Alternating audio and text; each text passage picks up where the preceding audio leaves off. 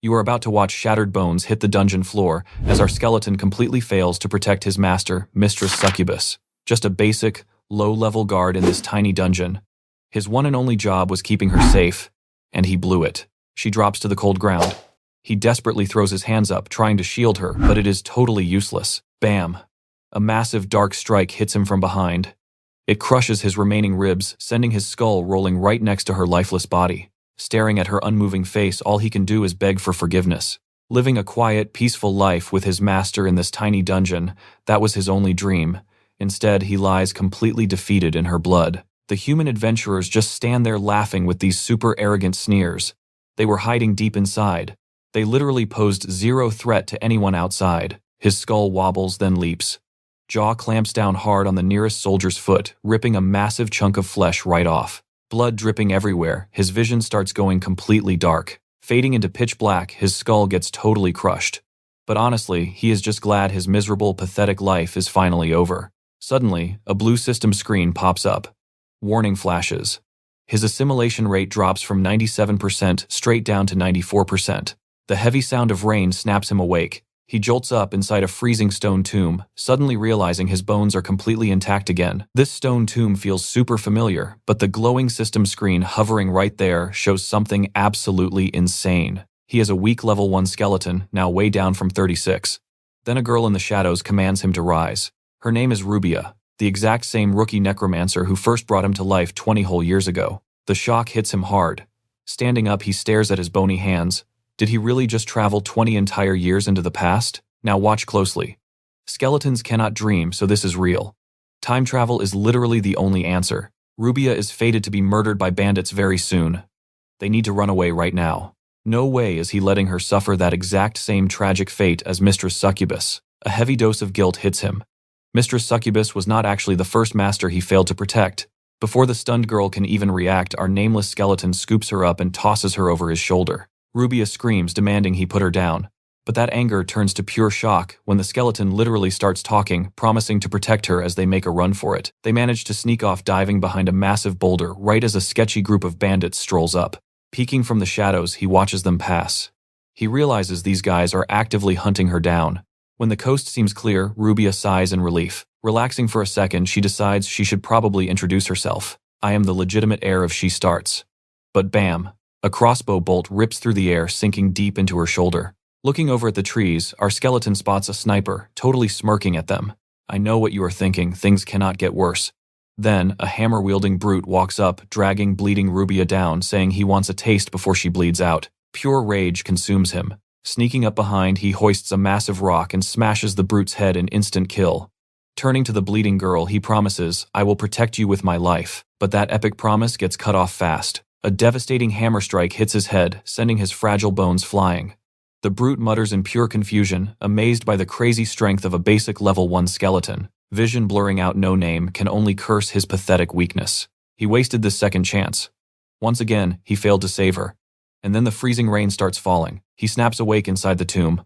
Rubia is standing right there again, offering her introduction. Raised again with all his memories intact. A system window pops up, offering plus 20 goodwill with necromancers, or plus 40 blunt resistance. He instantly picks the second. He tells a stunned Rubia to hide before mercenaries arrive. She is mind-blown. He can talk and predict the future. Taking her dagger, he promises to keep her totally safe. The mercs arrive and split up. No Name perfectly ambushes and slaughters that careless crossbowman. He levels up, but then gets completely smashed.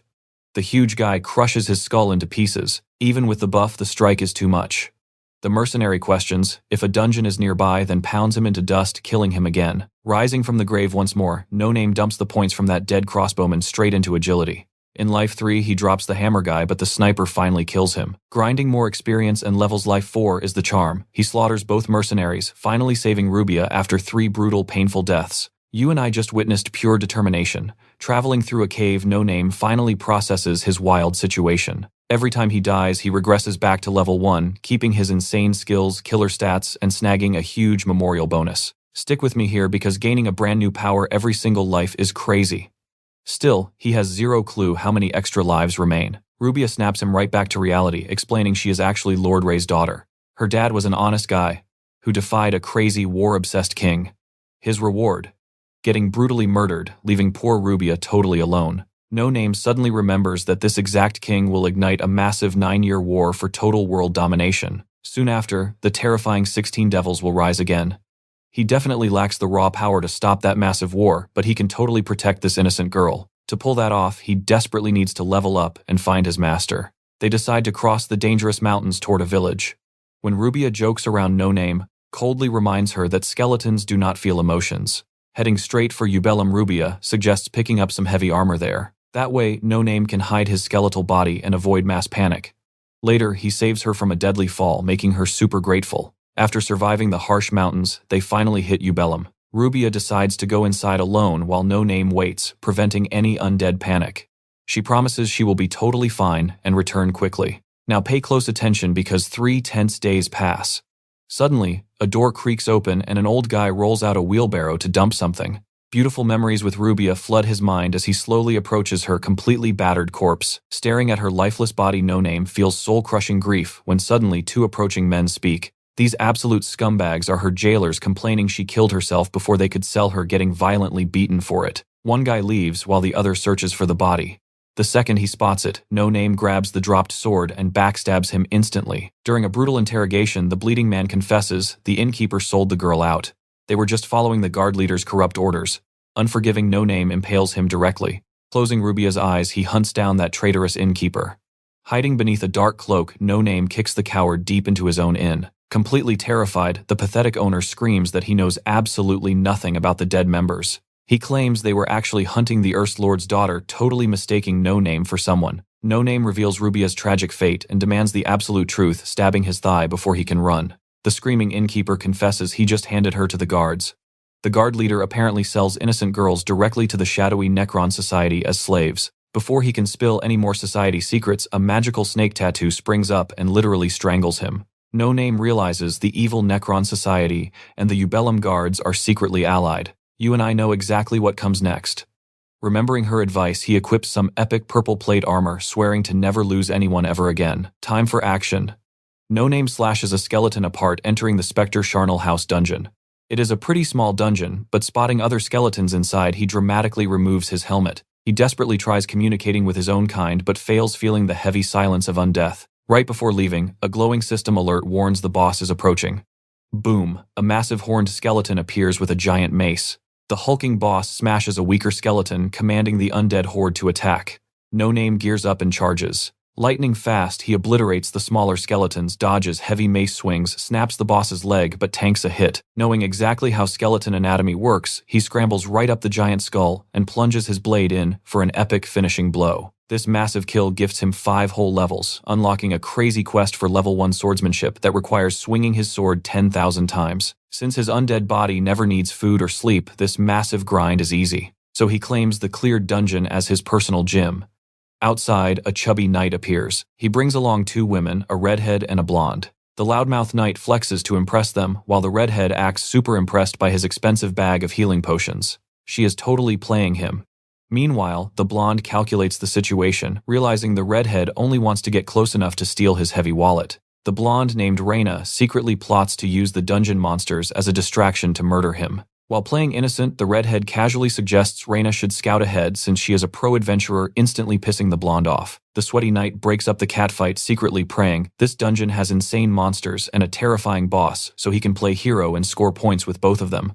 Both women point out they should have seen some skeletons by now. The clueless knight brushes it off until they stumble onto the slaughtered boss. Trust me, you are going to want to see what happens next. The knight freezes, seeing the boss defeated. But before an annoyed Reyna can backstab him, No Name steps right out in full armor. The knight just laughs it off when the redhead warns it might be a monster. Stick with me here. While Reyna gets suspicious, No Name claims this dungeon as his own property and warns them all to leave. Sensing the massive power gap, the knight agrees to retreat, but Reyna immediately starts yelling at No Name for stealing the dungeon and for hiding his true face. She demands all the loot, threatening him with the knight if he refuses. Playing the hero, the knight orders No Name to unequip the helmet. Meanwhile, Reyna secretly smirks, fully planning to rob the knight blind later. But the helmet comes off and everyone completely freezes. He is a skeleton. No Name repeats his warning. The redhead panics, realizing he is way too strong. But the cocky knight completely ignores the warning and readies his weapon for a fight. Trying to look cool, he swings a massive, blessed morning star right at No Name. Slice. Before the weapon even connects, No Name chops both his hands clean off. Strangely, Rina looks absolutely captivated by the brutal move. The knight screams in pure agony. The redhead turns to run away, but Rina throws a blade and instantly cuts her own teammate down. No Name assumes he is next and gets into a combat stance, but Rina drops to the floor and starts loudly begging for mercy. She claims she belongs to the TNT Guild, a shady crew handling assassinations, theft, and intel. Then she practically begs to serve him. Rina aggressively defends herself, explaining she killed the redhead to stop her from escaping and bringing more heat down on No Name. Basically, she tries to act like murdering her partner was actually a huge favor. Since he had zero plans to kill anyone, he asks why she murdered her ally. Rina bluntly admits he is too strong for cheap tricks, plus that girl was her actual target. Not buying her nonsense, No Name rejects the crazy offer and orders her out, but then he remembers she brokers intel. He stops her asking what she knows about the Necron Society. Now pay attention here. Rina instantly lights up, holding the answers hostage behind a deal. So, obviously, No Name just draws his huge sword instead. Panicking slightly, she reminds him that finding solid information without underground guild connections is practically impossible. Plus, they would never sell secrets to an undead monster. Killing her destroys his only real lead. Reluctantly, he sheathes the blade and she drops her terms. He has to take her as an official ally. A blue quest window instantly pops up. The screen details the rewards and risks of making Rina a TNT Guild branch manager. He honestly still has no clue how these game windows or assimilation percentages work, but right now, getting answers is his top priority. Rina won't shut up bragging about helping him train until he suddenly lifts her clean off the ground by her throat. He coldly reminds her how fast she betrayed her partner. Why should he ever trust a snake who might just backstab him later? Gasping, Rina yells that she belongs with him. Dropping to the floor, she confesses humans only ever see her body, never her actual soul. To the outside world, she is basically trash. Just like how humans view him as a horrible monster that needs to be permanently destroyed. So they are exactly the same. Changing the subject, she explains, the Necron Society is a massive crime ring running drugs, assassinations, and smuggling. Worse, this syndicate is heavily backed by corrupt nobles and the Empire's elite. Finding the boss or the main base is completely impossible unless you are a high-level executive inside the guild. So, Rina pitches a wild plan. She will lure her targets straight into his dungeon for free experience. In exchange, she gets guild promotions and can eventually steal the intel he desperately needs. It is the perfect setup for both of them. You and I both saw that coming, right? He asks if she will really hunt humans, and she instantly agrees because she absolutely despises them. Deal accepted. Almost immediately, a system window flashes, warning that 3 fresh intruders just breached the dungeon. No Name instantly slices one guy, and Rina drops the second, but the final attacker suddenly tackles her to the ground. Right before the killing blow lands, No Name steps in and saves her life. His dungeon affinity hits 19 and swordsmanship upgrades to level 4. Months later, his crazy fast leveling speed finally starts to slow down. He considers relocating to a better dungeon, but Rina happily flexes a massive mountain of loot stolen from all their helpless victims. Noticing he still feels weird about her joy in hunting humans, she clarifies that all her targets are actual hardened criminals. The law won't touch them because they just bribed their way out of jail. To her, street justice is the only way. Skimming the loot, he grabs a book called The Unsightly Mage. It basically complains about how magical nobles get royal treatment while taking zero actual responsibility for their actions. He wonders if the author genuinely despises all mages. Trust me, you're going to want to remember the name Kevin Ashton. Reading it out loud triggers a window boosting his wisdom, completely shocking him. Digging through the pile, he finds another book by the same guy. Boom, reading it levels up his wisdom stats all over again. Alright, you and I are diving right back in. Rina leans in way too close, offering to fetch village books. But No Name is totally distracted, only asking about nearby dungeons. Rina recalls the exact layout. 1 E-class, 1 D-class, and 2 C-class dungeons are about a week away. Since they are currently in an F-class zone, our protagonist decides an E-class dungeon is the logical next step. Then he realizes Rina actually fell asleep right on his lap. He tries getting up for sword practice, but out of nowhere, heavy exhaustion hits and he blacks out completely. A glowing blue system window pops up. After surviving 182 nights here, his dungeon affinity has hit level 20. The system drops a terrifying warning. His human nature is taking over and the dungeon wants to devour him. No Name slowly opens his eyes, totally stunned. His dead master Succubus is right there, gently smiling and apologizing for waking him up. Absolutely shocked, No Name jumps up, realizing his armor is completely gone. He finds himself resting right in her arms. She softly tells him it was just a nightmare and asks what bedtime story he wants. Flooded with relief, No Name decides they will stay together in this dungeon forever. But it is a trap, pulling him deeper into a twisted illusion while Rina wakes up totally alone. Meanwhile, his mind stays locked inside the spell, peacefully resting in her lap as she reads aloud. He slowly starts believing the terrifying past was just a bad dream, and his beloved master is actually alive. Catching on to his weird vibe, she shuts the book. She asks if he is bored, pressing him to spill more details about his dream, especially about this Rina girl. Back in the real world, Rina stretches, noticing No Name is gone. Suddenly, she spots an officer rallying a squad of armed troops nearby. Now watch closely, because here is the crazy part. This beginner zone. It is a death trap where adventurers and civilians have been vanishing without a trace for months. This is the elite Blue Lion Templar subjugation force. Rina instantly knows this is an absolute disaster. Back inside the illusion, Succubus coldly brings up Rina, asking if he will let her die too, exactly like he abandoned her. That brutal question jolts him awake, just as a red system alert warns of incoming intruders. Flashing back to her tragic death, he gears up, absolutely determined to stop these knights from killing her again. Rina sprints over, desperately warning him about the massive danger. But No Name is still totally trapped in the hallucination. He draws his sword to protect the illusion, forcing Rina to dodge his wild swings while screaming for him to snap out of it. She knows things are going terribly wrong when a scout fires a crossbow bolt at her feet, yelling to the others that he found the monster and the rumored witch. Realizing his mind is completely broken, she begs him to wake up while deadly bolts keep raining down around her. Still totally lost in the fake reality, No Name warns his master about the ambush and swears to protect her. She doubts him. Suddenly, Rubia materializes from nowhere, demanding to know why he left her to die. Our protagonist recoils in pure horror as Rubia coldly reminds him of his broken promise. Succubus twists the knife, saying they died because he was utterly weak. Both of them verbally destroy him, dragging his mind down into a pit of absolute despair. You and I can feel his pain here.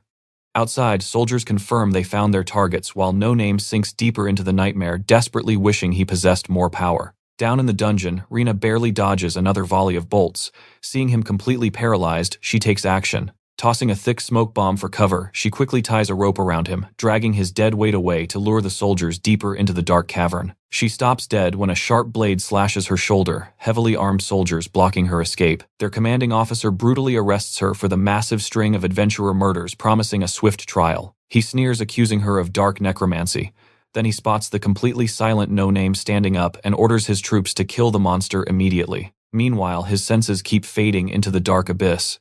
He figures this must be the afterlife, honestly, just feeling grateful he got to see Succubus and Rubia one last time. But wait, a sudden realization hits him. If he were actually dead, his skeleton body would have revived.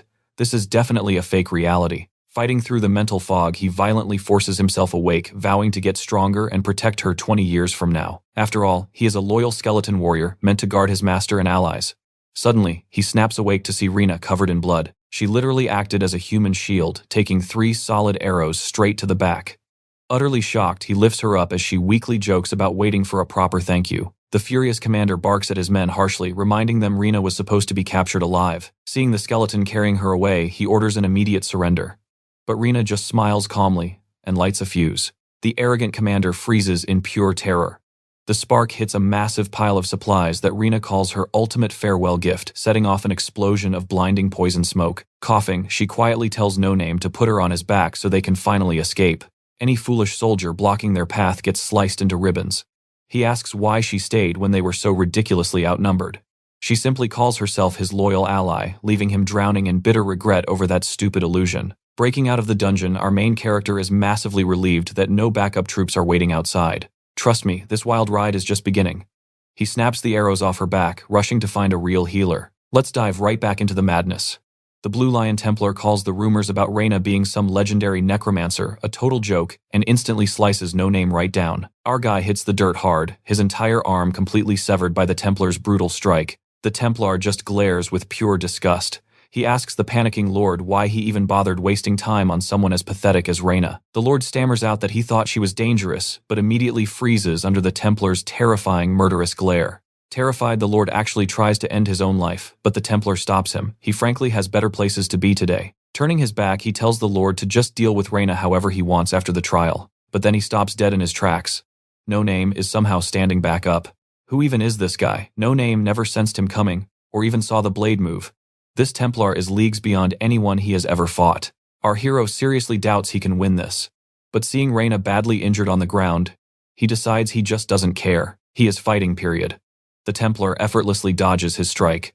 The Lord starts mocking him, ordering the newly arrived soldiers to attack, when suddenly, the ground itself starts shaking violently. Suddenly, a glowing alert window pops right up in front of him. Pay close attention because things get wild here. The Templar drops an advanced skill, completely locking down everyone's movement, including our boy. While everyone else is stuck like statues, the Templar strolls up to Reina, totally shocked No Name can twitch. Reina is completely out cold. To him, she definitely does not look like some legendary necromancer. Still, killing her now fixes everything. He raises his heavy blade. Pushing past the skill's limits, No Name forces his paralyzed body to swing back. But the Templar casually dodges the hit and snaps No Name's sword entirely. Admitting the rumors were somewhat true, he lands a brutal finishing blow on the kneeling No Name, marking his 5th death. Fading into darkness, his final thought is failing to save Rubia. His only tiny bit of comfort is returning to his forest grave, hoping he might see Rubia. Except he snaps awake in a dungeon, totally confused. He recognizes this place immediately, and Reina is fast asleep on his lap. A new system window pops up, inheritance complete. He just scored the skills of a level 70 No Name. All his stats are transferring over to the waypoint, and his dungeon affinity dropped to 92.49. Looking around the dark room, it hits him. He is alive, but he didn't go back to Rubia. Will he seriously ever see her again? Now you and I both know Manhwa systems are crazy. He gets a 5-death bonus title, Necromancer's Lover. This weird perk gives him plus 20 likability with nearby necromancers, and an extra 10 with his working partner. While wondering if the system recognized Reina as a necromancer, he remembers her literally taking arrows for him. He absolutely has to repay that massive debt. But first things first, they need to bounce. No Name shakes Reina awake, telling her they have to leave immediately. He knows they have to escape before his affinity spikes, triggering nasty hallucinations and summoning those deadly subjugation forces. So, he picks a brand new dungeon route, planning to hit the dry underground cemetery. Reina immediately vetoes that. She suggests the Spider's Vault ruins instead, claiming the cemetery is completely empty, like every single monster just vanished into thin air. Still worrying about those subjugation forces, he asks Reina about the Blue Lion Templars. She explains they are basically the Empire's top knight order, led by the infamous Marquis Vatian von Leandro. Wielding the legendary sword Seraphim, he is one of the Empire's 4 greatest swordsmen. The guy literally has 0 equals. No Name instantly realizes that was the absolute monster who killed him. But why did someone that overpowered come to this remote area without his knights? Reina says they have to hit a nearby town for supplies before continuing. Plus, the girl desperately needs a good bath. Feeling bad he never considered her needs, No Name agrees. By dawn, they finally roll into the biggest nearby town, Ubloom. Remembering Rubia's tragic fate, No Name refuses to leave Reina's side. She throws a heavy cloak over him before they approach the town gate. They bribe the guard and pretend to be a married couple, which completely catches our boy off guard. Walking inside, Reina instantly catches a super heavy smell of opium even without a den nearby. They both sense the creepy vibe right away. The townspeople are watching them intensely. While Reina cheerfully drags him along hunting for an inn, someone hidden in a dark alley spies on them. Inside, a pretty barmaid greets them. Reina orders food and a room, but No Name notices something. This girl is missing the neck tattoo the previous owner had. The new innkeeper completely misunderstands his intense stare, making Reina jealous and leaving No Name utterly confused. The next morning, after Reina gets some solid rest, they hit the local general store. No Name realizes nobody has attacked yet, despite the heavy feeling of being watched. Oddly, the shopkeeper flat out refuses to sell Reina firebombs, antidotes, or Molotov ingredients. You and I know this town is sketchy. He claims he's sold out, deeply annoying her. Stick with me here. We kick off with No Name dragging a furious Reina out to ambush their stalker, only to realize it is just the local blacksmith. The guy waves them over, warning them that staying out in this town is pure suicide. Back at his shop, he reveals he knew they were heading to the Spider Vault ruins just by looking at Reina's shopping list. He drops a bombshell. The Lord of Ubloom and his sketchy guards are literally raising giant spiders for some crazy reason, and the whole town is slowly collapsing. The old lord died under mysterious circumstances, and the new guy instantly replaced the guards with literal thugs. Then a massive drug wave hit the streets. People started selling their lives away just to buy more. Anyone who dared complain, boom, fed straight to the spiders. Even the poor blacksmith's own wife. He begs No Name for revenge. Why? Because he recognizes our main character's armor. It was his own creation, bought by Rubia for someone incredibly precious to her. Seeing No Name shaking with rage, the old man warns that solo travelers are just easy prey here. He tearfully admits he did absolutely nothing to save Rubia. He was just too old and too cowardly to fight back. But he knows the guard captain is hauling fresh prisoners down to the spider caverns right at this exact moment. Then he hands over the ultimate weapon, Grasmir's Flame. It is an unquenchable fire from the sea, perfect for roasting corrupt guards and oversized bugs. Now watch this carefully. They trail the chained prisoners straight toward the ruins, and right at the entrance, Reina asks who gets to hold the massive flamethrower.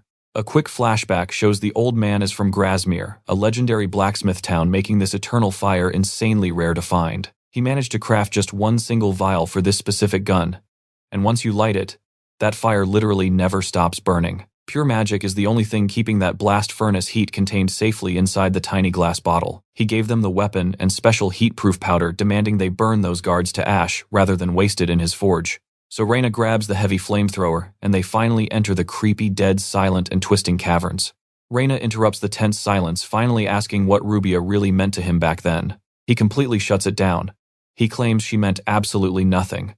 The armor was just business, but he still feels guilty for failing to protect her like he promised. While No Name tries navigating the maze, a super nervous Reina shoves a precious pendant into his hands, claiming she is just lending it out. But before he can say no, something absolutely disgusting and sticky drips onto his helmet. He turns just in time. A massive spider drops down, webbing yanks Reina away into the shadows while the monster lunges straight at our guy. He whips out his blade and severs a leg, but another spider ambushes him from behind. It slams him hard into the dirt as he desperately pushes back. With Reina screaming in the background, No Name recovers his sword and executes the bug, only to look up and see an entire swarm. Hanging totally upside down, Reina finally realizes they are screwed, as dozens of hungry spiders swarm toward her. Down below, No Name is going absolutely crazy, slicing through wave after wave of bugs. He dodges and blocks like a boss until too many webs hit, pinning him tight. One monster creeps in for the kill, but then boom, it instantly erupts into massive flames. I know you're thinking exactly what I am.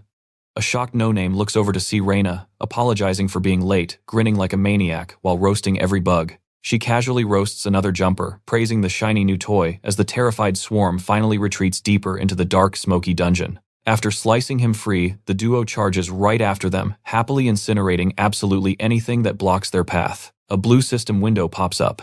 He realizes combat gives way more experience, but before he can celebrate, Reina cracks a joke and instantly collapses. He checks her vitals. She was bitten. They desperately need an antidote fast. Deep in the core, the corrupt soldiers are using torches to push back the massive Spider Queen. He figures these guys must carry antidotes, but he still wonders why anyone would farm these absolute nightmares. The tattooed guard captain threatens the angry queen, swearing he will burn her precious eggs. Seeing this exact guy, No Name suddenly remembers Rubia, and his fists clench in absolute murderous rage. A clueless rookie soldier asks why they even haul prisoners down here, only to get told to shut up. Suddenly, No Name steps out of the shadows, pressing a sharp blade to his neck and offering a deal. Hand over the antidote for a painless death and his men live. The captain just bursts out laughing, mocking our guy like he is just some crazy beggar. So, No Name drops the real reason he is here to avenge Rubia. The smug captain smirks, claiming he cannot even remember her among his countless victims. Big mistake. No Name drops the hostage and charges, but the captain totally plays him, smashing a bottle of spider egg yolk across his armor. Smelling the yolk, the furious Spider Queen instantly drives a giant leg straight through No Name's chest, thinking he stole her precious baby. The captain laughs, explaining her motherly instinct brutally protects those eggs. But trust me, you and I know this fight is far from over. He turns to walk away, smirking, and then the queen suddenly bursts into massive flames. When he looks back, No Name is just standing there without his helmet. Let's dive right in. He dumps heat-resistant powder over his head, fires up the flamethrower, and straight up promises the captain a brutally painful death. No Name roasts every single spider in sight. Soon enough, the soldiers, the eggs, basically anything remotely flammable, it's all going up in roaring flames. Stepping closer, No Name watches, the burning captain helplessly beg for his life before turning into complete ash. Blinded by rage, he keeps burning everything. He misses Reina completely and doesn't even realize his own armor is melting until he just drops dead. His assimilation rate drops to 90.14. Then, pure darkness. Suddenly, No Name respawns right beside Reina. A glowing blue window pops up, confirming the inheritance and literally breaking down his embarrassing death. Reina wakes up and he immediately says they are heading to Ublum. Knowing exactly what happens next, he speedruns the exact same steps in town. Reina clashes with the shopkeeper, and then they trap the terrified blacksmith, tailing him straight to his forge. Inside, the old man hands over Grasmere's flame, that heavy flamethrower and the heat-resistant powder. But this time, No Name chucks the powder right into the blacksmith's face. He threatens to roast him alive to test it, absolutely terrifying the guy. See, he figured it out. The powder only stops the pain. His armor would still completely melt before he even noticed. He demands to know why the blacksmith wanted them dead. The old man cracks he knew No Name wasn't human based on his movements. He wanted him to wipe out the guards, then die. This absolutely triggers Rina. But honestly, No Name decides killing the guy just isn't worth the effort. He turns away, brushing it off since those guards were dead meat anyway. Then he freezes, spotting a massive two-handed sword. The blacksmith protests, but No Name grabs it anyway. He calls it compensation for the whole murder attempt, then casually walks out. Geared up with his new huge sword and flamethrower, the duo finally reaches Spider's vault. Warning him to be careful with the weapon, she cheerfully marches right inside. Now watch closely, you're gonna feel this. Remembering her past death, he refuses to risk her again. He actually knocks her out cold, plunging inside totally alone. He carefully burns his way through the cave using Grasmir's flame until that very confused captain and his guards block the path. Taking a soldier's advice, the shady captain tries tricking our guy. They fake an offer to guide him out secretly, preparing to chuck another yolk vial at his head. But this time, not gonna happen. Bam, he completely shatters the vial with his huge sword. The stunned captain demands his identity, and No Name just echoes his promise, a slow, painful end. Panicking, the captain orders an all-out attack, but No Name just roasts the guards while the coward sprints away. He pauses, knowing too much fire means melting again. But then smash. The captain sneaks up from behind and completely destroys his flamethrower. Grabbing the very last egg, the captain gloats that the Spider Queen is furious about her ruined babies. Holding it hostage, he commands the queen to strike. No Name blocks, but the heavy blow launches him straight across the cavern. He desperately defends himself, scrambling for a plan until he trips over a rock and crashes hard. Spotting the busted flamethrower, he dives for it right as the queen brutally crushes his helmet. The captain celebrates until he notices one of the monster's giant legs catch fire. You felt that too, right? He turns, finding No Name, gripping a blazing sword, repeating that deadly promise. The monstrous queen roars in agony as he slices through her thick legs, finishing her with one massive flaming swing. Standing over the monster's corpse, the terrified captain actually tries another pathetic sneak attack from behind. Slice No Name instantly chops off his sword hand. The superheated blade cauterizes the wound, guaranteeing that slow, agonizing demise. In pure panic mode, the captain screams for his men and the spiders. Then reality hits, they are all completely dead. Running for his life, his shirt brushes against a fiery puddle of Grasmir's flame, instantly igniting. Frantically trying to pat out the roaring fire while running away, he completely loses his footing and plummets off a cliff to his death. Calling it a remarkably stupid death, No Name figures, the battle is won. Deciding that flaming sword is way too dangerous, he tosses it right over the edge. But wait. He turns back around, and the heavily mangled Spider Queen is somehow still breathing. Completely unarmed near the cliff, he freezes. The dying queen gently cradles her very last egg. A second later, she finally passes, dropping a glowing red jewel behind. A familiar blue system window pops up, confirming he officially defeated the web-slinger. Clearing the zone triggers massive rewards, a huge soldier point boost, the borderline adventure quest, a brand new speed skill, and that shiny ruby. Leaving the dark cave hauling a heavy loot bag, he instantly bumps into an absolutely furious Rina. She screams at him for the knockout stunt, but her anger vanishes the second he drops that heavy bag of gold. Realizing her weakness, she vows to get stronger so she's never left behind again. After calming down, she guides him straight to her guild's branch office. Later, they reach an orphanage where the kids plus her own sister happily welcome Rina. She introduces her knight, and the head leads them inside. So ready for the next chapter? Stick with me. Stick with me here. Rina and this fancy guy catch up, and she introduces our guy No Name, the headmaster. He is called Lime. Lime notices our skeleton boy staying quiet and suggests ditching the armor. No Name refuses, but gets totally caught off guard when Lime calmly says he doesn't care what's underneath. Suddenly, a kid screams outside. Lime sighs, saying some unwanted guests just showed up, so this chat has to wait. Out in the courtyard, 2 armed thugs and a woman are dragging a little girl away, claiming she escaped. Lime steps right up, asking them to let her go and talk. These guys claim they run a nearby orphanage and that this kid just ran off. They say she bolted before a rich noble could adopt her. But Lime completely calls them out. She only ran because they were abusing her. The woman shuts her goons up and threatens Lime. She tells him to look the other way or die on the spot. He flat out refuses, so she offers a sick deal. Team up and hand over any kids they demand. Lime shuts that down fast. No way he lets absolute pigs use kids like puppets. Furious, she orders an attack. No Name panics, but Rina just tells him to chill. Turns out those thugs are the ones in danger. The woman smirks as they slash Lime until they realize he is literally slime.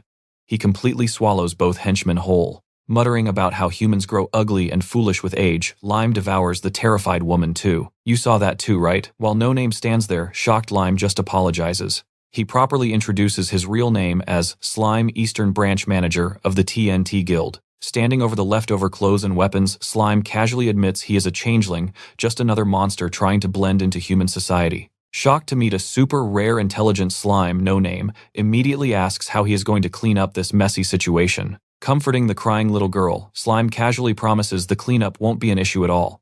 This leaves our skeleton boy uneasy, while Rena just looks pleased. Back indoors, Slime explains he runs this orphanage because slimes lack gender and have zero family bonds. He thinks human growth is totally fascinating. Slimes can mimic any form, sure, but it is basically just an empty shell, since they are naturally completely formless. Then he jokingly offers to turn into a skeleton. No Name politely declines that one. How did he know? Slime reveals he is an expert appraiser, and honestly, being a monster actually gives him a ton of freedom within the guild.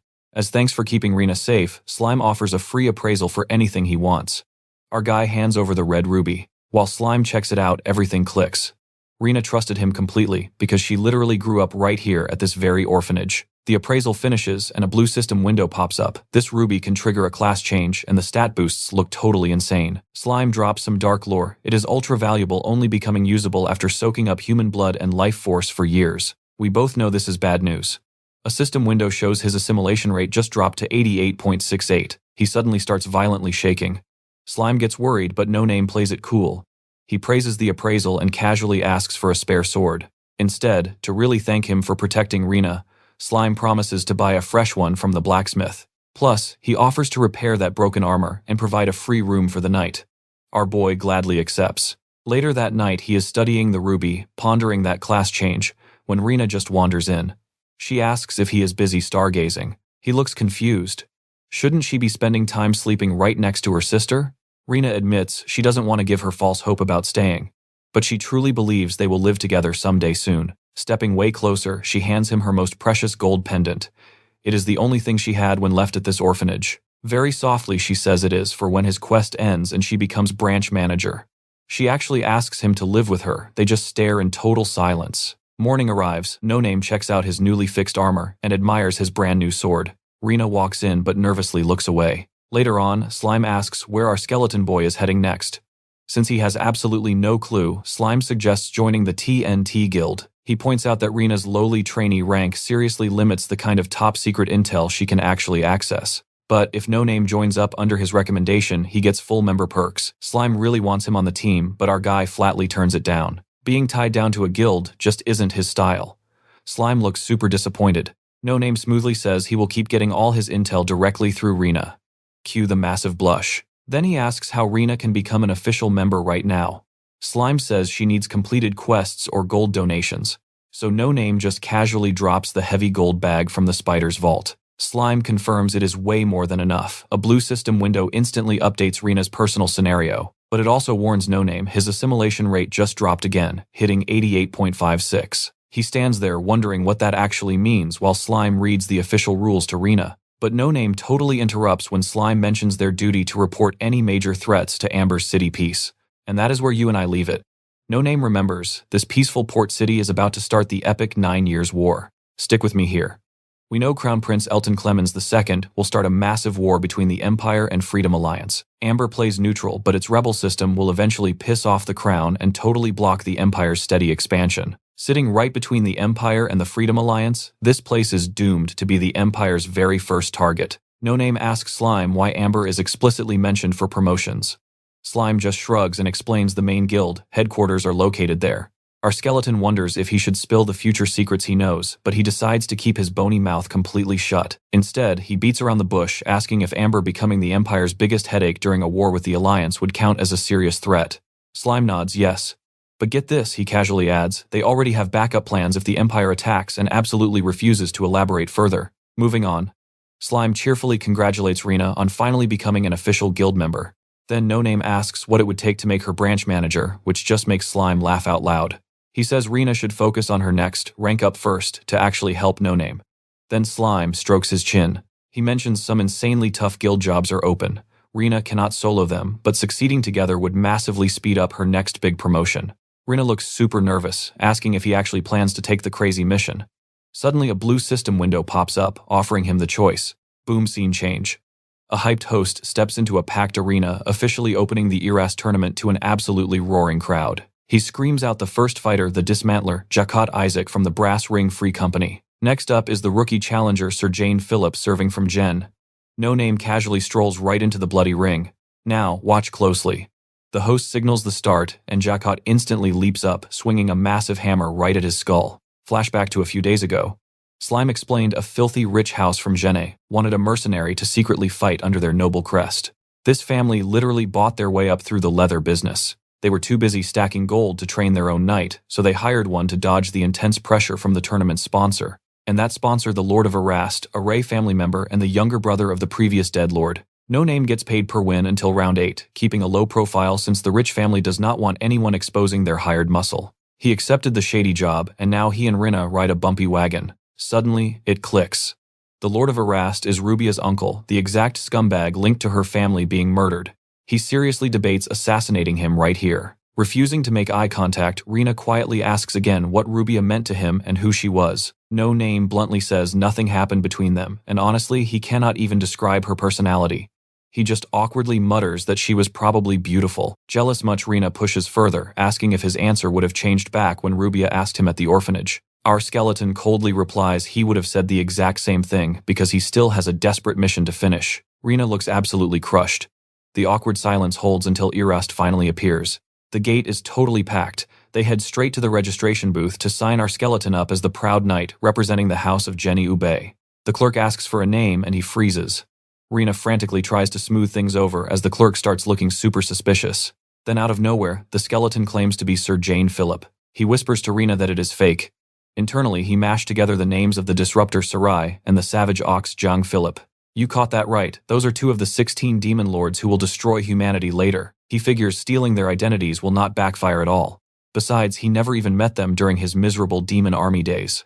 Back then, he was just a pathetic low-rank skeleton completely controlled by necromancers until the fateful day he met Lady Succubus. Rinna snaps him back to reality, demanding his real name, but quickly changes her mind, realizing there are basically no other walking skeletons anyway. No Name sighs, admitting he literally does not know it.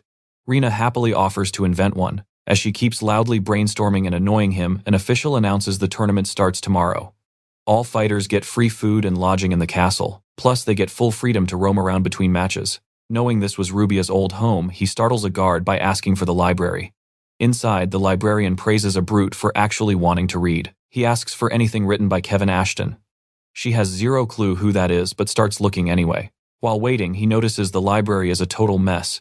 Suddenly, a random book drops near him. He glances up and swears he sees Rubia's ghost reading on the stairs. The illusion breaks when the librarian hands him Crevice of Time by Kevin Ashton. She grabs the fallen book, sadly muttering its reader is gone. And trust me, you and I are about to uncover a wild secret. Realizing she spilled too much, stick with me, we are diving right back into the madness. The terrified woman bails, leaving him alone. He rips open the Crevice of Time until Reyna announces they finally got a room. A system window pops up, +10 to wisdom. Even better, he can now detect other skeletons. Oh, and a sweet bonus to insight. Reyna tells him to move, but looking at her triggers another window. It shows her name, job level stats, and get this, a likability score of 40. Later, No Name is grinding his sword practice. Checking his system stats, he realizes something annoying. His swordsmanship is permanently hard-capped at level 5. He's puzzling over what that insight bonus actually does, but Reyna interrupts. The tournament is kicking off. Fireworks explode as the Iris tournament begins. The announcer hypes up Lord Ray's grand entrance, while Reyna and No Name watch the whole spectacle from afar. During the prelims, they start debating. Is the grand prize even worth all this crazy effort? Reyna explains the truth. The real jackpot is the massive honor nobles get if their knight wins. Knights win big too. Without a war going on, this is literally their fastest way to get famous. Especially for oathless freelance knights, just praying some rich noble house decides to hire them. Soon No Name is up. Reyna cheers him on, though he plans on laying low. The announcer states the rules win by No Name calculates how to casually toss this guy while Jack straight up mocks him for looking scrawny. Now pay close attention here. Curious about his foe, No Name activates Insight to check Jack's actual stats. Fight time, No Name effortlessly dodges using insane agility to completely shatter Jack's hammer. The guy is absolutely stunned and in pure denial. No Name offers the weaponless Jack a chance to quit. Nope. The idiot rages out and throws a wild punch. Left with 0 options, No Name sidesteps and bashes him out cold with his sword pommel. The entire arena goes dead silent. Shocking. No Name nudges the judge who names him winner. Suddenly the crowd erupts. He is caught totally off guard, but Reina is absolutely thrilled. Next up, Insight reveals level 17. Colin Harrow thrusting a spear. No Name just casually dodges and drops him to the floor. Easy work. Another match, another scan. This time, level 29 warrior Jang Philip tries whipping him with chains. No Name simply catches them on his blade, yanks the dude forward and floors him. The crowd goes completely nuts. Later, No Name admits this insight skill is practically a cheat code. It reads enemies perfectly so he can completely counter them. He starts wondering who Kevin Ashton actually is. But that thought vanishes when he sees Reina blocking 3 shady guys looking for him. These guys represent a merchant guild, a local lord, and a noble house. They all want him as their personal guard, loudly outbidding each other. He immediately rejects them all, stating he will never leave the house of Jinny Yubei. That totally shocks Reina. The recruiters keep begging until some drunk swordsman barks at them to shut up so he can sleep. Oh, and he's apparently a tournament fighter too. He tells the guards to step in and have them immediately removed. Reina tells a stunned No Name the craziest part that Drunk is his next opponent. How did a mess like that even reach the quarterfinals? You and I both know, that's sketchy, right? He uses insight but the window, totally blank. He tries again, still blank. Down in the arena, the announcer introduces No Name as Sir Ray, facing Taybold Reynolds, a guy famous for crazy speed. Taybold hilariously asks for a bathroom break, but the host refuses because the match is literally starting. No Name is still stressing over why Insight totally failed. Match begins. No Name just gives up on the skill entirely and charges straight in. Taybold complains about his bladder, then instantly vanishes. He appears behind No Name, declaring he'll end this fast using Imperial Fencing, first chapter on our bewildered skeleton. No Name barely blocks the brutal strike, earning Taybold's sudden praise. Another lightning attack. Suddenly No Name realizes why Insight broke. Taybold's level is insanely higher than his. They clash rapidly. No Name is barely surviving on defense, which honestly just makes Taybold laugh. Boom, Taybold smacks his sword away and thrusts at an armor gap, mocking No Name's total lack of real battle experience. But No Name covers the gap instantly and flips backward. Taybold pauses, sensing that weirdly, the hit didn't feel right. No Name realized he lived only because the blade slipped through his ribs. That would have totally killed a human. Wondering who Taybold actually is, he asks about the Imperial fencing. Taybold casually reveals he used to be an Imperial Knight. He cruelly mocks No Name, claiming he'll never be good enough for the Imperial Knights. Then he rushes forward, daring him to counterattack. Blocking frantically, No Name realizes Taybold is definitely still weaker than Vashon von Leandro. And trust me, we are not losing to some washed-up knight before fighting the real Imperial army. Stick with me here. Another rush begins and No Name spots the opening. Teobald's wild lunges leave his side completely exposed. Taking that split second, our skeleton slashes from the side, slicing Teobald's arm before he can even think about dodging. The hit connects, making the whole crowd gasp. Teobald eats the damage, stands tall, and declares he will fight like a true Imperial Knight. Rita wonders about his real identity, but an oathless knight says his fighting style makes it painfully obvious. He is an Imperial Knight, and he is shocked No Name hasn't dropped yet. Teobald actually apologizes for fighting Drunk, claiming that becoming an Imperial Knight takes way more than just raw battle sense. But he will only spill that secret if No Name wins. He blocks our skeleton's strike, bragging that defense is his true specialty. He slams his blade right into the floor. Suddenly, Teobald fires off this totally bizarre attack with a crazy curved path. It catches No Name completely off guard, blasting him backward. Teobald smirks, promising to end this with one clean hit. Now watch closely. No Name blocks, but that insane curved strike slides right through his neck, dropping him to the dirt. Walking toward the host to claim victory, Teobald suddenly freezes. A panting No Name pushes himself back up, ready for more, making the knight wonder if he is fighting a literal monster. No Name fires back, saying he doesn't even want the Imperial Knight title. His real target is Marquis Etienne von Leandro, and there is no way he is losing to basic Imperial arts before that fight. Hearing that name makes Teobald completely snap. He asks if No Name actually thinks Etienne von Leandro is that great. Charging in pure rage, he hammers against No Name's armor. He screams that if Etienne von Leandro didn't exist, he would have easily made Imperial Knight. His own father wouldn't have looked down on him. Teobald unleashes a vicious second form attack, visibly cracking No Name's heavy breastplate. He screams about why a stupid title matters so much, while No Name quickly realizes he is actually about to lose here. But out of absolutely nowhere, Teobald just drops his sword and quits the match. Just like that, No Name takes the win. Looking sad, Teobald reveals the secret requirement is pure blade skill, his ultimate weakness.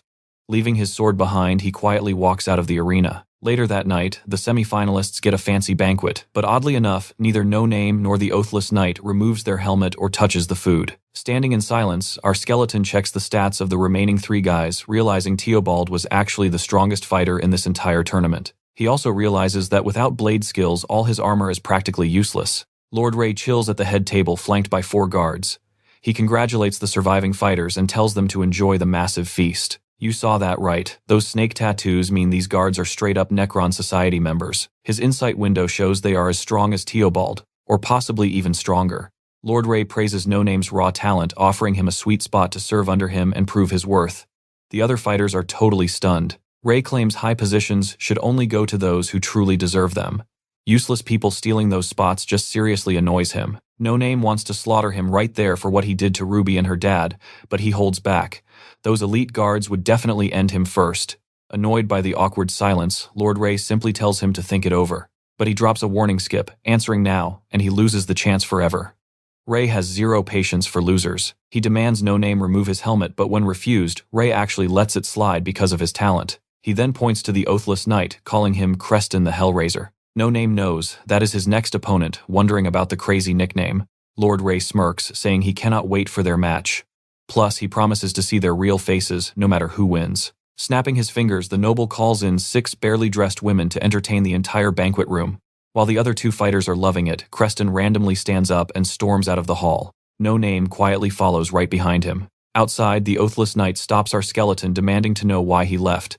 He adds that an Imperial Knighthood in Janae makes absolutely zero sense. He straight up refuses to believe House Janae would hire knights during peacetime, assuming No Name just bribed his way into the tournament.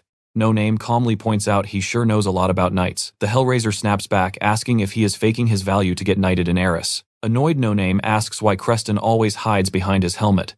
That makes Creston draw his massive sword aggressively, demanding to know what our skeleton knows about him. No Name flatly answers he knows nothing. Sheathing his sword, the Hellraiser promises to smash No Name's rude attitude and his stupid helmet tomorrow. Later on, Rena finds a guy taking bets for the semi-finals and drops a heavy bag of gold right on No Name. She jumps when our skeleton suddenly appears behind her. Even though he hesitates, she just smiles and tells him to go win it all. The announcer hypes up No Name and Creston the Hellraiser to the screaming crowd. While No Name plans out a strategy against that greatsword, Creston warns him, "Don't hold back or you die." The match begins. Trust me, you need to see how he dodges this lethal greatsword rush. Let's jump right in. No Name perfectly dodges and cracks that heavy armor. He plans to win with pure speed, but instantly dodges another massive swing. Creston praises his toughness, then smashes the ground, kicking up a massive dust cloud. Using that thick dirt as cover, the knight flanks our skeleton and drops a full power strike he barely deflects. Creston calls out his slick dodging skills, laughing that it just delays the inevitable. Knowing he cannot dodge forever, No Name pulls a risky move and rushes right in. 2 blindingly fast strikes break the knight's armor and send the helmet flying. Everyone gasps in pure shock. This massive warrior is actually a woman. The crowd goes absolutely wild. Lord Ray signals his guards as Noname and Christina lock eyes. Absolutely furious, the warrior screams at our skeleton, but a guard steps up, demanding her actual name if she wants to keep fighting. She announces herself as Christina de Bruiser. The guard yells that women cannot compete and tries to physically toss her out. Christina begs for one last chance. The guard says no, but Lord Ray smirks and agrees if her opponent accepts. No Name quickly nods, and the fight resumes. Lord Ray secretly loves the idea of hearing her scream, while the angry crowd totally loses it over her lie and their ruined bets. Panting heavily, she demands No Name stop holding back, asking if he pities her just for being female. Fueled by past trauma, she desperately charges but trips and slams into the dirt. The crowd brutally throws rocks at her absolutely disgusting Reyna. Lying in the dust, Christina de Bruiser flashes back to her father's hellish training. He threatened to disown her completely if she failed to elevate their family name. He despised having a daughter, making her life absolute misery. Hearing the crowd laugh, Noname tells her to quit before taking fatal damage. Now pay attention here. Before he finishes, a brutal surprise strike launches him, shocking the arena. Christina de Bruiser breathes heavy steam, her eyes glowing blood red as she readies up. A glowing blue system window warns Noname she triggered Berserk mode, massively boosting all her stats. She roars like a beast and swings with devastating power, shattering the floor. Noname barely dodges, totally stunned by this crazy power-up. Seeing her insane berserker strength turn the tide, the fickle crowd completely flips and starts cheering for Christina. While our skeleton tries calculating her new speed, the warrior blitzes him and launches him flying across the ring. The crowd loves it, Lord Ray is hooked, and Reina panics. Even with a much lower level, this underdog has totally flipped the script. Realizing he needs serious speed, No Name uses a movement skill to push her back and flank her. The berserker responds with a massive wild sword sweep but misses completely. No Name leaps high and lands a clean slash on her back, but even that fails. Christina de Bruiser roars out and refuses to drop. He seriously wonders what kind of absolute monster she is right as a blue system prompt says his speed skill needs a cooldown. Then he spots her berserk mode burning through her stamina perfectly, setting up his next strike, but he freezes instantly. Seeing Christina violently crying and begging to keep fighting abruptly triggers traumatic memories of his own first death. With Reina screaming to finish it, No Name slowly approaches the raging berserker blade drawn. I know what you are thinking, but boom, steel clashes. The host actually declares Christina the winner, and No Name is totally floored. Reina sprints to his fallen body in a total panic, crying her eyes out, thinking he actually died. She almost jumps out of her skin when the skeleton casually stands up, totally fine. Embarrassed, she quickly drags him away, while Christina stares from the dirt. Deep in the woods, No Name admits he threw the match. Reina complains about losing her bet, then gets instantly happy, realizing their main quest is actually complete. Suddenly, Christina catches up to them, begging for a rematch. She firmly believes her victory was totally rigged, knowing she lacked the raw power to beat him.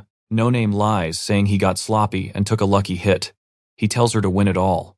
Will they meet again? He honestly has no idea. He strictly warns her to avoid Erast if she wants that knighthood. He jokingly adds she should skip wearing helmets before leaving. Back at the orphanage, Slime pays up. Slime laughs that things are super awkward now since No Name's epic fight made tons of people want to serve the JNA family. The manager asks about his fake name Surrey Jang Philip and writes it down while No Name awkwardly admits he totally made it up. That is where we leave it. Worried about Erast, he requests a new job and a blue system window suddenly pops up. Stick with me, No Name, and Rena spend 3 months just grinding out dungeons. Skipping the North Alpine Zone, they tear through the rugged mountains south of the Empire. They navigate the Withering Burns toxic maze, then jump straight into battling centaurs in the totally brutal blood-stained Equestrian Quarter. Non-stop action. Fleeing ghouls in the Den of the Dead, racking up crazy loot, and using slime to massively upgrade No Name's armor. While he's spacing out about that dungeon, Rena suddenly kicks the door open, demanding he come along.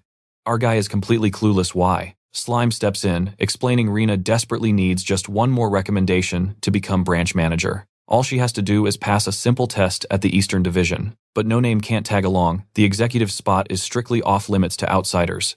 He tells her to go ahead, planning to solo clear a dungeon in the meantime. This just makes Rena storm off absolutely furious, leaving No Name and Slime discussing the Goblin Dungeon. Slime drops a heavy warning. That place is definitely linked to the shady Necron Society. Cut to that night. A hooded guy is sprinting through the woods, dodging crossbow bolts from relentless pursuers. Exhausted, he drops to his knees, but forces himself back up and keeps running desperately, begging someone to hold on until he arrives. Meanwhile, at the TNT branch, Slime tells No Name that anyone entering the Goblin Dungeon rocks a specific neck tattoo. He's actually been tracking dungeons hijacked by those dangerous Necron Society monsters. Plus, this dungeon doubles as a mine packed with bloodstones, super rare magic crystals, and they get to keep some as payment. Now pay attention here.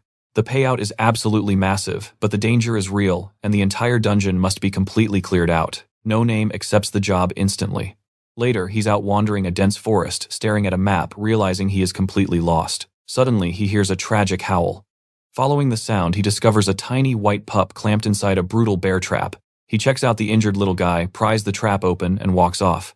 But almost immediately, the pup leaps in front of him, barking aggressively. Totally confused by its frantic behavior, No Name just tries waving the dog away and steps right past it. Boom, the ground vanishes beneath him. He plummets into a pit, just barely surviving by slamming his sword into the dirt wall right above some deadly metal spikes. Glancing down, he spots a massive adult white wolf brutally skewered on those exact spikes. Hearing the pup crying from above, No Name suddenly gets it. That was the mother, and the pup was literally trying to warn him. He dodged death, sure, but he quickly realizes there's absolutely zero way out alone. Night drops, and he's still stuck down there with the pup barking above. Then voices echo. A sketchy group of hunters are trying to snatch the dog. No Name brains a way to save the pup, but his first move, play completely dead. A bald hunter spots him in the hole, barking at his crew to ditch the wolf and check out the pit instead. Eyeing that expensive gear, the bald guy tells his buddy that since the dude already fell, their hands are basically clean.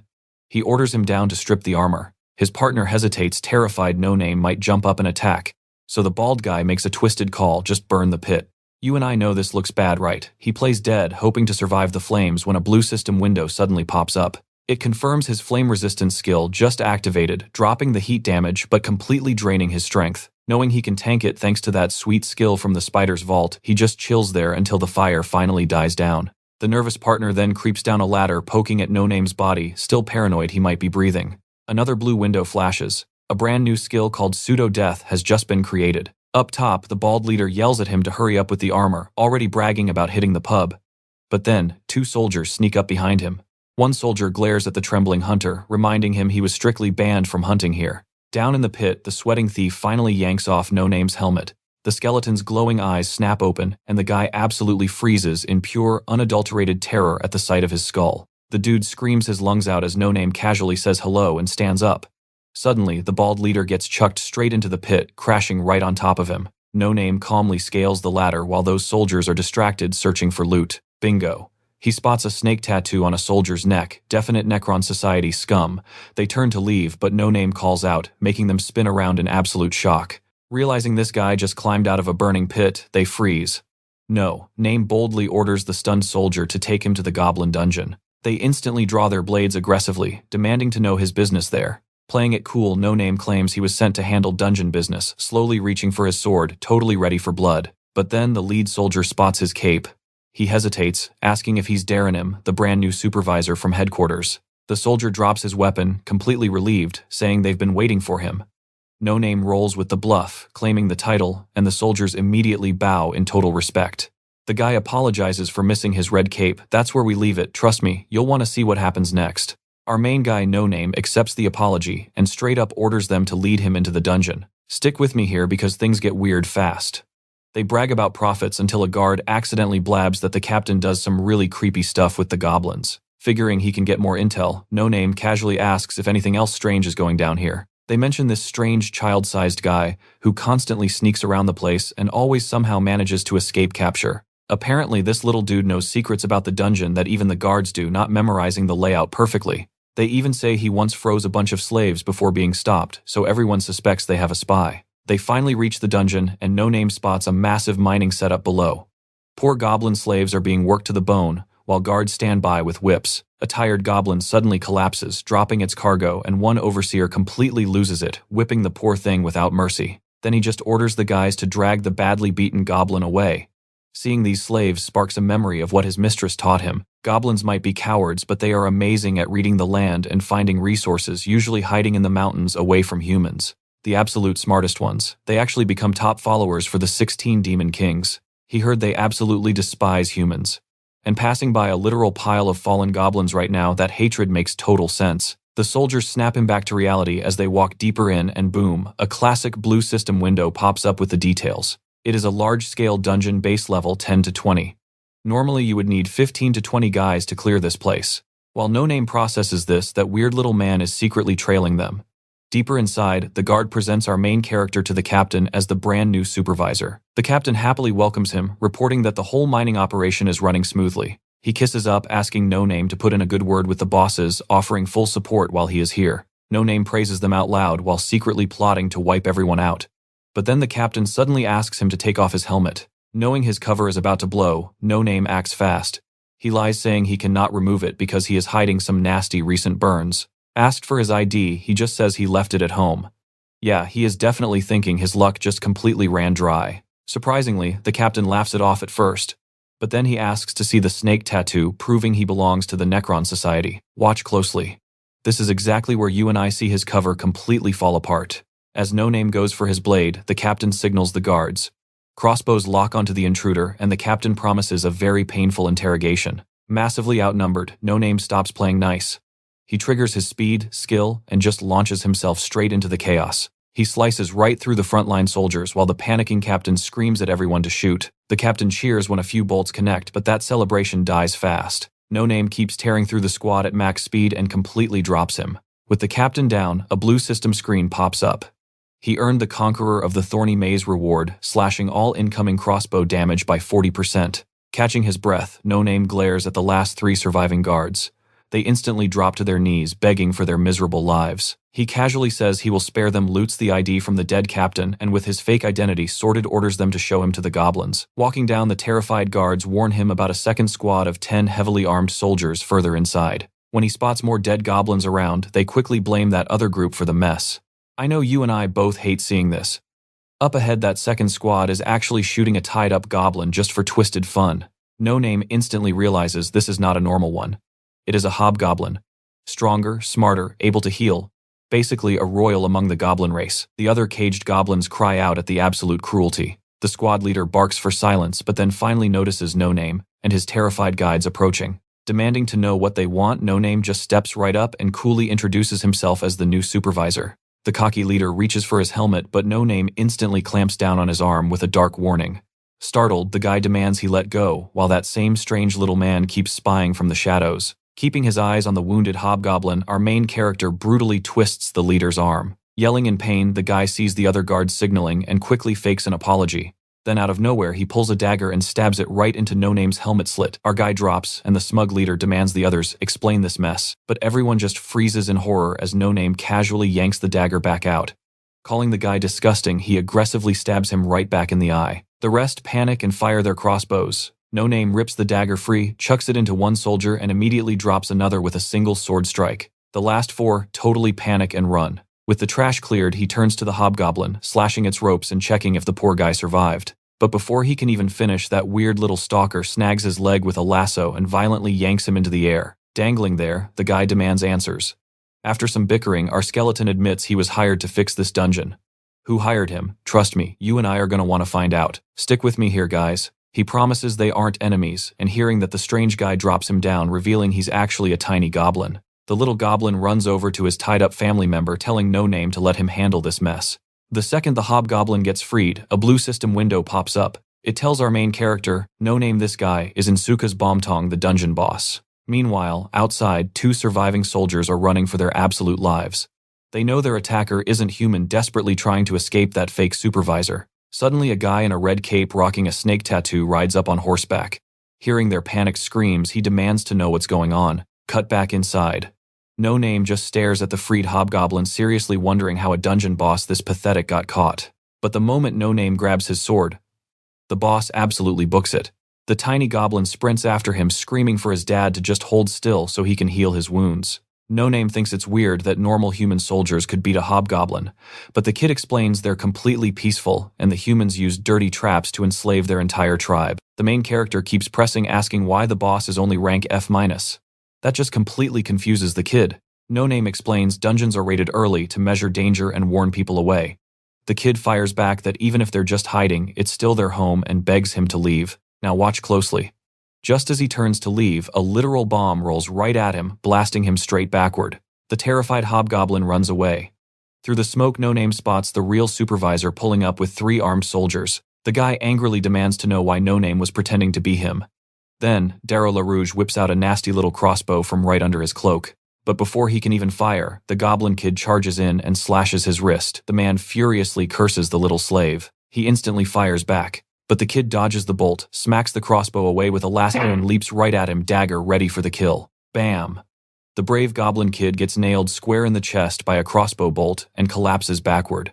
Seeing his son drop, the father screams in pure agony and sprints over. Meanwhile, the ruthless supervisor just laughs, raising his crossbow for the killing shot. But before he can pull the trigger, the enraged hobgoblin swats the weapon away in one fast strike. Eyes glowing, blood red, he brutally murders the supervisor.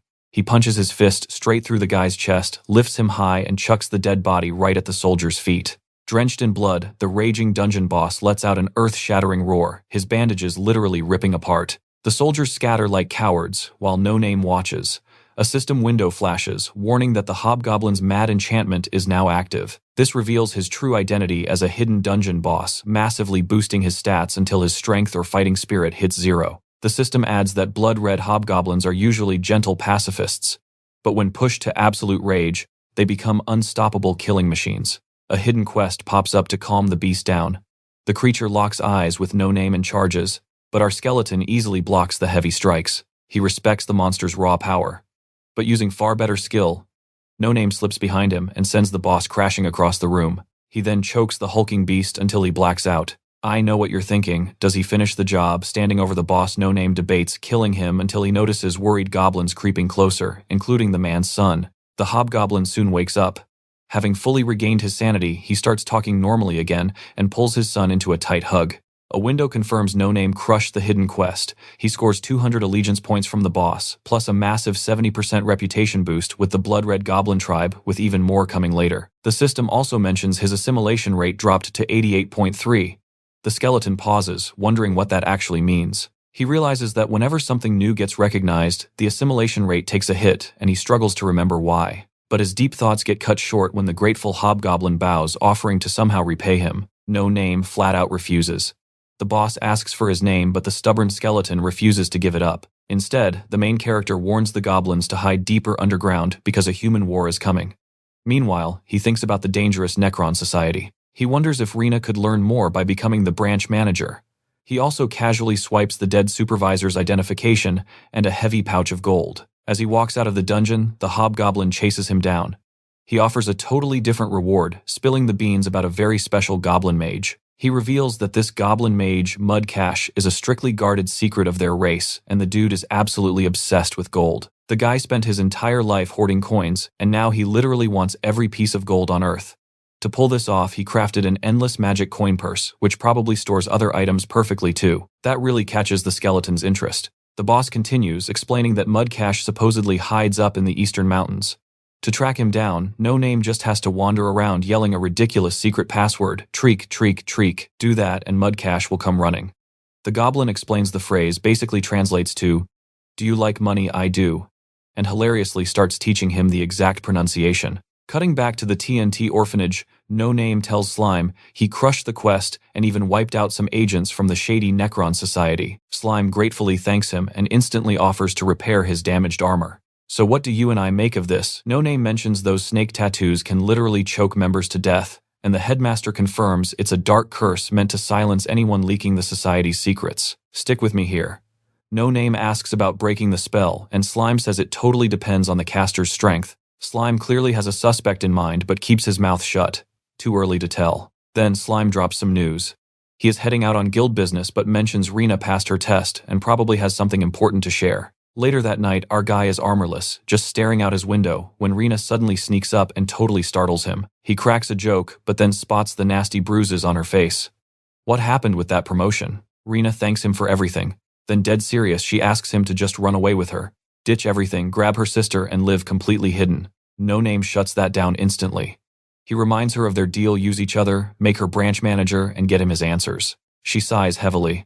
The stupid test still is not over. The guild ordered her to bring him to a specific location at a specific time.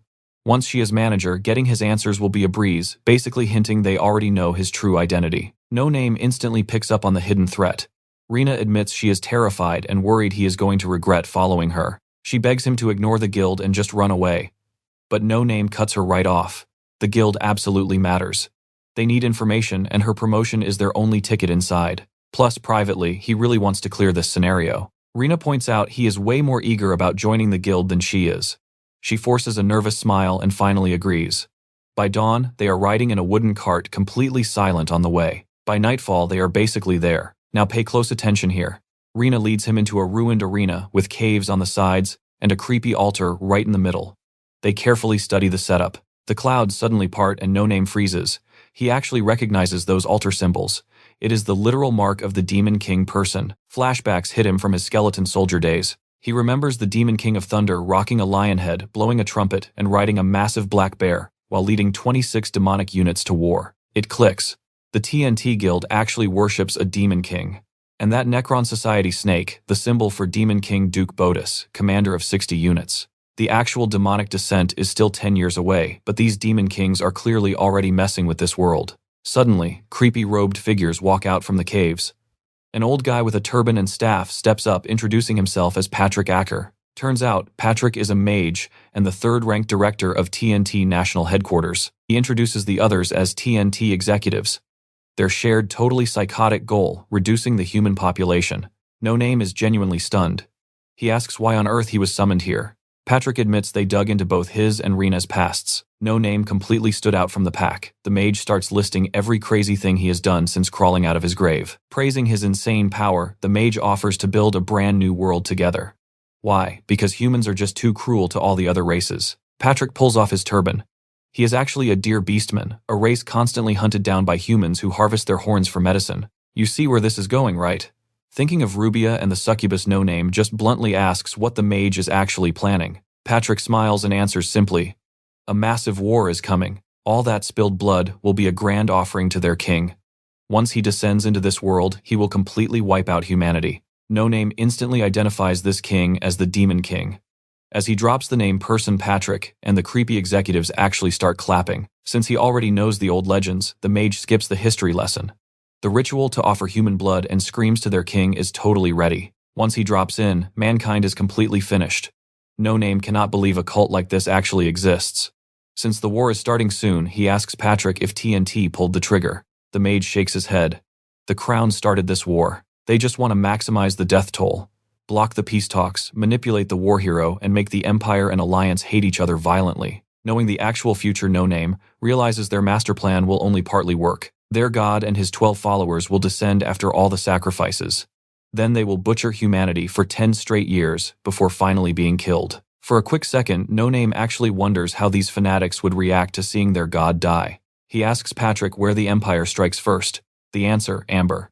That is TNT's main base, and despite the city's brutal strength, they could not stop the war from popping off. After that failure, the royal family just accelerated their war plans. No Name asks the Deerman if TNT deliberately sabotaged those peace talks. Patrick absolutely bursts out laughing. They were never strong enough to pull that off. They just failed naturally.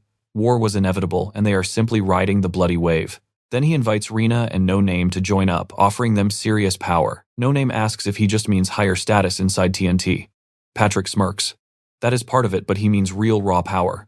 He lowers his staff and chants something ancient. Trust me, this gets wild. The hooded guys literally mutate into monsters, leaving Rena stunned while Patrick transforms into a massive, terrifying deer. Stick with me, their true monster forms are finally revealed as they corner Noah. Looking at Person's followers, he realizes even the low ranks are incredibly dangerous. Suddenly, Patrick stomps, sending raw lightning straight through the ground. The electric shock makes Noah feel the absolute crushing weight of just a tiny fraction of Person's power. The Deerman offers that exact power.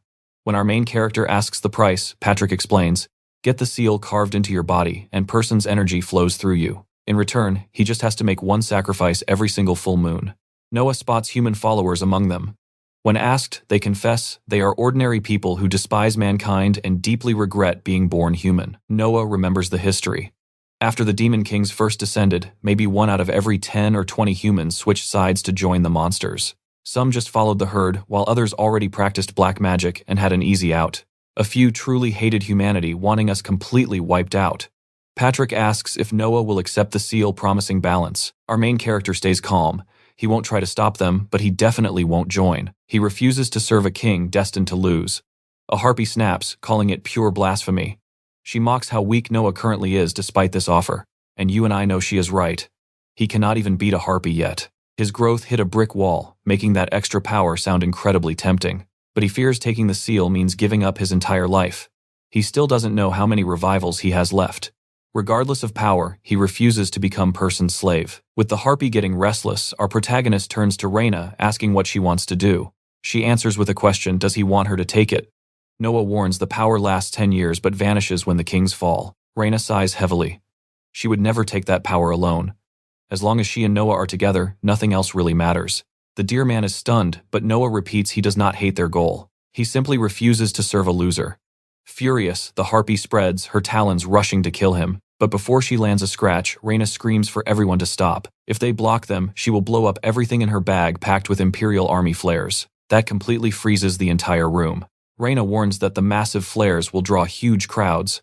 Since these cultists hate attention, they really should just let the two of them walk away. The harpy complains, but Patrick Aguilar orders everyone to back off. After confirming Noah will not take the seal, Rena mutters that surviving just got way harder. A werewolf named Brody Baldoff calls Rena's bluff. He claims any humans showing up will be dead meat anyway. Trying to stay cool, Rena throws out a sarcastic joke about the werewolf's eyes. Then, Patrick Aguilar commands everyone to back away from Rena and Noah. He decides this is the perfect spot for person's judgment, refusing to drag it out. Thinking they might be off the hook, Noah announces they will be leaving. Watch closely. The deer man's antlers spark, paralyzing them instantly. Patrick coldly states they heard too much, so they have to die. First, one final chance to join. Noah realizes they cannot force the seal, which the deer man confirms. Thinking fast, he asks if the Necron Society follows Bodis, and whether Person also murders people who uncover its dark secrets. Patrick Aguilar bluntly says our protagonist can learn that answer by joining or simply die if he refuses. When Noah demands the truth as a final gift, Patrick confesses the Necron tattoos only empower the chief priest. They turn everyone else into mere servants. Just as the deer man asks them to choose, Reyna's flares suddenly ignite, shocking everyone. A blindfolded woman whispers something into Patrick's ear, and he immediately orders everyone to scatter. While the others vanish, the blindfolded woman stays with our frozen pair. She says it is a shame things ended like this, but she must deal with them before leaving. Touching Reyna's face, her hand literally turns to slime. She is the T&T orphanage headmaster, confirmed by her mismatched eyes. As they start getting swallowed, Noah desperately reminds the slime that children will die in a war. She coldly replies, there is no other choice. Humans completely deserve to be wiped out. Regretting they can no longer work together, she continues. Noah watches Reyna literally melt away until darkness takes him. He wakes up in the charnel house with Reyna asleep on his lap. Thinking over his past life and T&T's help, he realizes he cannot go to them this time, or Reyna will definitely die again. He deeply regrets causing her painful death. A blue system window pops up. His inheritance is complete, granting a new bonus corrosive resistance after his 7th death, heavily boosting acid defense. It notes the necromancer's lover bonus was chosen automatically. Noah decides that in this life he must fight alone. So where do we leave off? Her stats changed and his assimilation rate dropped to 87.75. Let's jump right in. Rena wakes up from a bizarre dream, catching No Name completely off guard. Then she hands over her pendant. He actually recognizes it as a token of absolute trust, totally shocking her. He takes it but says they're splitting up. He's heading out, warning her not to stay in this charnel house for over a month. When she asks about their next meeting, he stands up. Never. He apologizes, tells her to live a free life, and walks right out of the dungeon. Wondering where to go next, he remembers that empty, dry underground cemetery and heads straight there. Later, nearing the dungeon, No Name ducks into hiding as soldiers ride down the road. But before he can even react, the squad suddenly freezes in place. They approach a katana-wielding swordsman, claiming they're hunting for spies and demand his identification immediately. The swordsman just mocks them for guarding the safest road. Asked his rank, he laughs and claims he's the spy. The soldiers charge with spears, but in one smooth blur, he casually slices off every tip.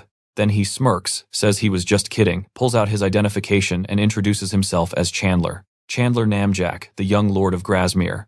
The panicked soldiers apologize and he hands over his seal, ordering them to fetch his weapon from his castle. As they scramble off, No Name quietly studies this guy from his hiding spot. Just as he's leaving, watch closely because someone suddenly greets him. Then everything fades to black, and a blue window pops up saying his past life skeleton knowledge just hit max rank. No Name wakes up completely unarmored, totally paralyzed, and staring up at several blue system screens. One alert says he's stuck in a deep dream sleep with his stats severely nerfed. His magic and vision totally sealed. Another warning confirms a massive enchantment. Checking his body, he finally moves, but a window confirms his stats are stuck at 15%. Stumbling forward, another skeleton soldier jumps him, beating him until a warning flashes, low health below 75. No Name reads, the attack pattern delivers a brutal punch, sending it flying and snaps its collarbone. The skeleton literally pulls itself together and bails. Just as he realizes he's healing too, an orc skeleton spawns behind him, blasting him away. It lifts our guy by the arm and snaps his humerus clean off. No Name grabs his severed arm, while a blue window confirms his level 5 sword mastery is active at 70% power. He stabs his own arm right into the orc's skull, shattering it instantly before his body heals. Then a stone glows and a system prompt tells him to pick from scattered weapons and shields. That's when it hits him someone is definitely watching him. Once he grabs a sword and shield, the stat debuff finally vanishes and his vision clears, revealing massive mountains of bones. 3 massive orc skeletons form and charge right at him.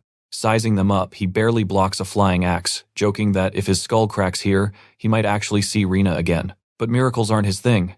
Shield gone, he dodges wild axe swings, desperately trying to figure out what his kidnapper actually wants.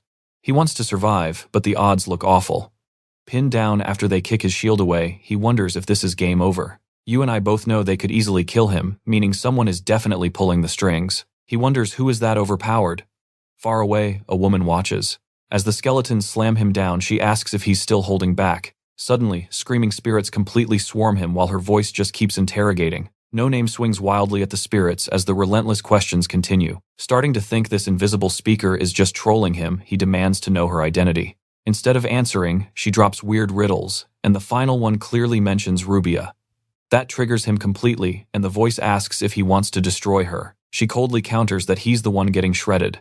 She claims she can easily dismantle him, rebuild him, and even mix in random monster bones. That makes him realize he's dealing with a total monster, someone who probably even knows about his endless resurrection ability. So he asks why she dragged him here. The spirits let go, and she casually says she just wanted a friendly chat while waiting. She notes the digging and repairs are completely finished, and after examining him, she wants to hear his life story. But before answering, he demands answers about Rubia. She admits she saw Rubia in his memories, then asks how long he's been resurrected. He says 3 months in normal time, then angrily screams, this is his 9th life. 9 lives unable to protect anyone, and now he's just a literal plaything. A new voice pouts that his yelling totally scared her. He turns to see a half-skeleton woman in red robes staring at him with intense curiosity. She taps his shoulder, triggering a level-up window, but the scenario fails to start because he doesn't meet the crazy requirements. The woman asks if this is actually life number 8. After hearing his entire story, trust me, you'd also joke that he's completely insane. You and I are about to watch pure chaos. A blue window pops up, like ability with Necromancer Gilderoy 35. He instantly checks his Necromancer lover bonus. But then Gilderoy grabs his hand, smiling like a total psycho, and playfully whispers she might need to take him apart. She cradles his skull, whispering that there's zero madness or curse inside him. And then, everything just fades to black. Our MC No Name wakes up on the dirt. Just a crazy dream, right? Nope. Gilderoy's voice suddenly echoes right from behind him. She casually apologizes for cracking open his head, explaining she just casually removed a chunk of his skull. Yep, she swapped it with a piece of her own bone carrying her essence. Then she winks, teasing him that now they can do something really fun. While No Name is totally processing that crazy red flag, Chandler suddenly stumbles forward. MC panics. Did she just kill the guy? She smirks, claiming she merely woke him from life. Tossing No Name a sword, she tells him to exploit the guy's weakness, saying this should be an easy win. Chandler charges sparks fly as their blades crash together. They trade heavy parries until No Name completely decapitates him. But anime logic kicks in. The headless Chandler keeps swinging. No Name kicks him back, driving his blade straight through the chest. Then he spots it. The swordsman's hand is glowing brightly. Gilderoy tells him to absorb it. Boom system window. He just unlocked a broken new skill to steal an enemy's essence, leveling up the more he eats. Here's where it gets wild. Watch closely. As he reaches for the essence, the system warns his low-level limits, absorbing stacks under 50. The swordsman's pure essence surges inside him. The system confirms that No Name just stole Chandler's stats and skills. He just has to wait 24 hours for them to fully assimilate. Gilderoy grins. This broken skill was her personal gift. No Name is absolutely mind-blown. A cheat skill that boosts stats and abilities. Yes, please. He asks if she's always had this power. She nods casually, adding that it's kind of crazy how much she is willing to sacrifice just for him. Next, yandere mode. She drops a gravity prison, binding him tight with invisible onyx chains. A system alert drops the bomb. He's literally bound to her forever, unless she lets him go. While he's panicking over this, Gilderoy smiles. She never planned on letting him leave anyway. Thanks to the chains, they're stuck together. In her twisted mind, he belongs right by her side until death literally tears them apart. Then flipping back to cheerful, she happily suggests a stroll outside the cave to test his brand new cheat skills out. Exiting the dark catacombs, No Name frantically warns her that they might get spotted. Gilderoy just brushes it off. She set up a hidden barrier, and anyone nearby was already retreating anyway. Our MC stresses that the Blue Templars could execute her, but she just bursts out laughing. Nobody in this entire country can kill her. In fact, the only one dying today is Emperor Eldon Clements. You and I both know Manhwa plot twists, but get this, she casually reveals she's actually an honorary priest in the elite Red Flake Assassin Order. Turns out the guild got a massive hit contract on the Emperor, but every other assassin declined it, desperately trying to maintain their neutrality. So crazy, Gilderoy took the job solo. Her price, total control over Wedgestone Commemoration Park and Obsidian Hill Park, the ultimate graveyards for humanity's legendary heroes. Since then, she's just been chilling in this dungeon, waiting for the Emperor. He's arriving in exactly 4 days to inspect the Southern Territory and meet the new lords. Doing the math, No Name realizes the Emperor is heading straight for Eris. Moving on, she orders him to walk the open road unarmored. She hands him a glowing magic blade, casually telling him to stab anyone who tries to attack. She explains the weapon is permanently soul-bound to her. No matter who wields it, it will never actually change owners. Then she points out some approaching soldiers and simply tells No Name to move. He ducks behind a tree, sweating over his chances. But suddenly, bam! A heavy spear violently punches right through the wood, missing his ribs by inches. Realizing his cover is completely blown, he desperately dodges a second spear, ripping through the trunk. He rolls out, turning to face the rushing soldiers head-on. The guards instantly spot he's a skeleton soldier, totally confused about where he even spawned from. A thrown dagger barely misses him, lodging into solid stone. The soldiers shout warnings about his eerie blade. Panic sets in. As No Name realizes these guys are the Emperor's elite scouts, way too strong for a solo fight. Then a creepy voice whispers right from his rune-covered dagger, "Kill them." Before he can react, his skeletal body starts moving completely on its own. The cursed blade slashes a soldier. Those dark runes instantly crawl into the open wound. The guy screams in agony as his arm swells, thick white blood pouring out. Ding! The system announces a level up, as the guard collapses at his feet.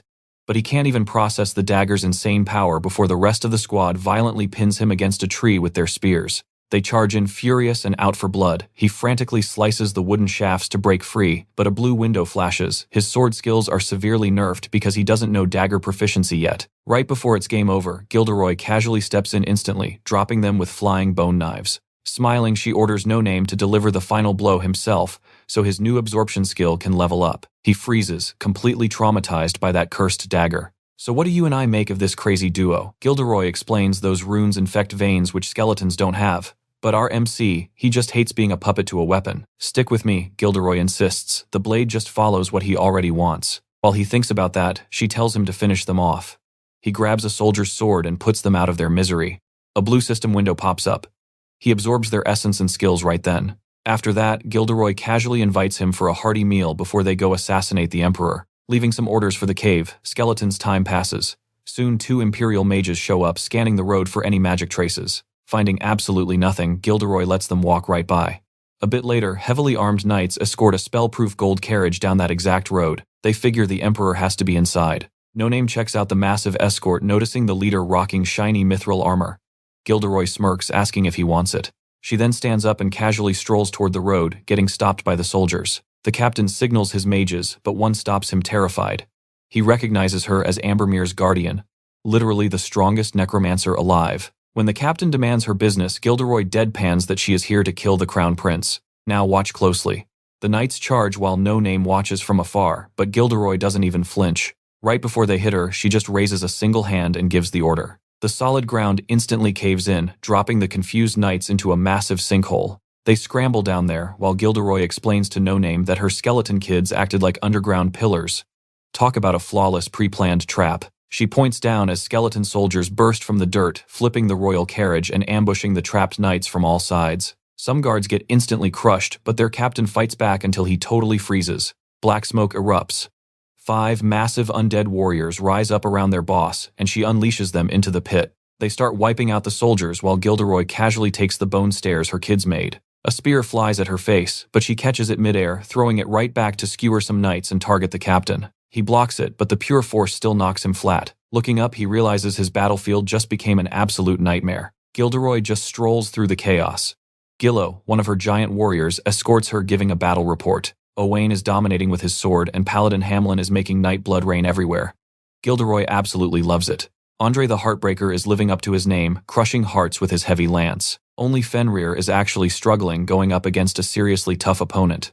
The Imperial Knight Captain is going toe-to-toe with Fenrir, dodging and countering every undead strike like a pro. Fenrir jumps high, aiming a brutal downward smash, but the captain just parries the massive attack away. Noticing this, Gilderoy orders Gillo to help out. He slashes through the surrounding knights and jumps in. Fenrir and Gillo team up. You and I knew she was overpowered, but No Name is stunned, suddenly spotting 2 Imperial mages prepping holy magic. Realizing how bad that is for undead, the skeleton sprints over to stop their cast. But Gilderoy just smirks, summoning an anti-divine mandala that completely cancels their spell out. The mages swear at her. She looks at the skeleton, genuinely touched he tried helping. She gently holds him back with onyx chains right as the mages chuck a massive fireball. The necromancer swings her sword, firing magic purge. It cleanly slices the fireball in half, missing our duo entirely, and roasts the nearby knights while the mages panic. Meanwhile, Gillo and Fenrir are still double-teaming the desperate captain, but the guy is a beast. He blocks or dodges every single attack from these undead heroes. His remaining knights rush in to help despite his orders to stay back, and Fenrir slaughters them instantly. Enraged by his dying men, the captain blocks a double strike, vowing to kill them both before charging head-on. Over by Gilderoy, she casually swats away the mage attacks until they channel everything into one final spell. She stays totally relaxed, telling No Name that it is time to wrap this up. The main character looks up seeing her undead servants lift the royal carriage and smash the mages. The spell and barrier destroy each other. No Name just stares at her, 5 giant warriors and the wiped-out battalion. You and I just witnessed absolute madness. Gilderoy praises her team, then commands the dead Imperial Knights to rise up. They stand in ranks, opening a clean path right to the royal carriage. She approaches the fancy guy, stepping out and instantly jabs him with a syringe to check his genes. Stick with me here because she confirms his identity, then cleanly slashes his throat with her skeletal finger. Even while bleeding out, this guy still screams, "Long live His Majesty, the Emperor." Gilles de Reyes is totally shocked by this loyalty. When our guy asks if it was a fake, she says no way, the gene test proved it. Completely confused, she slides a ring off his hand, and suddenly a swirling black mask forms right above him. Knowing something is very wrong, she screams for everyone to fall back immediately. Massive bone tentacles erupt from her back, striking the mask, but they get swatted away. She yells at him to run, calling it her final command. But her 5 undead warriors refuse to leave. They plunge their weapons into the mask while she desperately screams for them to retreat. Out of nowhere, the mask shatters, reshaping into a terrifying dark sword that literally rips reality wide open. Fully panicked, Gilles de Reyes screams for her undead heroes to dodge, but the blade is too fast. It effortlessly slices all 5 of them in half. Without hesitating, Gilles uses her tendrils to throw our skeleton guy back. As she blocks the strike, he realizes she wants him to escape. Suddenly, a menacing knight in glowing black armor and a red cape steps right out of the rift. Watch closely here. Furious Gilles swears to absolutely destroy him, launching her deadly tendrils. The knight just answers with a single, devastating slash. The pure destruction instantly wipes out Gilles de Reyes and every remaining undead soldier. Our skeleton is frozen in pure horror. Noticing him, the Dark Knight swings his blade one more time, coldly stating he will make an exception. The attack connects, but instead of dying, a blue system window pops up. He somehow gained level 1 two-handed sword mastery, wide slash, and 1 strike. Mind completely blown, he tries processing this insane knight. But before he can think, the enemy summons a barrage of floating blades and launches them forward. The weapons phase straight through his bony body. A blue prompt appears stating his assimilation rate hit 84.68. A blank window pops up before our puzzled skeleton. Then the Black Knight's heavy armor simply starts glowing an eerie red. Muttering something cryptic in an unknown language, the knight glares at our bony hero, turns his back, and vanishes completely into the rift. The rift snaps shut, leaving him totally alone among the fresh corpses. The poor guy feels completely pathetic. He could only stand by and watch without saving a single person. Wandering in absolute despair, he questions why he survived and why that monster let him live. Then he notices that weird blank window again. Reaching out, his skeletal fingers pass straight through the interface, making him yank his hand back in absolute shock. Suspecting some kind of spatial magic, he shoves a sword inside. Instantly, it transforms into an inventory icon. Realizing this window unlocked during the attack, he starts wondering what kind of broken system he just got. He considers looting all the epic weapons scattered around, but quickly drops the idea. The Imperial army could arrive at any second. Deciding to bounce quickly, he approaches Gilles de Reyes' corpse. But suddenly, he jumps back in surprise as a bright, glowing ball of essence forms over her chest. The glowing essence from every fallen soldier slowly merges into one massive ball of pure energy. Realizing he can absorb this, he eagerly steps forward. The blue system window immediately asks him to confirm. I know what you are thinking. Should he steal her essence or try protecting Gilles in this life? In the end, logic wins. To save her someday, he desperately needs raw power right now. He clicks confirm without looking back. All that massive energy surges right into his bones. A prompt pops up. He scored the bone-shaping perk. Plus, his absorption efficiency just skyrocketed, raising the max cap to 75. More system alerts flood his vision. His stats got a massive boost, and he unlocked the Bone Monarch skill. This insanely broken ability lets him steal enemy skeletons and construct giant bone structures. He realizes this means he can forge his own bone servants now. Oh yeah, that will definitely come in handy for future battles. He briefly wonders what to do with Gilles de Reyes' corpse, but ultimately decides to leave her alone. He hurries over to drain the remaining essence from the fallen Imperial warriors instead. Drinking in the fallen Imperial Knight's energy, rapid-fire system windows flash all the new skills he just unlocked. Then, a timer appears, confirming the absorption process will officially finish in 24 hours. Next up is the captain. Feeling how insanely potent this warrior's aura is, he starts absorbing it instantly, scoring several high-level tactical skills. But then a red warning flashes. He just hit the hard limit of 50 active skills. Annoyed that his inventory is capped, he decides to loot the captain's mithril armor instead. Pulling off the heavy helmet, he is totally shocked to discover the fearsome captain was actually a woman. He respectfully closes her eyes.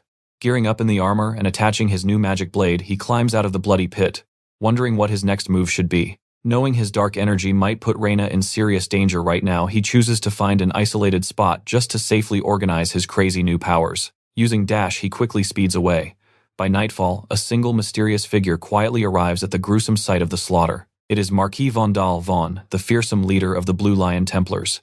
He slowly walks up to the fallen Imperial Knight's captain's body. Whispering the name Isabel, he kneels beside her in silent grief. When he looks up, his eyes burn with pure hatred and deadly resolve. So what do we take from this? He stops hoping he ran far enough and saves his last dash. Trust me, it only gets crazier. Stick with me, he's spammed dash for days. Covering this much ground, he figures the Imperial troops will never find him. But guess what? Vaughn is already tracking his exact trail. Suddenly, No Name gets a super weird sense of déjà vu. Looking around, he spots a wolf pup skeleton stuck in a nasty bear trap, the same pup from his past life.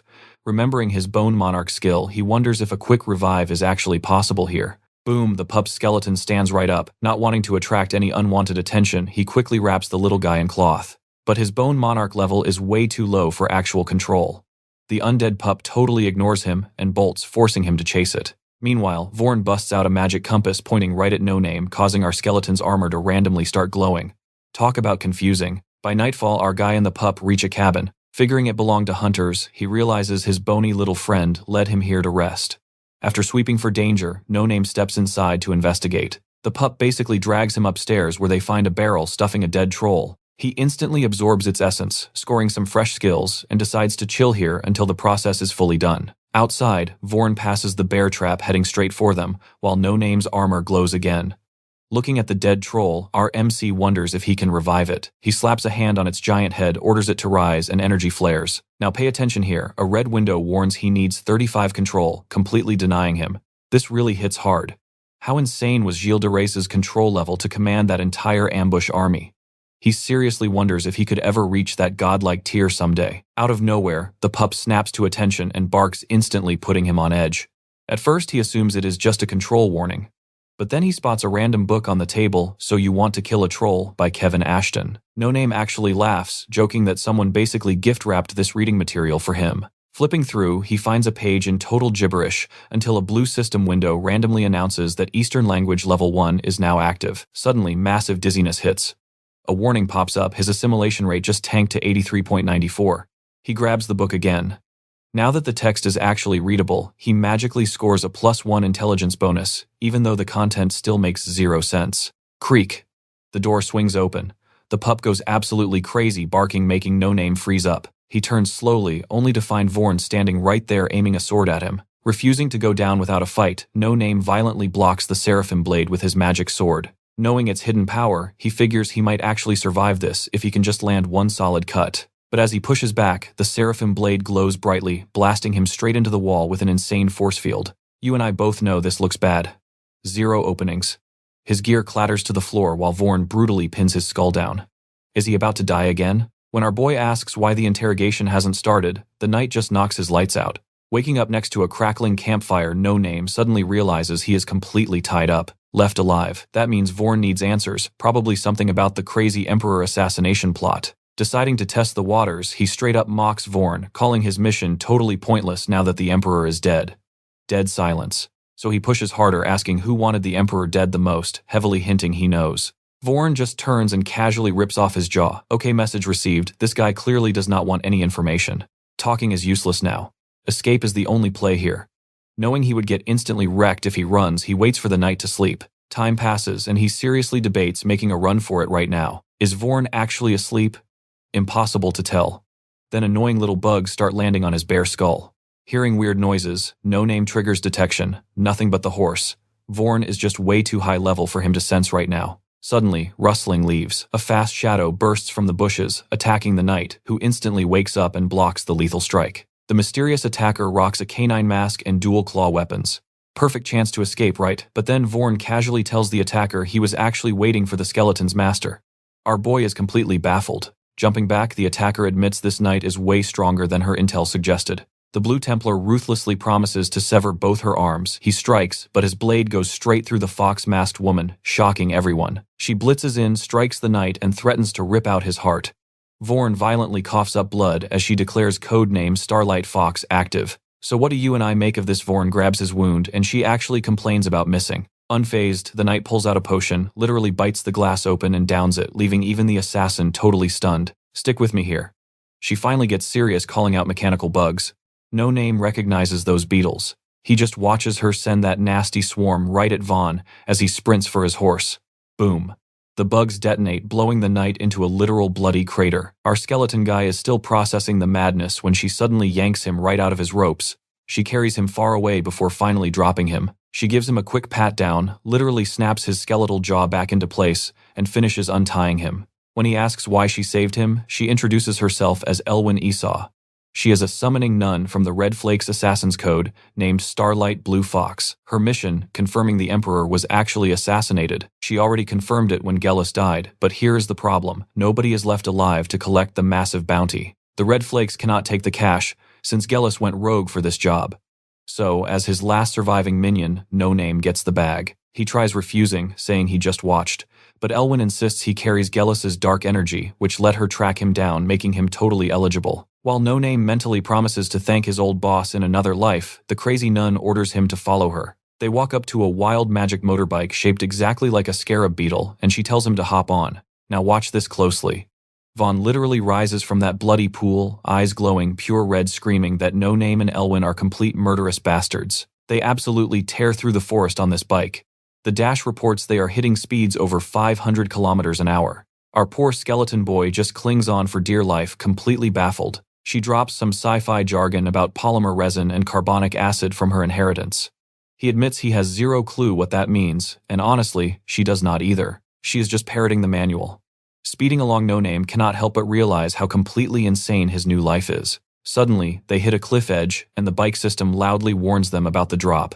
To his absolute horror, she just accelerates right off the edge. He covers his eyes, bracing for death, but boom, flight mode activates. Elwyn tells him to look. He opens his eyes, seeing her point out Eublem's blacksmith shop over in Arist, proving they were actually super close. Seeing that leaves him feeling weird. He had struggled so hard in such a tiny zone. Sometime later, they finally touch down on a barren wasteland. She introduces the ride as Perseus, an amphibious sailplane created by science. To her, that just means ancient forgotten magic. She promises to explain inheritance stuff to him later, but right now, they have to push the bike to save fuel. Perseus uses lost tech methods that even the city of Amber cannot replicate, and it slowly recharges when left under starlight. Naturally, No Name suggests they just travel at night. But she reminds him the sun is literally a star too. He thinks she is joking, but she gently pats his skull to correct him. Then she asks if he has ever visited Amber. He remembers his first life as a grunt skeleton soldier witnessing absolute fiery destruction in that exact same city. He casually mentions being there in 1157. This totally cracks her up, considering the current year is only 1147. He realizes warning her about the future war is pointless. She would never believe a skeleton's time travel story, so he just asks about their location. Elwyn calls this barren dirt, Area B14, or the Red Marsh. He is super confused about the name until he spots a massive red cloud. Squinting into the distance, he realizes it is literally millions of red mechanical bugs. Elwyn casually estimates tens of billions of them. They are like her bugs, but way smaller, and they will devour absolutely anything. You and I would definitely go around, right? But nope, she decides to show him something fun instead. She taps the console, and the bike projects a crisp topographic map with a 16-kilometer radius specifically set to track ancient inheritances. She reveals that the red spot on the map is not bugs, but an undiscovered inheritance known as the Million Ship. Its signal is 10,000 times stronger than anything ever found, and 30,000 times stronger than Perseus. That power is exactly what attracts the Endless Swarm. The Empire once sent top-tier magicians to investigate. They found nothing, failed miserably, and then just erased the embarrassing mission records. Staring blankly at the map, he wonders what the heck this inheritance actually is. He points out a tiny dot next to Perseus, but she winks and says everyone needs a trump card. He is super curious about it, but drops the subject. Firing up the engine, she switches Perseus into high-frequency mode. The bike blasts special wavelengths, pushing the deadly bug swarm away. Finally reaching the coast, they make a beeline for the docks to catch a ride to Amber. He starts stressing out over giant sea monsters. But Elwyn explains they will just take a boat to the danger zone, then fly Perseus. The bike's signal repels aquatic beasts just like the bugs. As long as they avoid the ultra-strong boss monsters, it will be smooth sailing. Meanwhile, back in Area B14, Vaughn violently slices right through the bug swarm with his seraphim blade, still hunting them down. Fighting through heavy storms on the ship, Elwyn drops a warning. Amber is going to be pure chaos because they are prepping for all-out war. So what do you and I take from this? Amber and the Freedom Alliance are striking the Empire, and trust me, it gets crazy. Let's dive back in. No Name points out a huge problem if the Empire drops. The Alliance crushes Amber next, since their island is way smaller. He notes Amber only survived this long by playing both massive powers perfectly. Elwyn shuts that down fast. Amber actually survived by pulling the strings from the shadows, forcing both sides into war so they'd ignore the island completely. No Name questions why the Alliance chose war over controlling the Empire. Her reply, ice cold. The Empire suddenly became way too wild to manipulate, hence why the Emperor got completely taken out. If assassination failed, their only option left was launching an all-out attack. No Name suddenly remembers Person's cultists, mentioning the Empire was gearing up too. He asks what happens if Amber actually wins. Elwyn claims the Red Flakes will seize power to keep it away from anyone totally dangerous. With the storm raging, Elwyn tells him to prep the Perseus ship. Things are getting real, they are heading straight into Kraken territory. Up on deck, our guy No Name wonders about this lonely captain who asks literally 0 questions. Elwyn explains he only cares about cash and she's a regular. She greets him, saying they are heading out very soon. The poor captain barely speaks before a shadow drops behind him and instantly takes his head. They curse their awful luck. Vaden drops onto the railing sword drawn and ready. He instantly slashes at Elwyn, but the blade phases right through. That proves to him her special inheritance actually lets her phase through objects. The nun readies her weapons, daring him. The Blue Templar happily accepts, slicing her neck, but again hitting absolutely nothing. She mocks his potions, promising to rip his heart out again. But Vaden just lands a brutal kick to her chest, sending her flying backwards. He figures it out fast, just keep attacking non-stop until her inheritance power completely drains. You and I know he's stubborn. Vaden formally sentences her for the Emperor's death, attacking again. Elwyn mocks him, then realizes his crazy strike is destroying the ship. She asks if he is seriously wrecking everything to kill an innocent person. Vaden von Leandro instantly shuts that down, claiming she only came for the skeleton witness. This makes No Name panic, fearing Vaden blames Elwyn for what Gilles actually did. Furious, Elwyn yells at Vaden von Leandro to die alone and stop destroying their ride, chucking her vicious, clawed weapon right at his face. The knight casually catches it, saying an honorable person wouldn't be sneaking across the border. Elwyn calculates her next move, while Vaden von Leandro spouts laws, warning they are doomed if a worse monster shows up out here. Hooking her weapon to the rigging, she swings back, screaming at him to listen. He just blocks the hit and keeps walking forward. While Vaden von Leandro keeps preaching judgment, Elwyn changes tactics, telling No Name to guard Perseus. They need to finish this night to escape. The Blue Templar shouts sentences until Elwyn, totally annoyed, absolutely denies his crazy claims again. That snaps his last nerve. The puppet emperor never mattered. He is actually hunting them for killing Isabelle Simone, stealing her armor, and giving it to No Name. Pay attention here, things get wild. Glowing with pure power, Vaden von Leandro remembers Isabelle ready to die and screams out Elwyn's final punishment. Boom.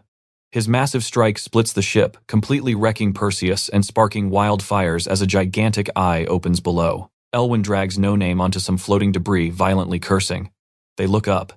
It's the legendary Kraken, the absolute biggest sea monster ever. Still completely fearless, Vaden von Leandro balances on another broken piece. He literally screams at the Kraken not to interrupt, then attacks. His insane sword swing chops off multiple massive tentacles like nothing. The ocean turns into a massive violent whirlpool as the giant Kraken starts swallowing everything in sight. Now trapped inside the beast's stomach, Elwyn lights things up.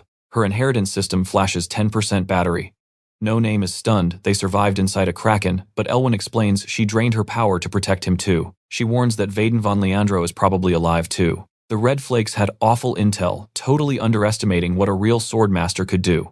Vaden von Leandro hid his insane strength, absolutely refusing to remain the weakest among the 4 legendary swordmasters. No Name deeply regrets taking Isabelle's armor. Elwyn agrees, messing with that knight was a terrible mistake. But hey, he won't follow them into a Kraken, right, wrong. Vaden von Leandro suddenly appears, sword glowing bright. Elwyn curses his crazy, relentless drive with her battery dying fast. He fires back that she is equally stubborn for showing 0 remorse. He swings hard again, slicing her remaining battery in half, while ripping open the Kraken's inner wall. So, what do you and I expect next? Battery dying, the Kraken thrashing wildly, and water flooding in. Elwyn grabs No Name tight. Stick with me. Vaden von Leandro jumps across floating debris, closing the distance until the battery finally hits 0 after one massive strike. Defeated, Elwin apologizes for totally failing to protect No Name and Gilles. The Kraken takes massive damage forced right to the surface. Meanwhile, Vatienne von Leandro's brutal attack punches completely through Elwin's chest. Bleeding out, she asks if he missed. He coldly replies, "One death isn't enough punishment." Furious, she digs her claws into his neck, wishing she had a healing elixir like his. As the knight stares in pure shock, Elwin laughs like crazy, happy she will not go to the afterlife alone. No Name just stares at the fallen fighters, watching raw essence pour out of both them and the giant Kraken. Elwin's inheritance vanishes. Then a red system window pops up, warning No Name the Kraken's stomach acid is slowly eating his health bar. Literally melting away, he wonders if he can absorb all that floating essence before he dies, saving the power for his future lives. He rapidly sucks in skill after skill, while his physical body crumbles. Fighting the pain, he holds on as long as possible before total darkness takes him. Boom, he wakes up back in the charnel house beside Rena. His stats are heavily boosted. Looking back at that wild past life, he swears he never wants to run into Vatienne von Leandro again. He checks his status and confirms the absorbed skills carried over perfectly, instantly equipped. But a red window blocks him. He cannot use blade energy because he lacks enlightenment. Realizing how insanely tricky this skill is, he wonders how he is supposed to actually reach enlightenment.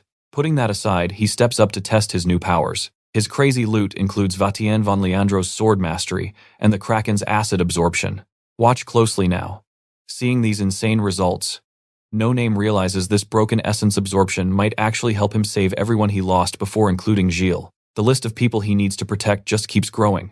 He swears to get stronger no matter how many extra lives it takes. Rena wakes up and spots the massive damage from his wild attack. While the skeleton wonders when she even woke up, she suddenly grabs his hand.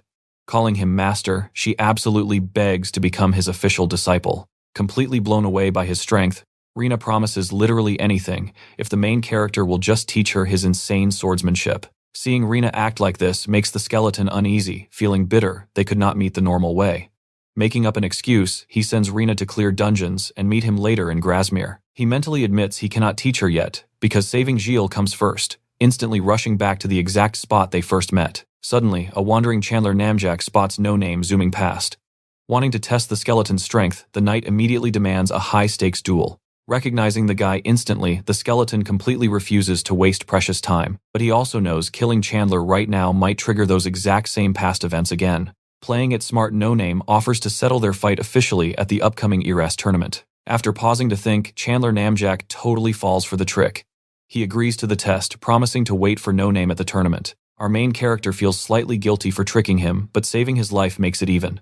He quickly takes off to track down Gilles. Can you believe this timing? Boombone tentacles yank him up by the ankle as Gilles cheers, finding someone way stronger than Chandler for a minion. Hanging upside down, No Name begs her to listen, while the amused necromancer ponders what monster to make him. Desperate, he drops a massive spoiler mentioning the 2 sites she was promised. That freezes her completely, making her wonder if Red Flake sent him. He denies it but smoothly claims Elwin is waiting nearby. Gilles argues Elwin should be on break right now, so No Name suggests she should probably go check on her friend. Dropping the final bomb, he reveals he knows all about her crazy plan to assassinate the Emperor. Hearing her ultimate secret, the furious necromancer screams, demanding to know his real identity immediately. No Name orders her to run before the ambush fails. He confesses he saw her die in a past life and returned to save her, even naming her secret undead heroes as proof. Shocked, Gilles pauses and drops him. She bitterly complains about a wildcard like him, ruining her timing. She orders him to just stay out of her way until the Emperor is completely dealt with. He frantically tries stopping her, swearing she will die. But Gilles turns ice cold, stating her perfect plan is already moving, and she definitely trusts it more than some random talking skeleton. As her fatal plan marches forward, No Name starts wondering if changing destiny is actually impossible. No matter his words, he feels trapped by invisible chains, unable to save a single person. The second the Emperor falls, No Name desperately rushes over to Gilles. When the deadly rift opens again, she smiles, telling him that if they meet in another life, just tell her she could not find it. He also needs to tell her to dream as big as Lindworm's son, which will be the absolute proof she needs to believe him. Gilles dies once more, but now No Name has the perfect password for next time. He absorbs her massive essence, leveling up his skill and unlocking an insane perk, instant use of stolen abilities. Going all out, he absorbs the fallen mage's essences and completely loots their skills. You and I know his luck. To use magic, he needs an arcane heart first. Alright, stick with me. No remembers the succubus's warning, guessing magic needs a real heart.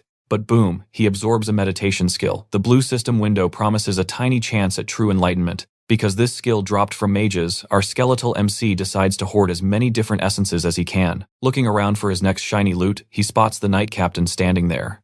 But hold up, he remembers Vatien von Leandro practically worships her. That guy literally risked his neck chasing No just for her. Yeah, totally skipping around too with Vatien von Leandro. He dodges Isabel entirely. A white inventory screen suddenly flashes. Nope. Not dealing with system pop-ups right now. He bolts for safety, rushing straight to Reina, too risky. To throw Vatien von Leandro off his scent, he copies his past life, revives the cute puppy, and hightails it back to the cabin. He checks the book one more time and wait, new text just magically appeared. He figures there is some sneaky hidden trigger involved. A system prompt chimes in, +1 intellect bonus unlocked. Musing over that weird clue about touching broken pieces, he sits down and starts meditating. His concentration spikes, sure, but 0 enlightenment drops. No blade energy for him yet. Plan B. He draws his sword, mirroring every heavy hitter he's faced. Vatien von Leandro, Isabel, the Gilles warriors, even the Black Knight. He just keeps swinging, pushing past his limits until stamina hits 0. Total system defiance. Now watch closely. A red warning screams, his stamina drops permanently by 10. But then a blue screen hits. Enlightenment achieved, and the limit is shattered. That means blade energy is officially unlocked. Glowing blue power instantly coats his sword. 1 whole week goes by. No sign of Vatien von Leandro anywhere. So No figures it is safe to hit Grasmere and find Reina. First up, dodging city security. Then he remembers that sweet masquerade skill he snagged from Elwyn. It literally lets him wear a human face temporarily. He activates it and peeks at his blade's reflection. Absolute shocker, he is staring right at the Marquis's face. A blue window explains he is a 65% match with the person who left the strongest impression. The catch, a 10-minute disguise with a brutal 6-hour cooldown. He strolls toward the city, hiding the puppy in his sack, but spots major gate drama. A bunch of guys are loudly demanding to buy goods, while a guard bluntly rejects their massive orders. No figures, they are merchants desperate for Grasmere weapons. A nearby trader overhears this and praises his sharp ears. He claims every lord wants Grasmere weapons, but brute force won't work. The secret is their prized steel legend, says a literal devil handed them that recipe ages ago. The story goes some demon-like mage forced blacksmiths to build giant steel golems just to guard his grave. Eventually, those descendants set up camp, and boom, that place became modern Grasmere. No immediately starts wondering, does this actually connect to the demon lords? You and I both know this means trouble. Soldiers roll out a massive ballista. The merchant calls it the messenger, seeing it guarantees instant obedience. Then bam, the weapon completely obliterates a rude merchant's wagon as a hardcore warning shot. No's mechanical engineering skill triggers. He realizes rapid firing will destroy that ballista, a fact that absolutely stuns the merchant. Understanding the complex machine at a single glance, the impressed merchant immediately hands the skeleton a guild introduction letter. Collect 5 and he becomes their patron. He lists the perks and introduces himself Jin Yubai, head of the Jin Yubai House and Merchant Alliance Big Shot. No definitely recognizes that name. Back in his TNT guild days, he actually fought for that exact house in the Ares tournament. Meeting him like this is a massive shock. When No asks why he got the card, Yubai just smirks, saying he seems totally worthy of their backing. Yubai heads off on business, telling our skeletal MC to track him down later at the Packed Cactus Inn. Yubai's backing could be huge later. But suddenly, Chandler charges in, sword drawn angrily, accusing No of tricking him. Chandler rants about finding 0 worthy rivals besides No and Tybalt Reynolds. Meanwhile, No just spots Christina de Bruiser awkwardly standing behind him. She desperately tries calming him down, pointing out that previous mess at least got her hired. Chandler agrees, but still demands payback. He lunges, but No effortlessly disarms him without taking his life. This infuriates the kid. He starts screaming that No is holding back and disrespecting him as a real opponent. Our skeleton bluntly says he talks too much. Christina de Bruiser draws her weapon, but No instantly ignites his blade energy. He hoists the glowing weapon, telling them both to stop being so annoying. Seeing that immense power, Chandler instantly drops straight to his knees. He apologizes for missing No's true status, and trust me, you are going to want to hear the favor he asks for. Talk about confusing inside Grasmere Castle. Reina fiercely grumbles about guards dragging her and Chandler right out of the inn. He apologizes again, then gets to his point. Stick with me here, because he wants Noah to assassinate a mage named Belamud Isaac. This guy lives under the castle, draining Chandler's family for 300 years. Our MC instantly links this to Janioba's legend. Meanwhile, Chandler starts explaining a nightmare he has been having on repeat for the last 20 years. In this dream, humans get devoured by massive bugs and beasts. Then a jeweled crow just sits over Grasmere guarding the empty, wiped-out city. Noah instantly puts the pieces together. This dream totally connects to the demon lord Malphas. Chandler explains this dream is actually a nasty curse. The mage brainwashes all the Chandler heirs. Apparently, the sorcerer protects anyone who becomes his completely obedient puppet. Chandler is safe from the brainwashing for now, since he isn't 25 yet. But the second an heir hits that age, they blindly walk past the basement barrier against their will. Then they connect their own bodies to the sleeping mage's coffin. They get drained of their life force until they die. After watching his own dad suffer that fate, Chandler decided to strike before turning 25. But since demon lords are involved, he couldn't just ask random people for help without bringing absolute hell down on himself. That is until Noah wandered into Grasmere. Rena isn't completely sold yet, asking if anything else is hiding down in that basement. Chandler admits Isaac's heavy steel golems are still guarding it, and they're ridiculously strong. It's exactly why he became a wandering knight, to learn how to smash those machines. He offers a 300-year-old blueprint of the golems, a rare item he got through the Merchant Alliance. Noah fires up his mechanical engineering skill, analyzing the old plans to easily spot both the golems' weak points and their power source. He discovers they run on a unique spell called Rurum. It basically acts as an arcane heart, powering regular objects with pure magic. Noah wonders, could this let him use magic? Watch closely now, because Rena asks for time to think, and Chandler agrees, praying they accept. While he weighs the crazy options, the pup wakes up in his bag. He opens it, and Rena immediately hugs the little guy, calling him adorable. She smiles, saying this job could be a massive opportunity for them both. Back when she was clearing dungeons, she got a guild promotion and received the official rulebook. It was written by Trop and Niao guild founders from 3 centuries ago. Rena flips to a page showing that whoever brings Rurum to the guild gets instantly promoted to branch manager on the spot. Our MC realizes he could make Rena a branch manager without needing person's followers. Suddenly, a blue system window pops up for Rena's story scenario, showing the ending if she gets that promotion. They officially accept the insane request, and Chandler escorts Rena and Noah straight into the Hall of the Ancestors. Grasmere's blacksmiths are waiting there so he can choose a new weapon. The choices even include Grasmere's literal fire machine gun. But Chandler leads Noah over to a massive sword completely wedged into the wall. He explains it is magically fused in place. Raw brute force alone will never pull that heavy thing free. But as the skeleton grabs it, his dagger skill activates, letting him smoothly pull the giant sword from the wall. Moving down a creepy empty hallway, Chandler mentions a barrier ahead that blocks literally everything except the air. Noah immediately gets a terrible feeling about this. Chandler opens a dark, hidden passage. As they head down the steep stairs, the skeleton seriously considers letting the little pup go free. Christina the Bruiser says they must be close. Rena preps for a fight, while Chandler warns them about the massive iron gate ahead. It only opens for the direct bloodline of House Chandler. Noah suddenly stops before a gargoyle shaped just like a jeweled crow. I know you're feeling that same creepy vibe. Rena mentions finding a hidden altar of spider statues in the Doom Spider ruin, and this crow gives her the exact same terrifying feeling. Noah immediately realizes she is describing a demonic statue of Baal. He flashes back to serving under the Demon King during the Human and Demon War.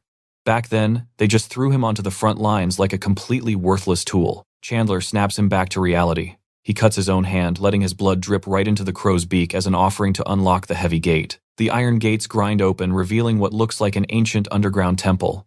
Inside, a group of massive steel golems are standing perfectly still. A blue system window pops up, warning Noah he is in a dungeon impossible to clear at his current level, even though it only requires one person. Before he can process that, the steel golems activate. They march forward, declaring that only one blood offering was made, so impurities cannot enter. Noah quickly weighs the tense situation with 6 golems directly in front of him. His mechanical engineering skill kicks in, rapidly analyzing their rigid bodies. He tells the others to handle 1 golem each. Then he raises his new sword and recklessly charges ahead to solo the remaining 3. Christina the Bruiser smoothly dodges her golem's blows, aiming for the joints. But wait, it catches her sword in one hand and absolutely smashes her with the other. Chandler glances over in pure shock, almost losing his vital focus. He still dodges his golem, barely blocking the next heavy strike with his sword. He realizes there is 0 time to dodge again. Rena barely avoids her golem, realizing hitting those joints is going to be incredibly tough. Then she turns and sees Noah. He's already completely destroyed one. Our skeleton realizes they are actually weaker than expected, totally rusted after centuries of inactivity. As he smashes a second golem's head, he sees Rurum flow out and grabs some for Rena's promotion. But trust me, you will want to see what happens next. Chandler is about to get totally crushed. Alright, stick with me here. No spins around activates his black sword and acid skills, slicing through the golem perfectly. He rushes to Rena, tosses her the Rurum, then pivots to the next golem. Meanwhile, she dashes off, splitting her target clean in half with one epic swing. Nearby, Christina de Bruiser goes full berserker mode, hammering her golem mercilessly. Then, No leaps up, instantly slicing its head off from behind. Chandler celebrates his chance to finally break the curse. But deeper in the dungeon, a super creepy egg-shaped structure starts laughing, totally amused by everything. With the golems completely destroyed, No asks Chandler where the mage is hiding. Chandler points the way. But Reina worries those golems were beaten way too easily. She warns No, and he suggests she head back. But she absolutely refuses to leave his side, even if it kills her. No realizes she thinks exactly like Person's hardcore followers. Finally, they reach the egg-shaped coffin where the mysterious mage sleeps. Reina wonders if Isaac is actually inside, while Christina de Bruiser thinks about just smashing it. But No tells them to hold up. He asks Chandler if the Grasmer fire truly burns through absolutely everything. No tosses Chandler the Grasmer flame machine gun for some personal revenge. Chandler steps right up to the coffin, opens fire, and sets it completely ablaze. Even then, Reina feels uneasy. Suddenly, a strand of black smoke slips out from the coffin. It slams into No. Instantly, his armor vanishes and he is wandering through an absolute sea of creepy crows. The creepy birds merge into a giant face, asking how on earth he is still awake. It notices he has 0 spirit ties, totally unheard of, but decides to just go ahead and swallow the skeleton anyway. No's possession resistance kicks in, but his level is way too low. It fails. Isaac hijacks his body, and Reina instantly realizes something is horribly wrong. Possessed. No hypnotizes her to sleep before stepping outside for his reward. Now pay attention, this is where you and I need to watch very closely. Outside, Chandler's father Herbert greets, No incredibly thankful for all his heroic efforts. The possessed skeleton claims all he wants as a reward is Herbert's official signature. As Herbert reaches out, Isaac explains, this grants permanent rights to forge weapons in the Hall of the Forefathers. It also hands him control over the basement plus full authority over any Grasmer territory. Then, boom, he hypnotizes the Lord, forcing him to agree and cough up the family amulet as a little gift while the paperwork goes through. Isaac struts off to his room, bragging that he knows this castle better than Chandler, and demands 0 interruptions. Inside possessed, No strips, his armor tosses the pup's bag to Reina and kicks her out. She opens it, the dog bites her, and bam, that snaps her right out of hypnosis. She calms the little pup, whispering that they must wait for the perfect opening. Trapped inside his own mindscape, No suddenly spots Isaac carving creepy symbols straight into his bones and furiously demands answers. Shocked he is still conscious, the mage claims he is just upgrading the body. No should be thankful. He threatens Reina's life if No fights back. Let that sink in for a second. Isaac literally thinks ending her with No's own skills sounds incredibly fun. Then he brutally carves blood vessels into No's skeleton arm, pumping them completely full of rurum. He explains his twisted plan. When No protests, Isaac immediately cuts him off. He reveals rurum is apostle blood spilled by the first emperor. As it absorbs, he casually tests the new arm by flash freezing a mirror nearby. When No demands answers, Isaac formally introduces himself. He is the Lord of the Golden Dawn and High Priest of the King's Tabernacle. The crazy reveal. He plans to use No's physical body to summon literal demons right into Grasmer. He had been secretly controlling the Chandler family, waiting patiently. But once No proved to be the absolute perfect vessel, things got way easier. He demands our hero's name, but No honestly has 0 clue. So Isaac invades his mind, pinpoints his grave, and immediately rushes there to grab the name and unlock maximum power. No tries to stay calm, comforting himself that Reina is at least safely far away from Grasmer. Suddenly, a bunch of system windows pop up, displaying all his soulbound skills. He feels pretty gutted. He might never use them, missing his chance to study that crazy blood carving process for casting magic without an arcane heart. Still thinking Isaac might actually be useful, No straight up asks if the mage can read his mind. Isaac scoffs, saying he only can if he asks a basic question with a clear answer. Plus, he literally could not care less about No's random thoughts. No realizes the sorcerer knows nothing about his past lives or the blue window. Even a legendary mage like Isaac cannot explain that system stuff. Arriving at the grave, Isaac viciously mocks how pathetic it looks without even a basic tombstone. He complains that finding the skeleton's true name is a massive headache. He also notices No acting super calm, guessing he still thinks Reina is completely safe. Then he drops a bomb. Reina followed them.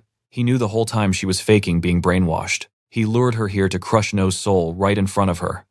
That is where we leave it, absolute madness, right? Stick with me here. Our main character calls him crazy, but still finds comfort in reviving after death. Isaac immediately senses his lack of fear. Annoyed, the sorcerer decides on something way worse. He threatens to seal Noah's soul inside the Chandler family amulet forever. Once he's completely bored, he'll just toss it into the ocean where nobody will ever find him. That actually terrifies Noah. Seeing his panic, Isaac prepares to seal him up immediately. But wait, Reina suddenly crashes in on horseback with the pup. She hurls a net, desperate to stop the magic circle. Isaac easily shreds the net and violently floods Rena's mind with nightmares, knocking her completely out of the fight before resuming his dark sealing spell. As the spell continues, thick, heavy chains wrap the protagonist. But then, boom, red system windows pop up, completely rejecting the binding and blocking his reckless magic. While Isaac screams in utter shock, another system window declares the caster of the seal will be heavily restrained. The chains instantly turn against him. A desperate Isaac realizes he needs the skeleton's true name to cancel it, but it's too late. A window shows Noah's assimilation rate dropping to 79.4. The sorcerer's soul gets violently sucked into the amulet, and a massive explosion rocks everywhere. Noah stands back up, finally regaining full control of his body. The pup joyfully runs over, and a blue window confirms its name is Chestnut, unlocking the achievement to recognize his owner, Raising Bone Monarch. Noah happily praises Chestnut, and another window shows the pup's joy. Rena walks over completely unharmed, apologizing for her uselessness, but genuinely glad that Noah is back safely. Staring at his completely wrecked grave, the protagonist suddenly spots a half-buried stone, an old tombstone. They dig it straight out, only to realize his name was intentionally scratched off, leaving absolutely nothing behind. Why vandalize an empty grave? You and I are probably thinking the same thing, but Noah decides this place is a dead end. Rena is super disappointed since she really wanted to know his name too.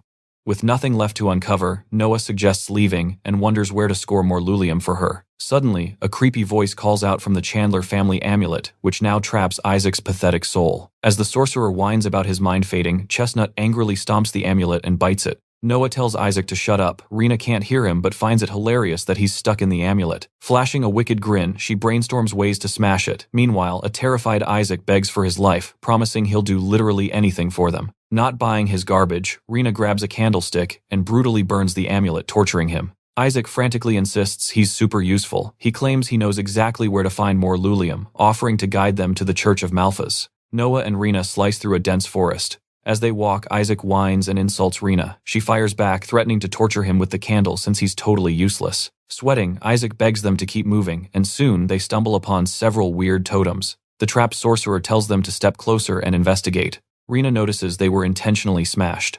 Isaac starts crying over Joshua's fate, claiming he built these exact totems just to keep him safe nearby. Then he straight up admits he lied. He actually expected Joshua to power the barrier, trapping them inside a deadly hallucination to die. Rena readies the fire again, and Isaac frantically promises to actually guide them properly this time. He claims he desperately needs to know what happened to his descendants, swearing on the name of Malphas that he's telling the truth. We both know a god's oath holds serious power here. So Noah decides to trust him one last time. A little later, they climb down a steep cliff, discovering a massive fortress-like temple inside a cave. Noah wonders if there's lulium inside. Isaac confirms it, leading them into the main building. But inside, they find dozens of tied-up skeletons hanging from the ceiling. Noah quickly realizes these are Isaac's descendants. The sorcerer begs to see the floor below. Spotting a dark magic pattern, he deduces his descendants were tortured alive and brutally sacrificed to Person. Noah instantly recalls his last encounter with Person's crazy cult. Honestly, being eaten by slimes would be way kinder. Isaac instructs him to phase his hand right through a solid wall. When Noah pulls it back, he's holding several glowing vials of precious lulium. Isaac hands it all over, begging for Noah's help to completely wipe out Person's remaining followers. Eager to learn, Noah follows Isaac's instructions, carving new circuits directly into his bones. He pours in the lulium, massively skyrocketing his overall power level. A blue window confirms he successfully learned the skill to carve lulium circuits.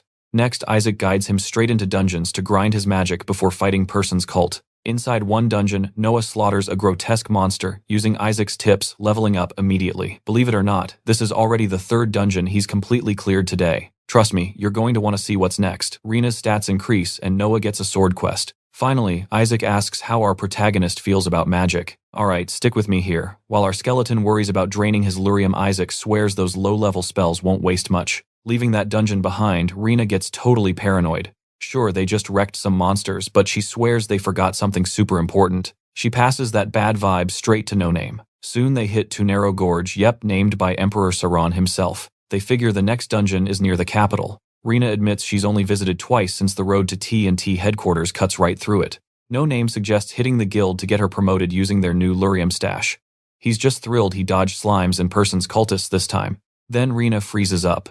Her alarm bells are ringing because Isaac has suddenly gone way too quiet. She's bracing for absolute disaster when a hooded creep blocks their path, screaming that they smashed his altars and swearing bloody murder. No Name instantly recognizes Person's crazy followers.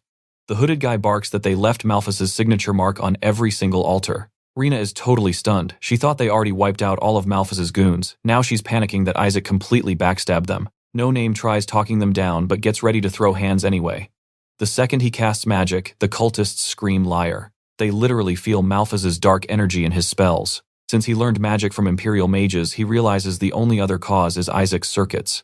Oh man, Isaac totally played him like a fool again. Now watch closely. Up on the gorge, a cloaked watcher spots No Name and Rena brawling with Person's cultists. The skeleton's magic just keeps bouncing off their annoying shield. That is until the cult leader's head suddenly explodes from a sniper shot. The cloaked sniper drops into the battle holding an energy rifle, instantly grabbing our skeleton's attention, and effortlessly guns down 2 more followers like it's nothing.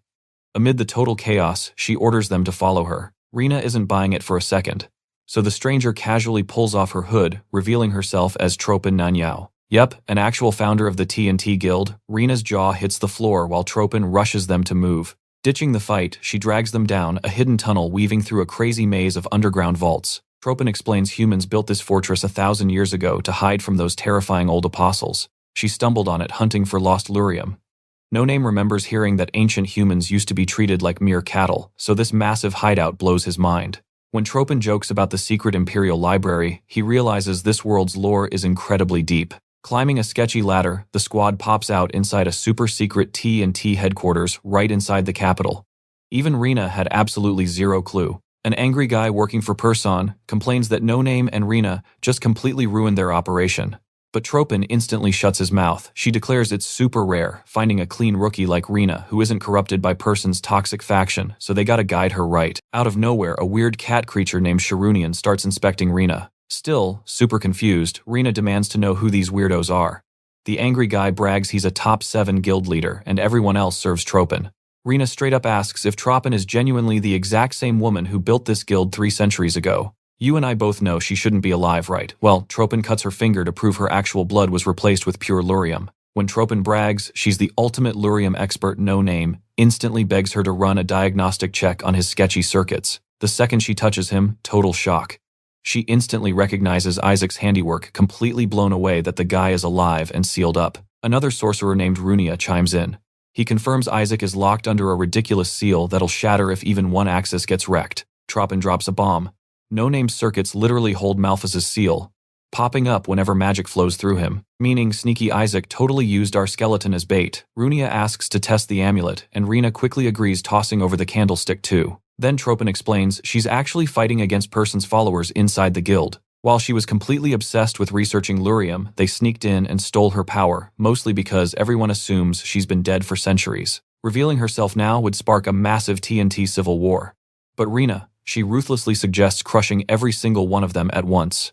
The angry leader absolutely loves that idea. Once Sharunian confirms they brought enough Lurium, Tropin orders Rena's official guild promotion drafted up immediately. Just like that, Rena is crowned the manager of the 7th Imperial Branch. A glowing blue system window pops up for No Name. Boom. He cleared Rena's story scenario by getting her massive power in the guild. It announces she unlocked the Beginner Soldier of the Dark Side title, and suddenly mysterious support from the shadows has officially kicked off. A new scenario unlocks and his assimilation rate drops down to 74.3. While No Name is having an absolute crisis over those stats, Sharunian asks Rena to be her info assistant, sparking a loud argument among the other jealous leaders. Rena snaps him back to reality. Tropin then straight up invites No Name to join them. So what do you and I make of this? Rena pulls him aside, terrified he'll leave her now, asking why he even protected her. Stick with me here.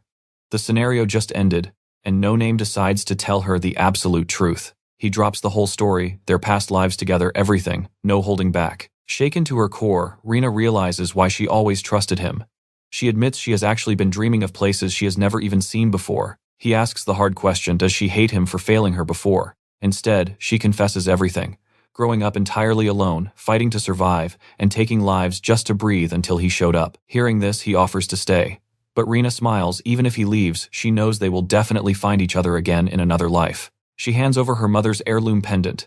He promises to keep it safe, and boom, a blue window pops up listing its wild hidden abilities.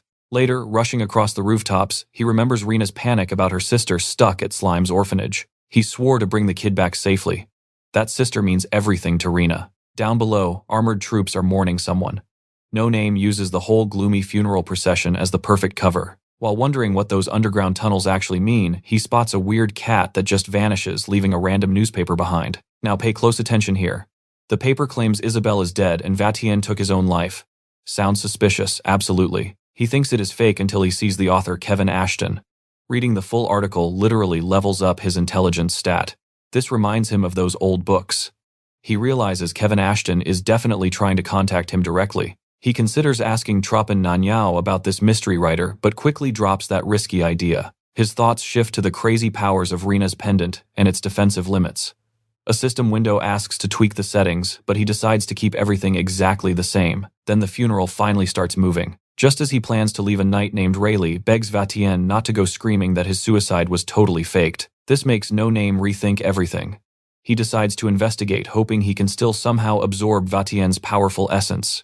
Sneaking closer, he notices something weird. Zero essence is leaking out of that wooden coffin, which means the box is probably empty. Is Vatien faking his own death? Or did someone steal the corpse entirely? While wondering if Vatien died over Isabelle, you and I know main characters never get caught right. Well, Rayleigh suddenly grabs him from behind. The angry knight demands answers. No. Name definitely feels the danger but stays ice cold, looking for a quick escape route. He takes a massive gamble, using masquerade. Pulling his helmet off, he pretends to be Vatien's grieving relative. Rayleigh is stunned. He demands No Name raise a sword to prove his actual skills. It is a weird request, but No Name wonders if absorbing Vatien's energy lets him perfectly copy his style. Before he swings his great sword, Rayleigh snaps the blade in half, handing him a piece. With masquerade fading fast, No Name busts out basic moves until Rayleigh buys it. He slaps the helmet back on just in time and tries to leave. But Rayleigh begs him to see Vatien one last time, honoring their bond. He claims he actually knows where the real body is hidden. Seeing his golden opportunity, No Name asks why he caused such a scene. Rayleigh admits he desperately needed to find someone completely trustworthy. He reveals the Imperial House is probably behind this huge mess, since Vatien had grown super distant and uneasy around them lately. Rayleigh secretly tailed him to the palace once. He watched men carry a suspicious coffin out and straight into a dark breeding house. He seriously believes they are turning the hero's body into feed. No Name is purely furious about losing that sweet essence. Rayleigh mistakes it for actual grief, and boom, a system window shows increased affection. Later, they arrive at the exact location. No Name instantly recognizes the eerie breeding house lights as magical arcane lamps. Rayleigh senses movement and quickly drags No Name into cover. A terrifying, massive swarm of slithering snakes slides right past them. Seeing him confused, Rayleigh drops a heavy warning. Always watch out for snakes in the capital, whether literal monsters or corrupt politicians. No Name instantly connects this to the deadly Necron Society.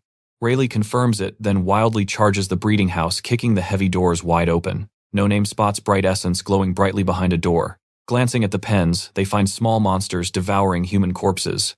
Rayleigh immediately vomits at the horrific nightmare sight. Using that distraction, No Name slips to the door. Inside is a freezing meat locker packed with upside-down dead bodies. Right there hangs Vatien, brutal holes pierced through his neck and chest. The extreme damage is shocking, but No Name completely absorbs his essence and skills. A blue window pops up listing all his gains, including the special skill True Sight. Rayleigh stumbles in right after apologizing for not reaching him sooner. As Rayleigh tends to the dead body, he shares how Vatien forgave his soft Scorpion Thieves Guild past to make him a knight. That is where we leave it. Trust me, you will want to see what happens next.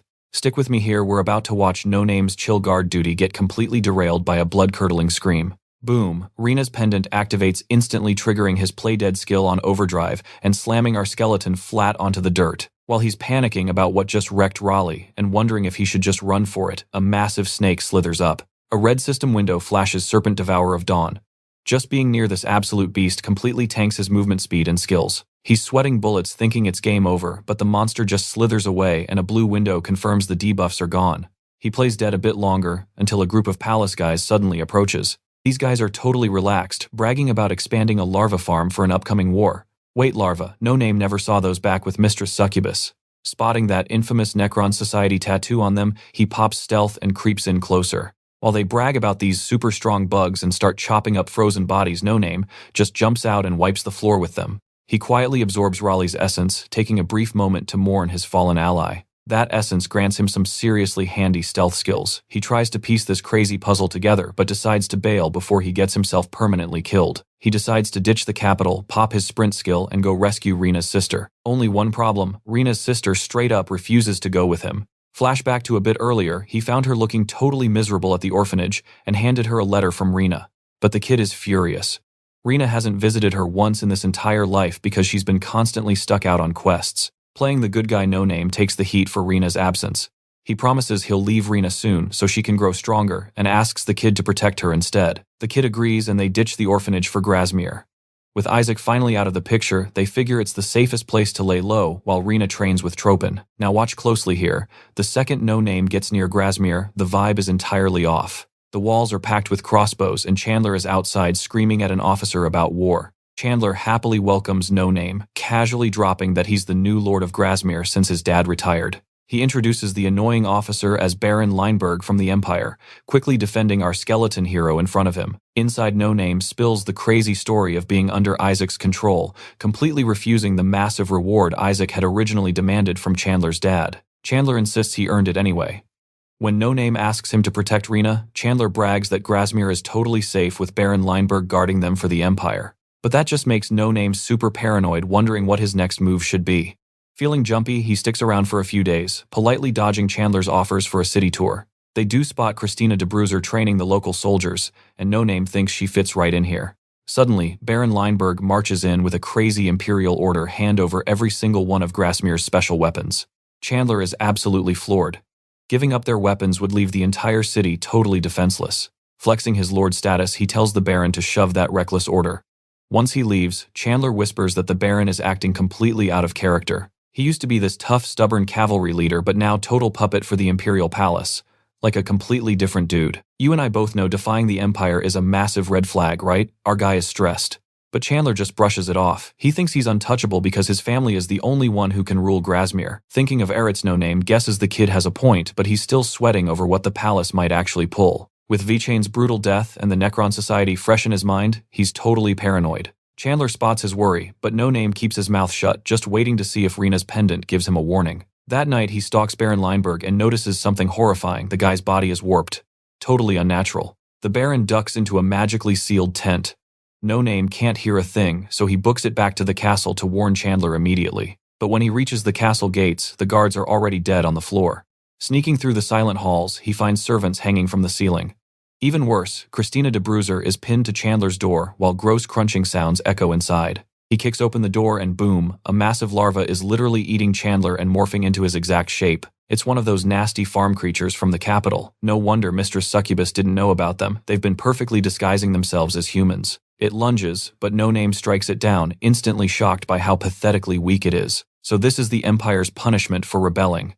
And suddenly it clicks, Baron Lineberg was absolutely replaced too. His realization is interrupted by a flying dagger. He blocks it, notices the nasty freezing magic, and immediately cancels it out with his blaze skill. Masked figures appear, and that's where we leave it. Trust me, you definitely gotta see this basement run. Stick with me here because he is completely blind to his attackers. He drops 3 of them, but 9 remain, forcing him to dodge and counterattack deep into the basement. His pursuers hesitate at the unknown rooms. But after losing 3 guys, they are out for blood anyway. No-Name finally hits Isaac's altar, his mana root completely dried up from the insane strain. Regretting he ever brought Reina's sister, he assumes she is dead and prepares a final stand. A red system window warns his stamina is under 15. He fights desperately until his magic forces a heavy door wide open. The assassins cannot get inside. He realizes Isaac carving Malphas's seal into his circuits actually saved his life.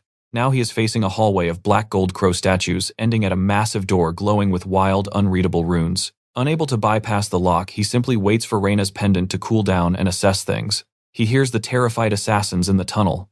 Suddenly, a brutal scream echoes out, followed by dead silence. The pendant countdown nears 0.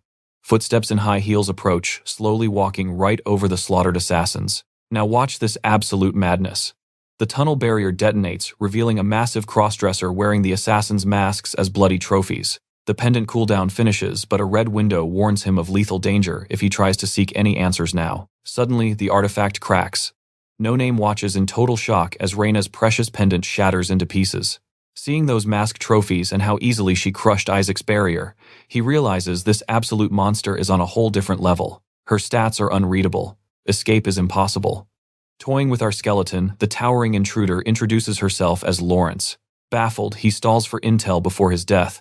She smugly explains how top-tier barriers always devour the weaker ones in clash. She literally wears 5 overlapping layers, including a stealth aura way stronger than whatever those ghost assassins were using to hunt him, plus a force barrier rejecting reality itself.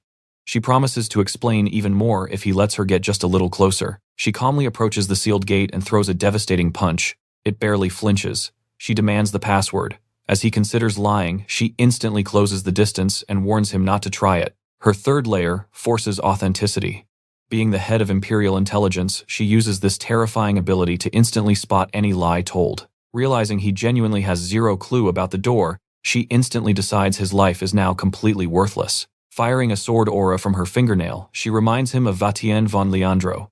Asked if she killed the Marquis, she sadly agrees. She claims his mistakes were her burden, as the Duke who personally recommended him for the Marquis title. No Name freezes. A Duke, she is one of the 3 highest nobles in the entire empire. She backed Vatien von Leandro, promising they would conquer the entire world together side by side. Her rage explodes as she remembers how their grand plans crumbled completely after Isabel was murdered. No Name pieces it together. She cleaned up the brutal mess when Vatien von Leandro rebelled against the Imperial Palace. She cries over Vatien, then snaps back to kill our frozen hero. But you and I know this guy never just gives up. Realizing fear is useless, he decides to fight to his very last breath. He triggers sword skill, blaze thunder, acid, sprint, and slice, simultaneously blitzing right toward the highly amused Duke. She effortlessly blocks the crazy combo, shattering his sword and skeletal armor with a single punch. Smiling, she tells him to focus on one skill, next time calling his skeleton form absolute trash. Flashing back to his past, he swears revenge, crushing his own skull to force a brutal reset. Following pure darkness, he wakes up back in his forest grave, with Rubia hovering nearby. While questioning this rollback, a blue system window happily announces his reincarnation is a total success. The Necromancer's Lover perk activated. His rate dropped below 75, completely shattering his first seal and permanently canceling the transfer process. Swiping away the system windows, he focuses on the nervous Rubia. He realizes this is his chance to prevent her death, just as a blue window confirms their new servant bond. Rubia's stats are noticeably higher than his previous run, an anomaly that literally never happened with Reina. Another window pops up. It confirms changes to the world line are now applied. He panics slightly, wondering if his past lives are already altering the timeline, especially concerning the fates of Reina and Mistress Succubus. Rubia, coughing violently, pulls him back to reality, so he focuses on saving her first. Igniting Blaze, he realizes his magic circuits carried over into this life. He decides to limit his mana use desperately, avoiding that crazy Duke's followers. Spotting approaching mercenaries, he uses pure physical skills to obliterate them. Rubia is stunned, while his experience bar skyrockets. He immediately dumps his points into stats above 80. With the transfer cancelled, he wonders if that seal kept him as a skeleton. Trust me, you are going to want to see what he evolves into next. Stick with me here. A massive headache hits our boy, feeling sick as his assimilation drops to 72.7. He feels like he's forgetting something super important but draws a total blank. Shaking it off, he returns to Rubia and confirms she really summoned him. Shocked by his godlike power, the girl actually offers up her entire soul to him. Totally caught off guard, he asks what's worth trading her soul for. Her biggest wish, taking back her home Arist. A blue system window pops up with the Rubia scenario. The ultimate goal, make her the Lord of Arist and hit governance level 10. Rubia confesses to No Name that her uncle is pure evil. She's absolutely terrified for everyone who helped her escape and desperately wants to save Arist's people. No Name realizes his crazy power gave her this sudden burst of courage. He figures taking Arist back is easy mode, but worries it might attract those creepy ghosts and that mysterious guy's wrath. The Imperial Palace is his next big headache. Wanting to fix his past failures, No Name officially decides to back Rubia up. He tells her to march straight to Arist, promising he will smash every single obstacle standing in her way. Later, as Rubia approaches the main gate, No Name activates that awesome camouflage skill he got from Raleigh.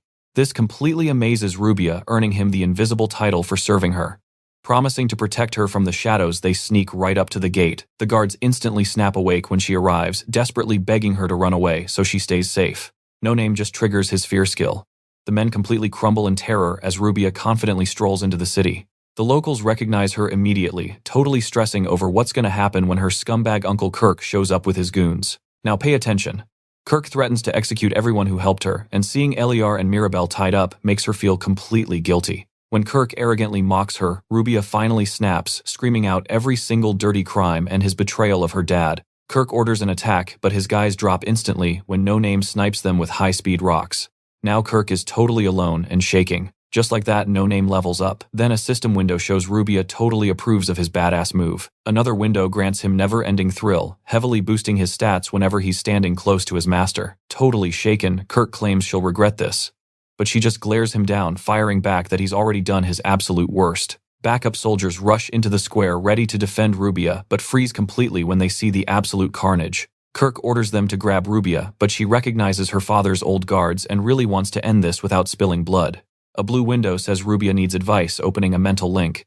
Caught off guard, he tells her to just ask the guards who they really serve. Stepping up, she faces the soldiers and asks them to help restore the true heir. Without hesitation, they all drop to their knees and swear absolute loyalty to her. Kirk absolutely loses his mind, but when he barks another order, the soldiers just turn their weapons on him openly, talk trash, and drag him away. Then, Chief Minister Eliar bravely steps up, asking if Rubia somehow turned into a powerful magician. She promises to explain everything once the mess is clean, so he quickly gathers the ministers to welcome Arist's official new lord. Heading to the council chamber, No Name steadies her nerves through their mental link, telling her to challenge who else they'd possibly want leading. She drops the question, and Eliar admits nobody objects.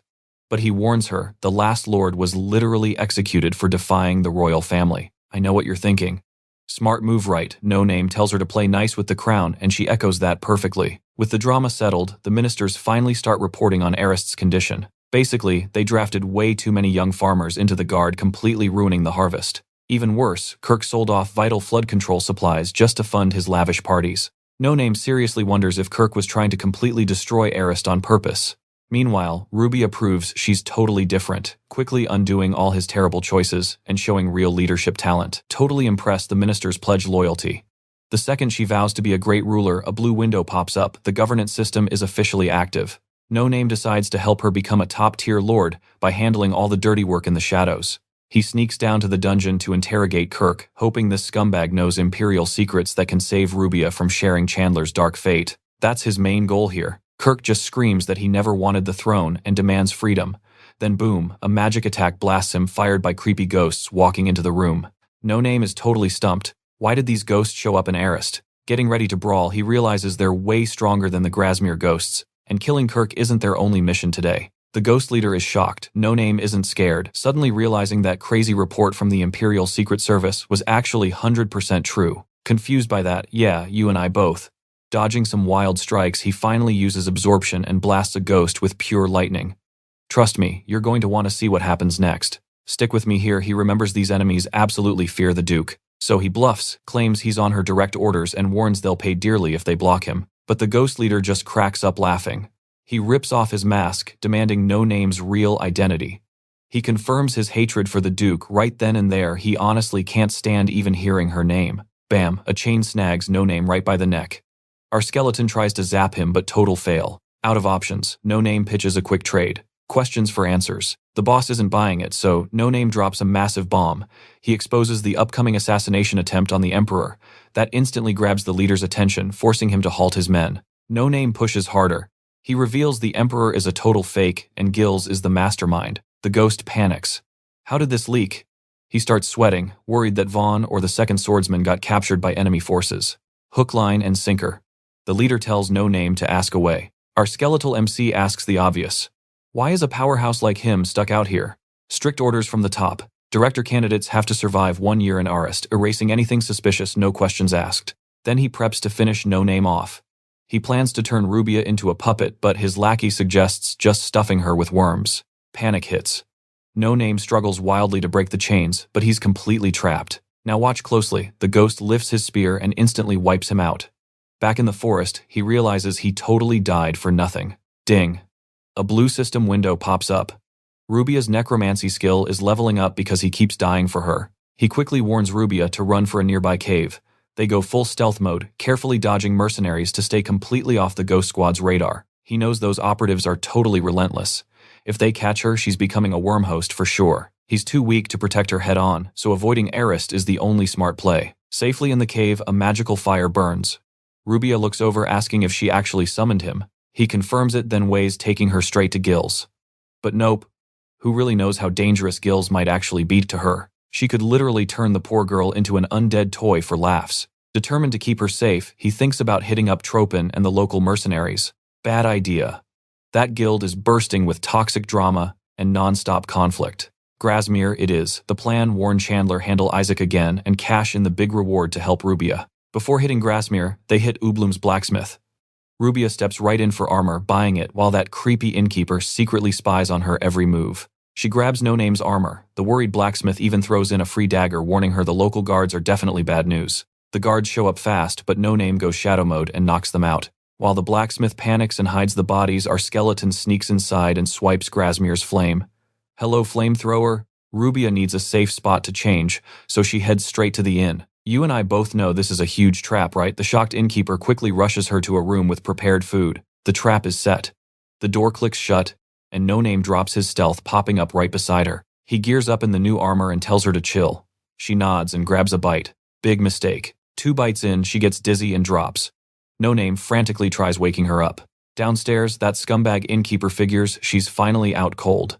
He brings 2 sleazy thugs upstairs for fun before selling her to the Necrons. No Name checks, her vitals just drugged. He fiercely curses himself for letting that slimy innkeeper slip under his radar. Footsteps approach.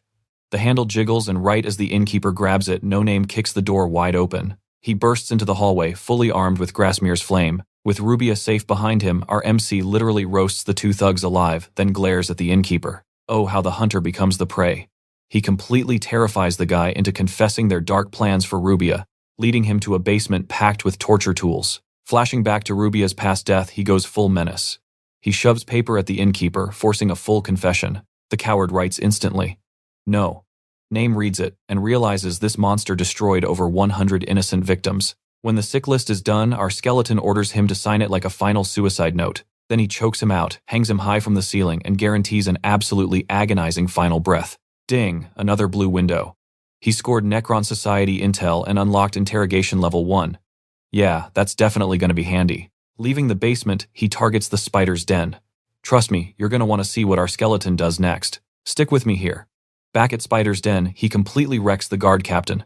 The guy is useless, but admits he hid safes near the cave entrance. No Name tosses the spider egg yolk right at him. Seconds later, the Spider Queen absolutely shreds the guy apart. A blue system window pops up. He unlocked the punishment trait, killing enemies with negative karma, now heavily boosts his chances of scoring a goddess blessing. Honestly, he thinks this whole karma system is a massive joke. The blessings are totally pointless too, considering the goddesses could not even stop the demon kings from wiping out humanity. The next morning, Rubia wakes up safe at the inn and finds No Name sitting right beside her. He claims she slept safely and nothing crazy happened. Just ignore those shiny gold bars stacked right on the table. Holding a Merchant Union Guild card, he thinks back to his epic loot haul at the Spider's Den where he snagged both items. Remembering a guy named Genie, he wonders if they should meet up over in Grasmere. Meanwhile, he is stuck waiting forever for Rubia outside the local tailor shop. A quick flashback shows that No Name bought Rubia some brand new clothes to thank her for paying for his armor. As this wait painfully drags on, our guy starts questioning reality. Why is this taking so long? He is keeping watch with his detection skill, but honestly, he has not sensed a single strange thing. Right as he is about to storm inside, Rubia finally steps out, completely rocking her brand new outfit. He initially wonders why she took an absolute eternity, but one look is totally enough for him to just praise her instead. Rubia warmly thanks him for the gift. He is just baffled how someone with 0 stamina survived that long picking out clothes. Later on the road to Grasmere, they spot that exact same puppy caught in a brutal bear trap.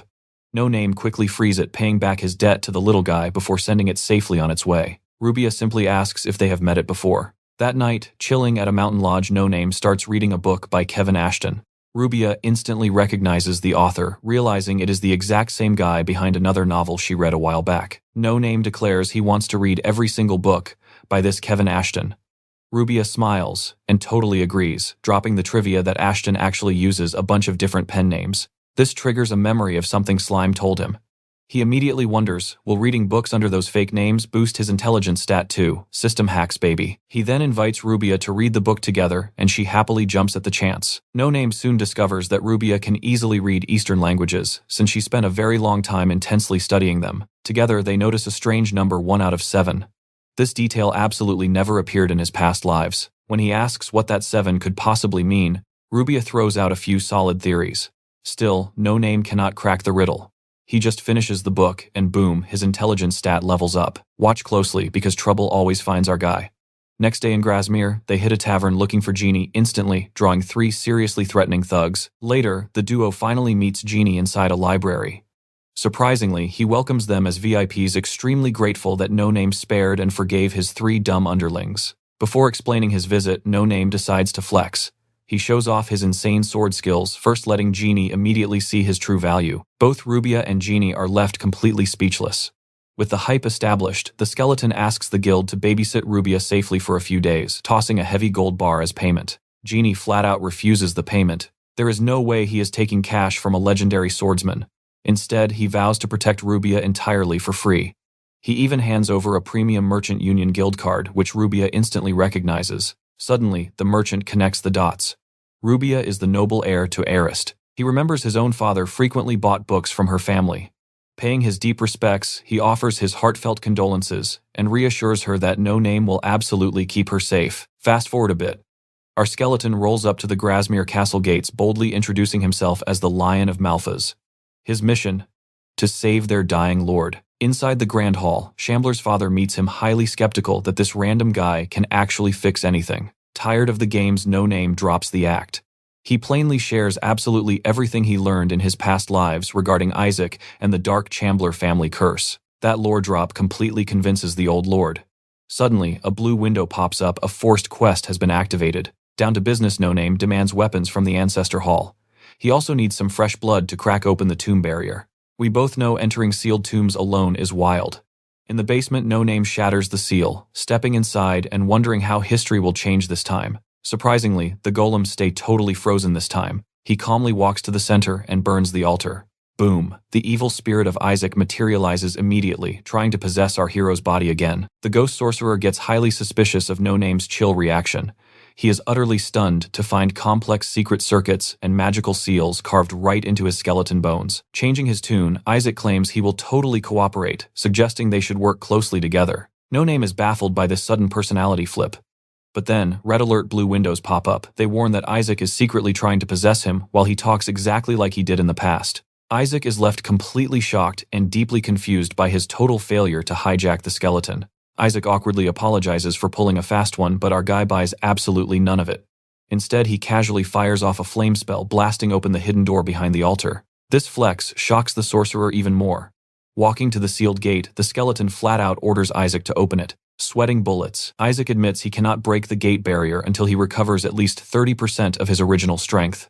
Smashing it completely. That requires a whopping 70%. Let us leave it here. Realizing how strong Isaac truly is, you and I are left wondering what nightmare actually lies beyond that gate. Isaac reveals this path leads straight to the demon world. Stick with me here. Summoning kings needs massive sacrifices, but weaker demons. Any beginner works. We're talking foreign nightmares like Behemoth, Dagon, and Malcolm. But he admits he cannot open the gate right now. He demands No Name help restore his power. Our skeleton hero, though, totally suspicious of this guy, he decides to just completely ignore the gate for now. Back at the castle, Lord Chandler is beyond grateful. This makes No Name ask Isaac why he ever cursed Chandler's bloodline. Isaac just flexes his legendary titles, claiming they should be absolutely honored to serve No Name. Our hero fires back. Wouldn't it mean a lot more to a high priest to actually have fiercely loyal followers? That hits a nerve. Isaac shifts into human form, digging into the skeleton's mind and seeing exactly what happened to Joshua's crew. Absolutely furious, Isaac's magical aura explodes, completely hijacking No Name's body. Using Sprint, he blasts straight toward the inn, where Ruby is staying. The skeleton panics. Isaac notices instantly, using Ruby's life as total blackmail. Completely clueless, Ruby happily hands No Name a Kevin Ashton book that Ginny grabbed for her. That name stops Isaac dead. He demands to know No Name's connection to Kevin Ashton. Cornered, the skeleton decides to milk this moment for major answers. He casually explains that reading Ashton's books literally levels up his intelligence. Isaac is completely lost. So No Name clarifies. A glowing blue window pops up saying his intelligence went up by 1. Isaac asks if he sees the whole world through blue windows, then absolutely loses his mind laughing. You and I need to watch closely here. To Isaac, this totally explains the hole in the universe. All the bizarre skills finally click. He claims this world might just be one barrier among many. Isaac admits he always suspected their reality was a massive trap. The more he realized, the more insane he felt. He knew someone was watching from above and desperately wanted the truth. But honestly, he was clueless until he found Kevin Ashton. This author crafted a massive theory, backing it up with hardcore, undeniable evidence. Isaac mentions this happened 400 years ago. Wait a minute. The skeleton remembers a recent newspaper by Ashton, wondering if this guy is practically immortal. Isaac continues. Ashton believed the world was split into residents and guests. And get this, guests get a special blue window. That is when No Name realizes something huge. Isaac cannot even see the window. The dead sorcerer asks when he started accepting this as normal. He remembers Mistress Succubus explaining the system to him perfectly. Now he is questioning everything. How did she know? Why lie about it being normal? He never once doubted her. She raised him fiercely, protected him, and taught him how this brutal world works. He never got why she was so incredibly kind. After all, he thought he was just a regular nobody. Isaac ruthlessly mocks him, asking exactly how long he let himself be played for an absolute fool. Remembering her warmth, No Name snaps back. He does not care if she lied, warning Isaac to shut his mouth. He knows the time they spent together, the genuine happiness he felt, all of it was real. We both felt that tension, right? Isaac just gets frustrated, drops the whole argument, and decides to help him instead. He tells our skeleton hero that reaching the very top requires a strong vehicle. Isaac brags that he once formed an unbreakable bond with a demon king to climb higher. He plans to grab the exact power Ashton described using No Name as his personal compass. In exchange, he will guide the skeleton to mind-bending, unimaginable power. No Name weighs his options. Teaming up might finally expose the truth, even if this shady sorcerer is definitely hiding major secrets from him. Super irritated by the silence, Isaac barks that No Name should feel incredibly honored. The skeleton still hesitates. So Isaac offers a down payment, leaving the protagonist's body and locking his own soul straight into the great sword. No Name finally accepts the deal, but strictly on one condition: Rubia's safety is absolute priority. Deal struck, Isaac lists out their targets, starting at the temple. He explains to Rubia that Isaac's soul is stuck inside the sword. Fascinated, she grabs the blade, violently shaking it like a toy. Isaac is so annoyed. Fed up, he mentally links with Rubia and dramatically lists off every legendary title. But instead of bowing down in awe, she asks something totally unexpected. She drops pure logic. If he was this genius tactician whose textbooks are still used today, how did someone so incredibly overpowered end up trapped in a basement? She casually suggests that maybe he was just hiding. Isaac instantly goes dead silent. He orders No Name to distract her, promising to fetch epic loot from the temple instead. No Name lets a hyped-up Rubia pick any special weapon she wants. Meanwhile, Isaac guides him to a massive crate. Inside, an absolute beast of a cannon. Following instructions, he powers it up. Isaac hypes it as a Titan sniper, specifically forged to obliterate the massive machines the Union once deployed. Next up, Isaac says they need to relocate. They have to steal more royal authority and secure a way better vessel for his soul. He twists the sword into the wall, unlocking a hidden room with a weird crow doll. That is where we leave it, trust me, it only gets crazier. He tells him to hit it with some magic. Stick with me here because things get wild. No Name torches the doll. Isaac's soul hops in and boom, massive bird, but the Rurum runs dry, shrinking him right back. Rubia walks in, totally amazed by this weird crow doll. She mentions grabbing a necklace from the armory. Isaac explains the necklace is enchanted to mask her presence. She asks our boy to put it on her. He does, sighing, because let's be real, it definitely won't hide her from any ghosts. Knowing he can't just abandon Rubia and Grasmere, he tells her he has to head out on a trip. He asks if she wants to tag along. She instantly says yes. Inside the carriage, Isaac gets completely annoyed. He demands to know why Rubia keeps staring at him like that. She's just worried about his soul. Every time it moves, his max health basically drops and he's already moved 3 times. Super irritated, Isaac just flies off. No Name realizes that even Isaac can't cheat those system rules. So hey, maybe he won't get possessed again anytime soon. The book Rubia gave No Name is in total gibberish to him, but he's shocked when she just reads it flawlessly, casually dropping that it's actually Rune language. She literally learned it for fun in Arista's library. She only told her dad mostly because Rune language is strictly banned for anyone who isn't a wizard. Totally impressed, No Name asks her to translate and she happily agrees. As she starts reading, a system window pops up. His assimilation rate just dropped to 72.14. Now watch closely, this is where the lore drops hard. Pushing through a headache, he tells her to keep reading about Iron Titans and bonding with these massive machines for crazy power. Isaac flies back in and overhears. He explains that bonding with a Titan completely depends on your soul's wavelength. If those wavelengths don't match up, the Titan straight up rejects you. Rarely, it might accept a total amateur with 0 training. But that's basically a miracle. When No Name finally closes the book, the system rewards him. It bumps his intelligence by 3 and unlocks magic engineering at level 0. Gotta love a good system reward. Once they finally arrive, No Name dismisses their driver and the squad heads straight toward Isaac's temple. Inside, Isaac is absolutely devastated seeing what happened to his loyal followers. Rubia feels terrible for the guy and tries to comfort him. Following Isaac's lead, No Name yanks a hidden box of Rurum vials from the wall. But there's a huge problem, they are all completely empty. Isaac starts panicking, flying around in circles while No Name wonders who took all that precious Rurum. But Isaac says the seal was never broken, and apostle blood doesn't just evaporate, leak, or disappear on its own. Hearing this, No Name wonders if the Rurum inside him is actually infinite. He remembers it totally drying up during that crazy ghost fight when he maxed out his magic. Isaac clarifies that the liquid only burns up when it actively transforms the world. This makes No Name realize his circuits survived his reincarnation. Now he's seriously questioning what happened to the Rurum he handed over to the T&T Guild. Isaac drops a bomb. The biggest Rurum stash is inside the Imperial Palace. It is literally the source of the royal family's power. He reveals the very first emperor slaughtered the apostles just to steal their blood, but it's guarded insanely well. Stealing it would cost multiple lives. No Name just smirks, seeing this as a perfect future heist. If he can snatch the apostle blood from the Empire, he could actually protect Rubia. But right now, he desperately needs more power first. Asking for other Rurum locations, Isaac mentions they could check Kevin Ashton's ruins. Plus, the main character might even get some hints from that blue system window. Rubia completely freezes the second he mentions the blue window. I know you and I didn't see this twist coming. She casually blurts out that she also sees the system window, leaving both guys absolutely stunned. She remembers telling her dad about the floating window as a kid.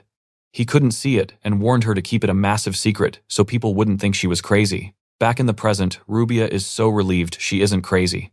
Isaac is mind blown. After centuries of spying on humans through the Chandler family, he finally found 2 window users. He's actually super hyped now.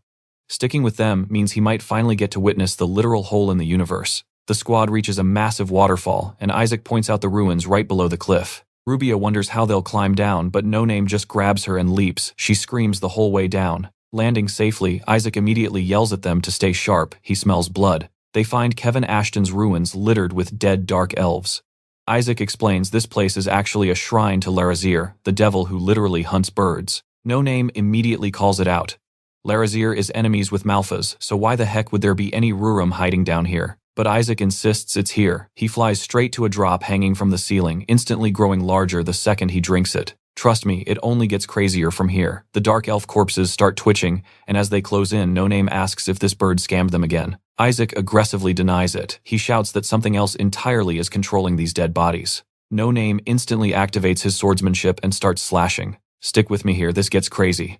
Flashing back to Chandler, he casts absorption to shield Rubia from the barrage. He yells at Isaac to fly her behind a safe pillar. No Name goes wild.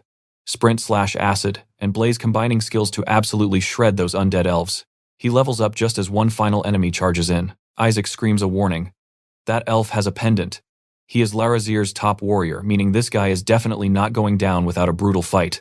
Bam! The elf launches No Name across the hall, pinning him hard.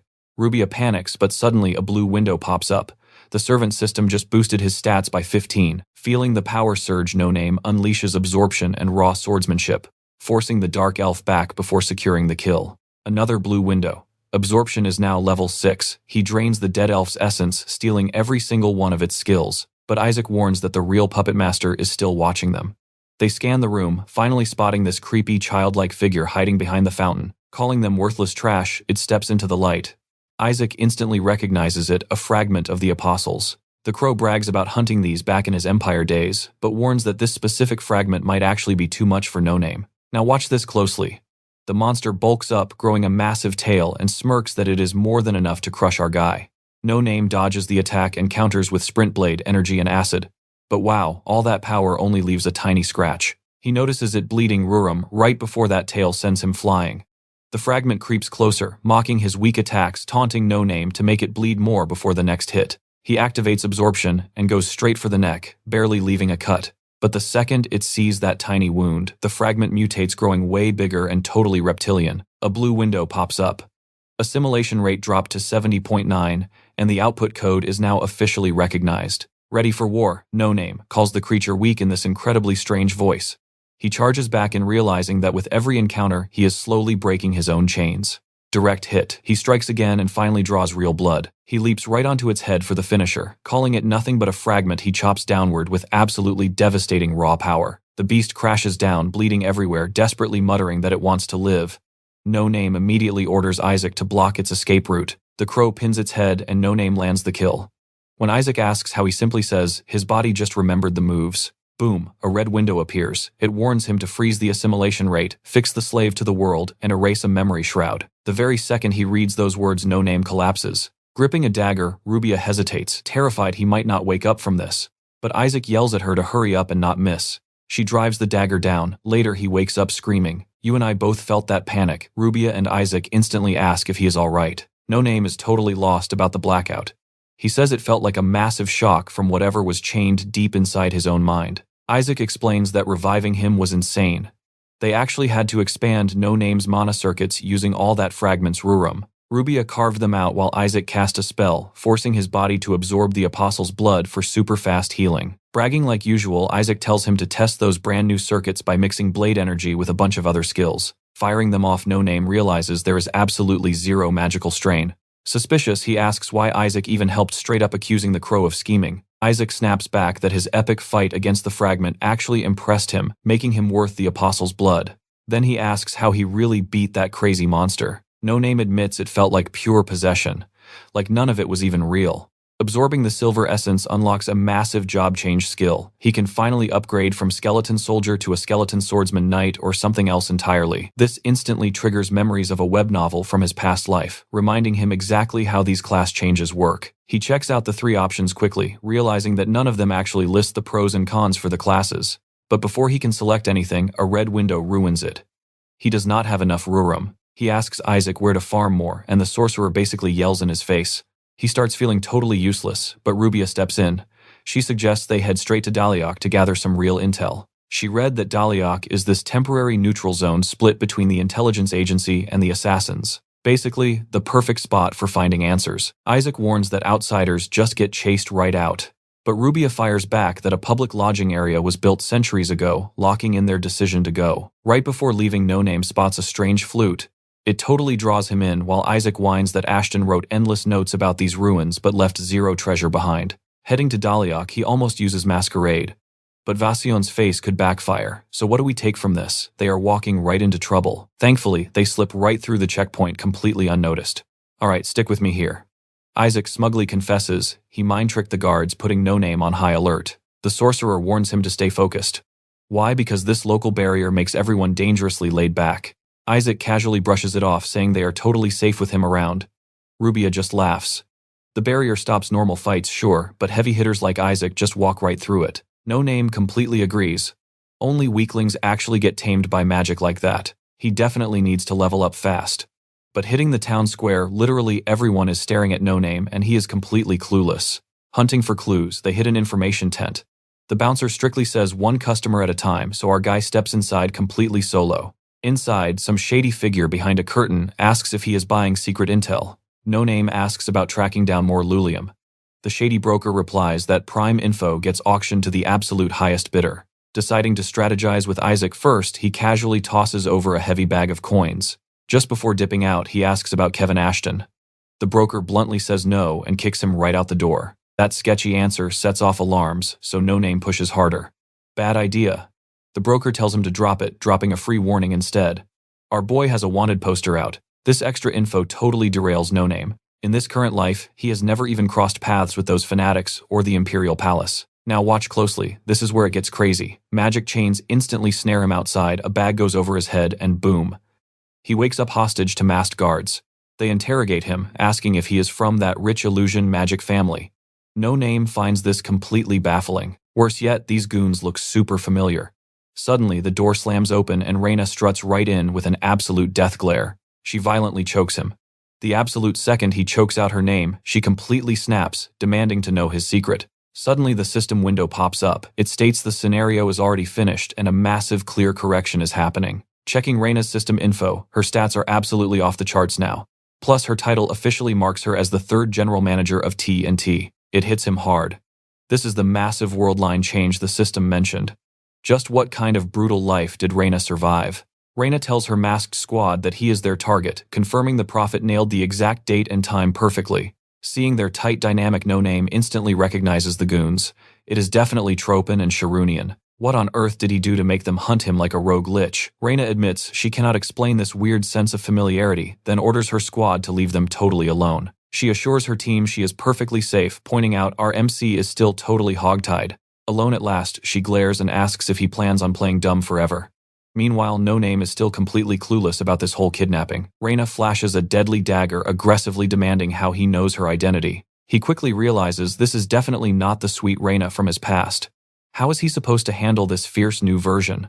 He asks if name-dropping her is really a death sentence, admitting he has zero clue what she wants. Obviously, that just makes her utterly furious. You and I both felt that twist coming, right? She screams, demanding why he keeps invading her dreams. No Name remembers her saying this before.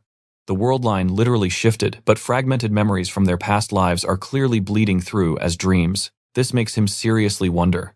Will all his connections just get erased every time he dies? Deciding to protect her from his messy fate, he plays the total amnesiac card. He swears they grabbed the wrong guy entirely. He claims he is a magic noob who definitely cannot dreamwalk. He only recognized Reina because she is basically a local celebrity now. Testing him, Reina demands he name her squad. When he accurately calls them out, they awkwardly bust back inside, admitting they eavesdropped on everything. Tropin yanks off her mask cover, blown anyway, while Sharunian immediately starts running her mouth. Sharunian brings up bumping up guild security. The boss wants No Name executed, but Reina strictly pauses the kill order for answers. No Name boldly asks to be untied, telling Reina to trust him based on those very dreams. After a tense pause, Reina actually agrees. But No Name is highly suspicious of this sudden attitude flip. Her squad aggressively protests, but Reina shuts them down. Flashing a sweet smile, she promises she would never lie, insisting he walks free. Just like that, No Name gets his gear back and walks. But he is silently agonizing over Reina's hidden agenda. Back at the cozy inn, Isaac whines about the massive delay, while Rubia admits they were actually sweating his absence. Keeping the vibe light, No Name covers up his kidnapping drama. He just claims Ashton's intel was a dead end, and they need to hit the auction. Isaac drops some strategy, saying they absolutely must scout out the rival wallets and figure out their Lulium obsession. Next, Isaac and Rubia scheme to use a glowing white rainbow reaction to bait the hoarders out into the open. Poor No Name is completely, utterly lost. Isaac totally roasts him for being slow. But thankfully, Rubia steps in to explain the plan. So where does this leave us? Rubia is playing bait, spreading rumors to trap their enemies, proving she is the ultimate secret weapon. Rubia strolls right into a shop, sweet-talking the owner about a pretty wreath by the door, and teasing that she wants to buy way more stuff. Stick with me here while the owner is distracted. Our boys realize this totally simple plan might actually put Rubia in some serious danger. Isaac jokes about bumping into the 4 great Imperial swordsmen, making things way more tense, though he admits they wouldn't hunt down just one single girl. They seriously have way bigger problems on their plate right now. Meanwhile, Rubia drops that white rainbow rumor, completely playing the shop owner. No Name is super impressed, while Isaac admits he secretly used magic to smooth things out. All day long, Rubia just keeps planting that white rainbow story all over town. By nightfall, they finally take a breather to see what the bidders do next. Suddenly, Rubia spots a lonely street kid and kindly offers him some fresh bread. Right before he grabs it, Reina suddenly calls out from above, warning them that blind kindness honestly helps absolutely no one. Our main guy, No Name, wonders why this thief showed up, while Isaac bets she is just another rival chasing down that exact same rumor. Reina bluntly tells Rubia that if she hands over that food, older bullies will just violently steal it. That would only force him to beg in even worse spots. But Rubia fires back, calling those nothing but pathetic excuses. People just say that so they do not have to hand over their own cash. Plus, she admits she does not even know this kid's story anyway. Then, plot twist. The kid stands up and actually hugs Reina. She thanks him for the tip-off and says his acting totally earned that free bread. Rubia just smiles softly and hands it over, honestly glad the kid at least has some sort of hustle going on. Reina smirks, wondering if bumping into No Name is fate or a total curse. Meanwhile, our hero realizes it makes perfect sense she is hunting for the Rurum too. Now pay attention to this wild flex.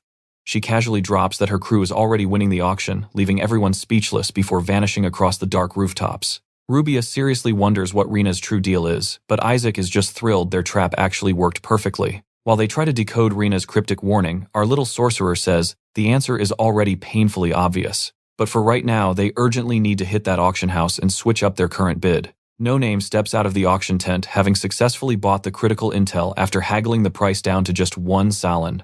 Isaac quickly hops onto No Name's head, summoning glowing magic chains wrapped tightly around a sharp metal spike. He reveals it is a sneaky tracking device someone planted on our hero earlier, meant to tail whoever actually found the Rurum. Realizing Reina slipped it on him, our boy asks why Isaac kept quiet.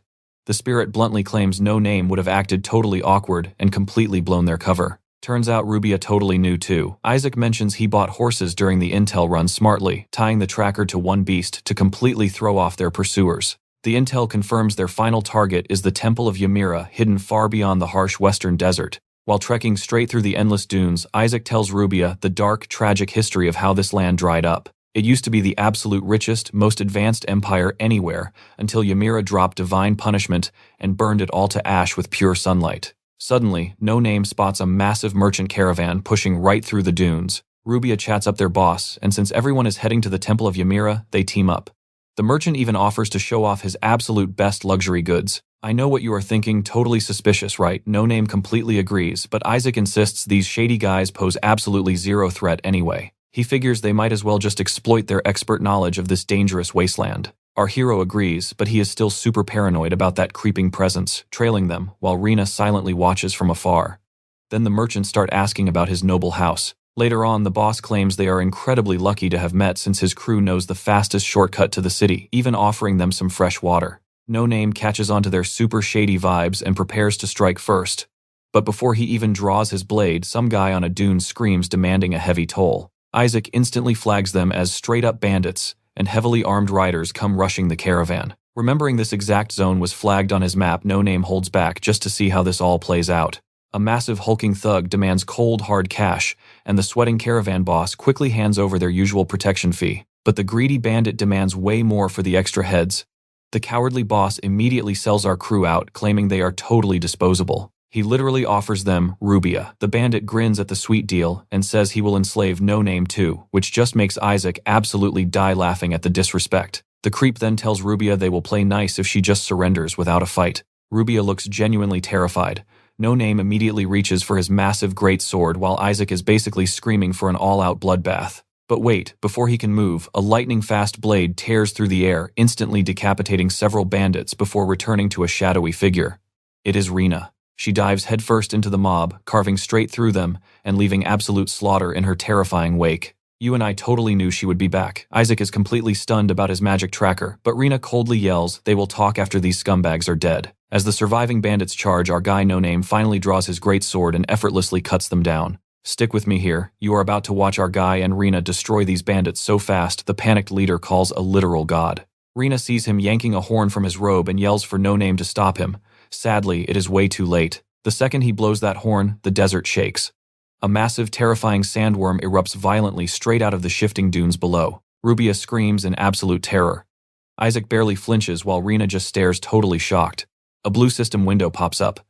No Name just triggered a special field boss, the desert god born from ancient ashes burned by Ymira. The bandit leader actually cheers at first, but that cocky smile turns to pure panic when the huge beast starts eating his own crew. Freaking out, he screams at the caravan leader to control this giant worm. He shrieks that they are all dead meat. Boom. The monster lunges, swallowing them whole. After eating both guys, the giant worm dives straight back underground. No Name asks if the monster left. Rina stays dead serious. Nope, it is still moving right below them. Feeling the ground shake, No Name instantly fires up his detection, concentration, and trace skills to track it down. Its stealth is complete trash against his tracking. Using sprint, he rushes over, slashing deep into the sand and actually wounding the giant worm. Rina and Rubia hype him up, but Isaac coldly points out the worm is still very much alive. Watch closely here, you guys. It tries eating No Name, but he jams his massive sword inside its mouth, barely hanging on for dear life. Spotting an opening, Rubia actually joins the fight. She throws a hook into its jaw, forcing it wider. Jumping free, No Name unleashes sword skills, acid, and lightning. A brutal combo in his servant system boosts his proficiency by 30 instantly. Using dash and a crazy sword technique, he slices the entire worm completely apart in one clean strike. System kill confirmed. Everyone just stands there, totally stunned by that insane execution. A new system window pops up. He earned 1,936 merit points. Store access levels up, but his apprentice protection is officially gone. Remembering his many brutal deaths, he jokes that he never felt protected anyway. So, what even changed? Another window reveals a percent-based purchase system, showing an inventory packed with blurry locked items. Basically, hoarding buying power means better loot. No Name realizes hunting monsters boosts that power, and hitting specific milestones unlocks way better tier rewards. Knowing grinding to the top tier will take forever, he considers just grabbing a low-level item now. Suddenly, the window starts fading out from the bottom up. He has to make a choice fast. Panicking, he selects 100. A prompt warns the store is locked until he hits that max buying power, and all items get labeled as anti-world gear. No Name is completely clueless about what that means. Did he mess up aiming for the top? Well, too late to hit the undo button now. Meanwhile, Rina literally has the caravan leader at sword point, while he begs for mercy. With a scary smile, she decides to leave his life to a coin toss. If it lands on numbers, she promises to spare his life. You saw this coming, right? She cruelly bends the coin, making survival impossible, then happily chops off his head. Rina tells No Name to mind his business. He just asks how she tracked them without her device. She admits Tropin and Sharunian chased the tracker while she came specifically to warn them about this deadly desert road. But after witnessing his insane fighting skills, she admits he never needed her warning, though she was honestly worried about Rubia. Rina drops some lore. The western dungeons are overflowing because the corrupt emperor is deliberately stirring up monsters into total chaos. She reveals that Summon Horn actually belonged to Ymera's personal priest craftsman, the legendary Gratium, the Grey Cardinal. He was probably forced to give it to rookies. This gives the Emperor a fake excuse to rally his army against the monsters. It is a massive trap to crush the Freedom Alliance. Meanwhile, Vachian von Leandro is sent northwest to hunt a basilisk. No Name thanks her, but she refuses payment, having already looted the entire dead caravan. After watching him butcher that worm, she admits she should trust her weird dreams more and prepares to leave. Isaac suddenly snaps No Name back to reality. Rina tells him to hustle. They found a way better method to farm Murmur. Before leaving, she tosses him a new pendant. If he wants to see her again, he better bring it to the capital. No Name spots the difference instantly, and a blue window displays its brand new magical effects. Crossing the desert, Isaac drops a warning about some dangerous TNT plan. Confused, No Name asks if he actually knew Tropin 300 years ago. Isaac reveals the Imperial Palace is the only place to farm massive Murmur.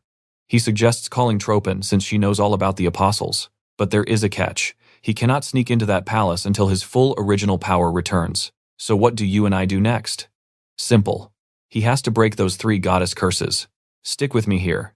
He caught those curses purely because he treated the sacred temple like his personal club, abusing goddess blessings to keep partying. Isaac gets totally defensive when No Name judges him, while Rubia worries these curses might ruin their temple run. He just smirks, claiming he has a plan, though entry will be tough. Finally, they reach the edge of Ymera's temple. Pointing past a hill, Isaac says the temple is right there, flies up, and loudly demands access. Suddenly, the earth violently shakes. A booming voice named Wadulus vows to crush all impurities, and yep, that hill is actually a massive turtle. A blue system window flashes. S-rank boss. This thing is way stronger than anything No Name has ever faced.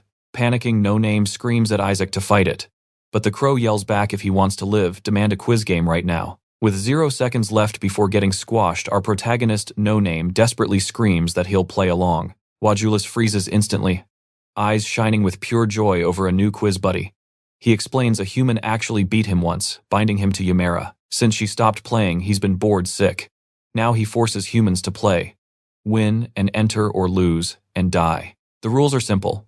No Name wins with 2 correct answers in a row, but 2 wrong answers means instant death. No Name completely blanks on the first supposedly easy question. He's literally sweating for his life until Rubia suddenly steps up and drops the right answer. Wadulus gets furiously angry at Rubia for rule-breaking, warning her to never do that again. Then he offers her a chance to tag in.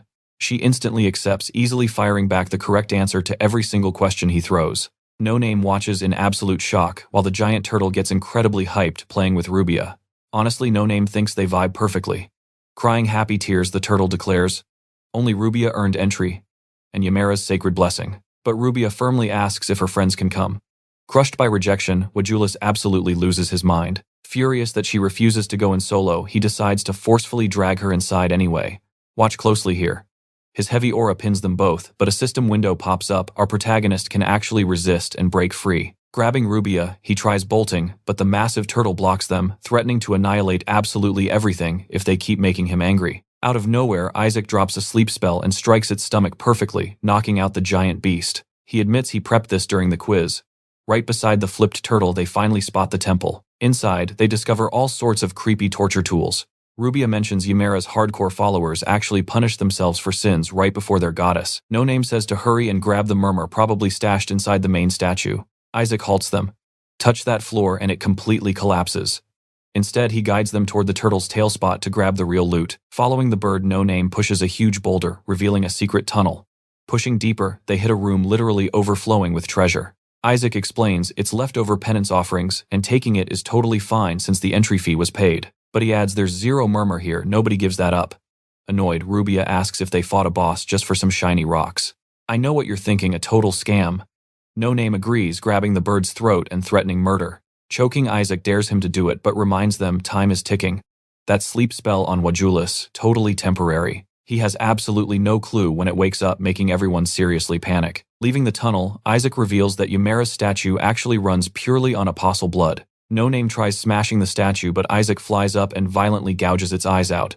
Pitch black smoke erupts and a system window drops lore details. A red warning flashes, Isaac just got cursed. The crow rips the eyes out and the broken statue literally weeps liquid murmur. Landing smoothly, he claims he's fine and tells No Name to quickly harvest it. The exact second No Name touches the blood, a window pops up. Rubia views him as a total enigma, boosting his mystery stats instantly. While Isaac asks what's happening, another system alert says he needs way more murmur to job change. Then multiple screens open, breaking down the stats for becoming a swordsman, a knight, or a hunter. Checking every option, he figures the knight's shield skill is perfect for protecting Rubia.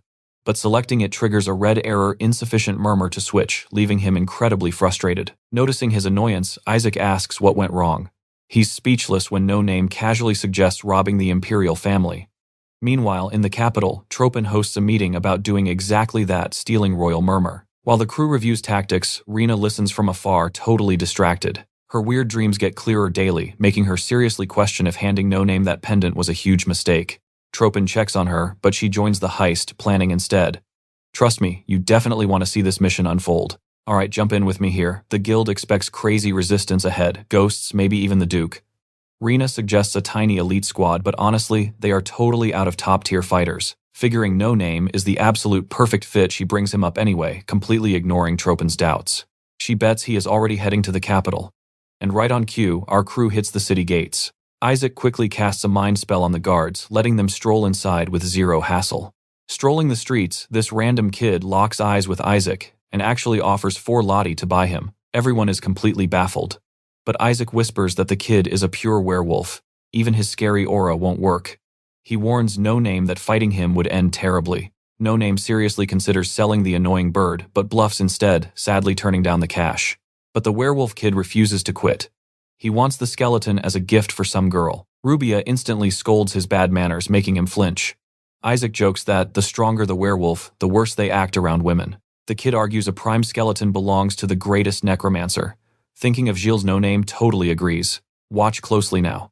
He asks about Red Flake, and the kid instantly transforms, ready to fight to protect his secret. Isaac screams at him for asking. But No Name stays perfectly calm, claiming he is Gilles' personal undercover agent. The wolf is totally stunned. Backing it up, No Name casually lists the 5 Dullahan guards protecting her. He even name-drops the Starlight Blue Fox, hearing that the kid shifts back, begging for mercy. He desperately pleads with No Name to hype him Waldorf up to Gilles. Shoving the 4 Lottie over as a desperate bribe, he sprints away. Rubia just laughs it off. Isaac, though, he is shocked. No Name knows so much about the deadly Gilles, suspecting he is hiding huge secrets. No Name wonders how long his reincarnation secret will stay safe, especially since trusting Isaac is basically impossible. Desperate to change the subject, he asks about the legendary sons of Lindworm. Isaac flat out refuses to answer.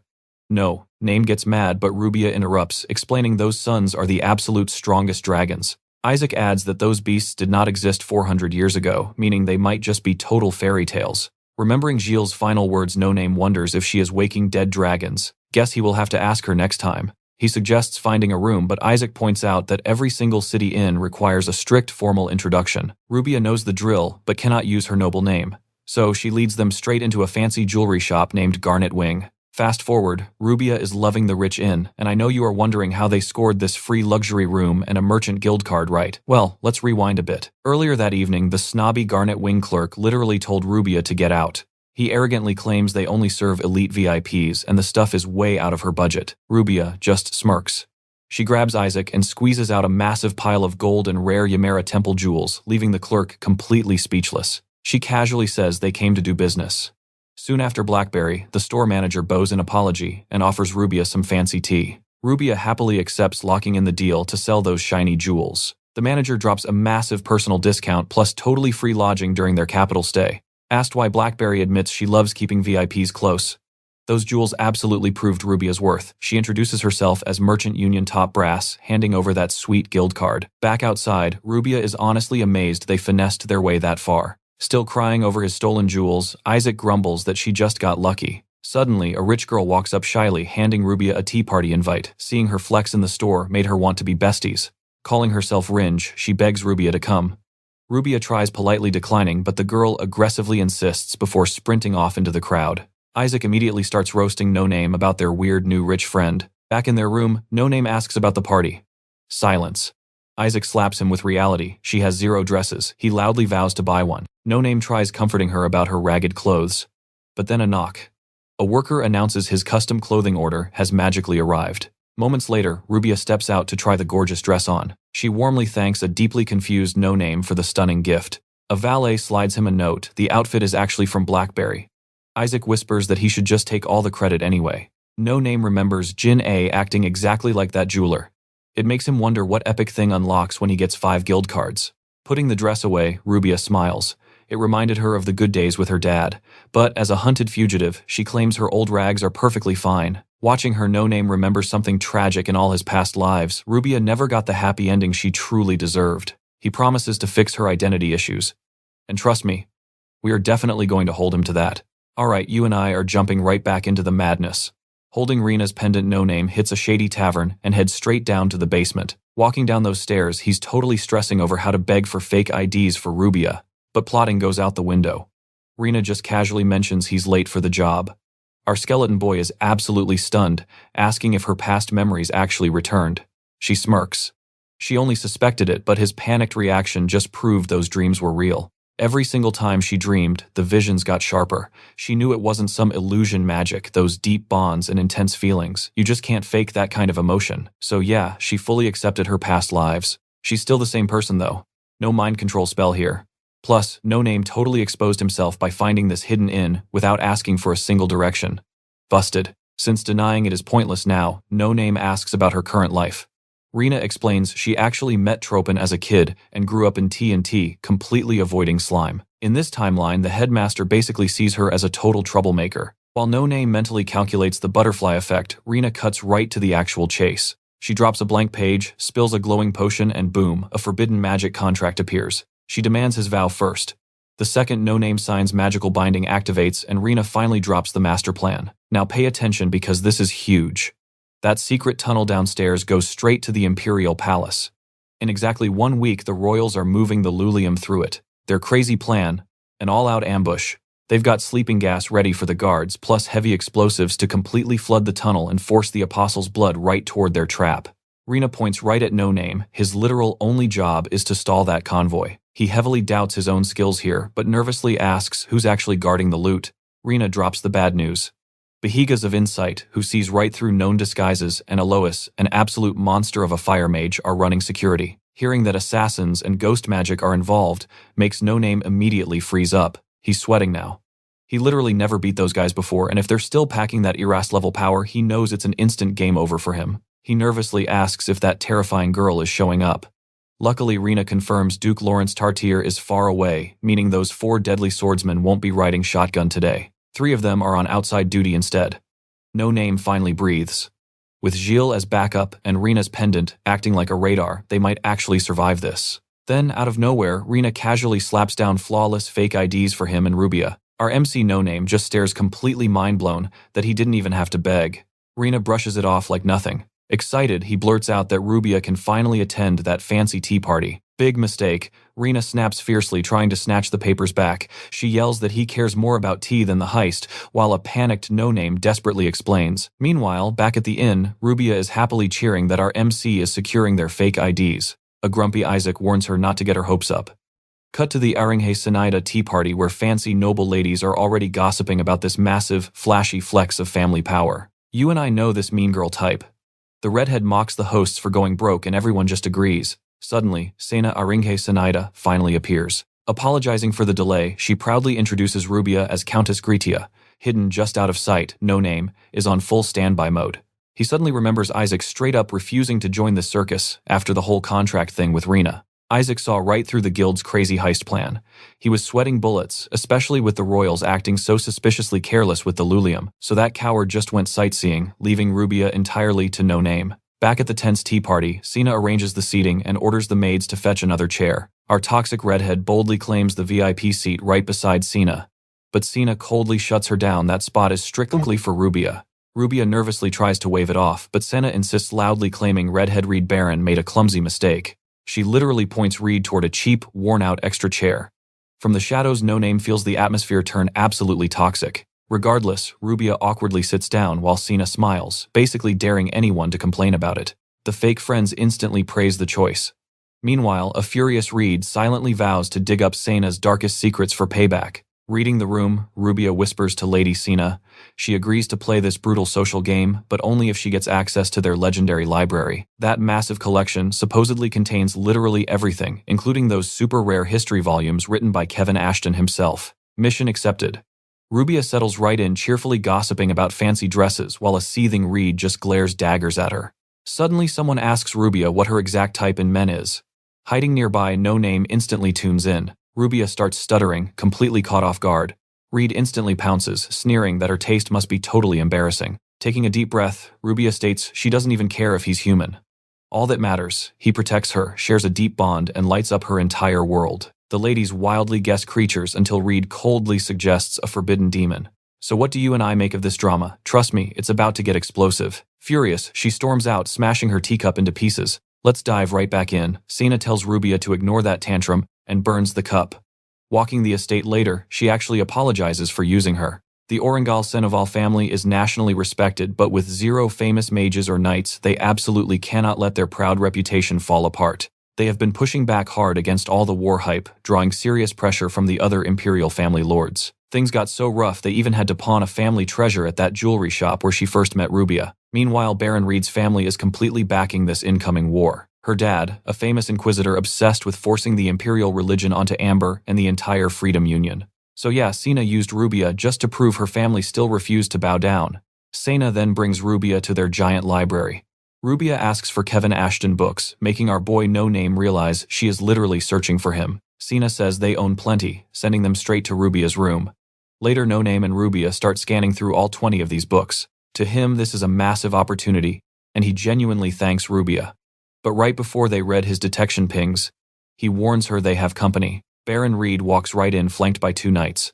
She drops a sudden proposal, claiming that nasty tea party insult wasn't even her idea. She offers Rubia a shady deal: testify against the Orangal Senevals and join her side, and she will let Rubia dodge all today's messy fallout. No Name panics, worried Rubia might get targeted for murder like her father and Chandler. But Rubia rejects the offer instantly. She refuses to win dirty like that. Now pay attention. Reed orders her knights to grab Rubia. No Name gets ready to fight, but instantly those knights get slammed right into the wall. Baron Reed stares in absolute horror at her men, then at Rubia, who calmly signals No Name to just head back inside with her. Once they are totally alone, No Name asks what happened. Rubia hints she already knew, so he checks her stats. Everything leveled up. She even unlocked stat sharing, gaining 10% of his insane 93 strength stat. Rubia admits she has never seen numbers skyrocket like that. She figured it happened because she traveled with him, assuming he already understood how. Our MC realizes he hasn't checked his own stats since starting over. He definitely needs to grind his levels if he wants to protect Rubia later. Getting back to business, he starts reading the first massive history volume written by Kevin Ashton. This specific book completely blames the Orangal Seneval family for ruining the Ashton bloodline. But I know what you're thinking, something is off. No system window pops up, and he quickly realizes these Ashton books are total fakes. Rubia apologizes for the mix-up, but No Name thinks they might still be useful. While pondering that Seneval family connection, Reyna sneaks in through the window. The transport schedule moved up, meaning they need to get ready right now. No Name feels super uneasy, wishing Isaac was around. Still, he is relieved her pendant isn't glowing. Reyna decides to hide Rubia at the TNT base for safety, fully aware of how important this girl is to our skeleton hero. Feeling a bit useless, Rubia shyly steps up. She hands him a handkerchief exactly like ladies used to do for knights heading into battle. He thanks her warmly, and Rubia promises to wait for his safe return. Reyna instantly cuts in, barking that nobody is dying today. While racing across city rooftops, No Name thinks about upgrading his job class if this works. A new job means better traits. It brings him closer to clearing Rubia's scenario, making her Lady of Erast, and maybe uncovering this world's deepest secrets. Deep inside a secret passage, Imperial Knights carry the Lurium chest under Ghost Escort. Some knights complain about this annoying assignment, but Alohes reminds everyone how crucial this is, and Behagas agrees.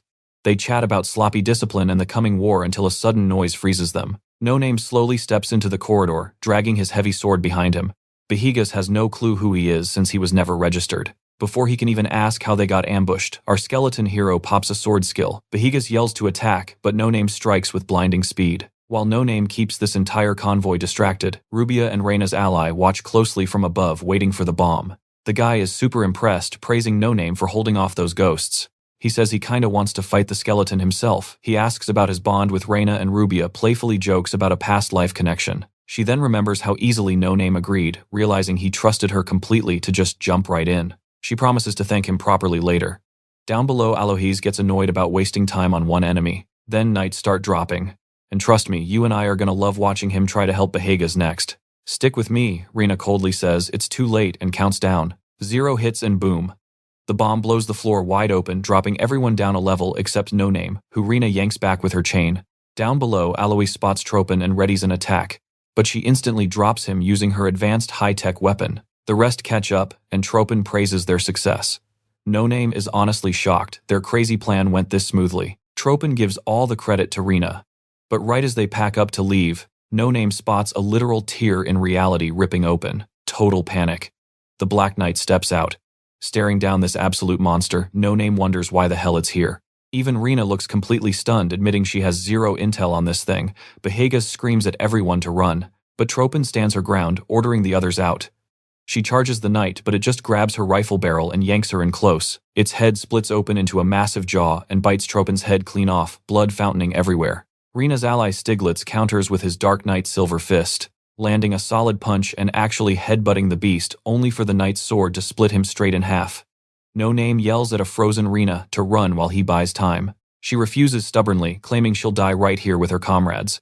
So he literally grabs her waist, tosses her back, and charges in. He rushes the Black Knight, swinging his greatsword. The knight locks onto No Name, but his massive slash phases right through, doing absolutely 0 damage. You're going to want to see this. No Name stops holding back, triggering Blaze Acid and Lightning Sword skills. But before the hit connects, the knight floats up and summons a deadly rain of swords straight from the rift. The blades phase right through No Name, leaving him unharmed, but they are aiming dead straight for Rena. The knight mocks No Name for talking big, then violently drags our guy right into the dimensional rift. Confused No Name looks around. He's trapped in some bizarre twisted dimension, completely clueless about what just went down. Finding Rena's lifeless body, he gently closes her eyes and scoops her up, crushed by guilt for failing to save her. Cut to Leandro prepping as a guy reports a suspected spy among the nobles. Super irritated, she orders the Baron to handle it, venting about all their enemies before randomly demanding to know when his birthday party will be ready. Back in that creepy rift, No Name just holds Rena's body. He realizes her pendant actually worked. While everyone else got wiped out, he survived without a single scratch. Spotting the corpses from the corridor, he immediately starts absorbing their raw essence and unique skills, grabbing Alois and Stiglitz's powers, though he notices his absorption rate dropping fast. Taking Tropin's essence triggers a bunch of system windows, listing new skills like total mastery over her weapon Reaper's Sickle, but trying to claim it. Denied. A blue window says his magic engineering level is way too low, leaving him 0 choice but to painfully leave it behind. He searches everywhere for the Lulium chest but finds nothing. Now he's wondering how that knight connects to the Imperial family and what this total disaster means for the T&T Guild. Panicking over Rubia, since she relied on the guild's protection, he desperately starts hunting for an escape route out of this rift. Let that sink in for a second. Her pendant just completely shatters. Seconds later, his entire outfit crumbles away, even Rubia's precious handkerchief. Then Rena's corpse and all the others just vanish, leaving him totally, utterly alone. Noticing his Lulium circuits are still intact, he fires up his fiery fist and just starts relentlessly pounding on the barrier. He mixes in raw lightning, wildly blasting attacks in every direction to break out. It does absolutely nothing except boost his stats. Losing all sense of time, he just keeps spamming attacks, desperate to get back to Rubia. Finally, the invisible barrier cracks and shatters. While he wonders if his insane grinding actually did the trick, Isaac flies through the gap, landing on his arm and barking at him to move. Stepping out into a forest, No Name notices the bird looking incredibly grim. The crow simply says pulling him out took serious effort. He explains they're out in the eastern mountains since that barrier randomly drifts around everywhere. No Name immediately demands answers. How long was he trapped? Where is Rubia? And did the Imperial family make a move? After a super heavy pause, Isaac drops the bombs one by one. First off, No Name has been gone for 2 whole years. Flashback to a courtroom 2 years ago, the Baron's father harshly sentences Rubia, listing her crimes as insulting a high-ranking noble woman, threatening her with unnatural strength, siding with traitors and worshipping and dealing with the devil. He claims she deserves execution, but thanks to the wizard's request, the badly injured girl gets locked away in the Tower of Azura instead. While she's dragged there in a literal cage, Isaac casts a quick spell on her soldier escorts, warning her that time is running short. Rubia vows she will survive this, but she's just worried about No Name. Since nobody ever found their corpses, she firmly believes he's still alive out there somewhere, begging Isaac to go find him. So, what do we make of this? Isaac says. The knight sounds like a titan, but its weird size makes things super suspicious. Isaac points out just how insane that barrier was strong enough to trap No Name and blast him far away from the capital. It hits No Name hard. So much time has passed. Gilles and Chandler probably dead.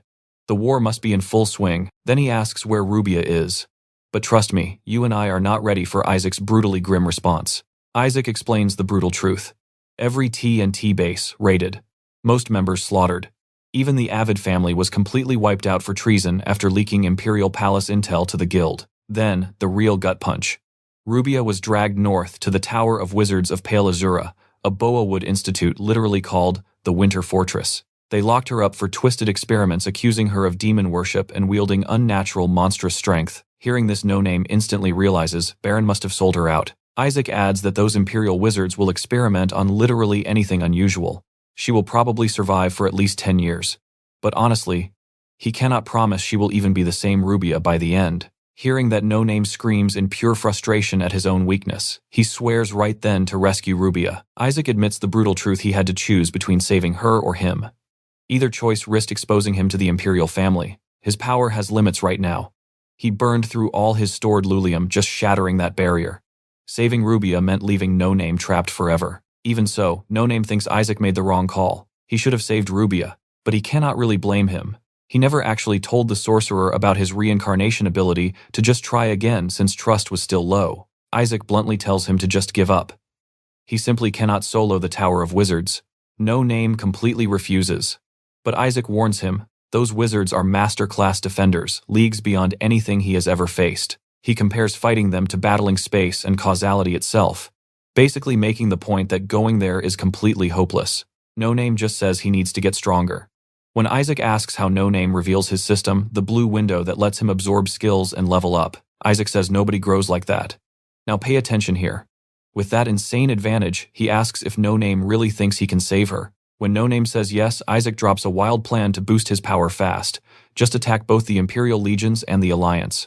Soon after, a Freedom Alliance force marches through the dense foggy forest. The power armor soldiers start muttering about what this weird fog means. Suddenly they spot No Name. Assuming he is just some Imperial scout, they rush in to surround him. But they freeze when they realize something is seriously wrong. A lone skeleton holding a sword among dead Imperial knights slowly turns to face them. Earlier, No Name drew a specific symbol on the ground exactly as Isaac instructed. Isaac explained it turns the area into an altar for Malphas.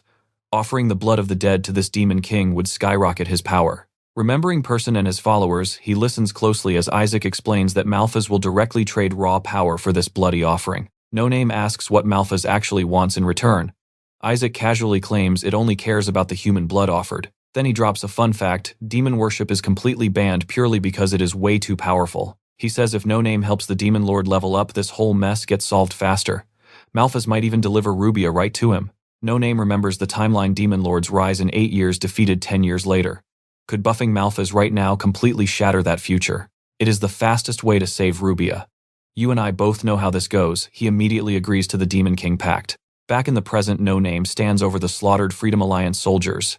He immediately notices his stats spiking hard, but Isaac warns him it will not stay this easy. He points out that power armor runs on Lulium while massive titans hold even more power. Then the sorcerer literally lands right on No Name's head, telling him it is time to begin the ritual. No Name gets pulled straight into a mindscape. There, a human form, Isaac grabs his hand, sending them flying while telling him to offer every single kill to Malphas. Boom. The blue window pops up. The Demon King is highly pleased. Affinity hits level 10, unlocking a brand new skill alongside crazy darkness and charm privileges. Snapping back to reality, No Name looks down at the completely burnt out Isaac on the ground. The sorcerer announces he is dipping out.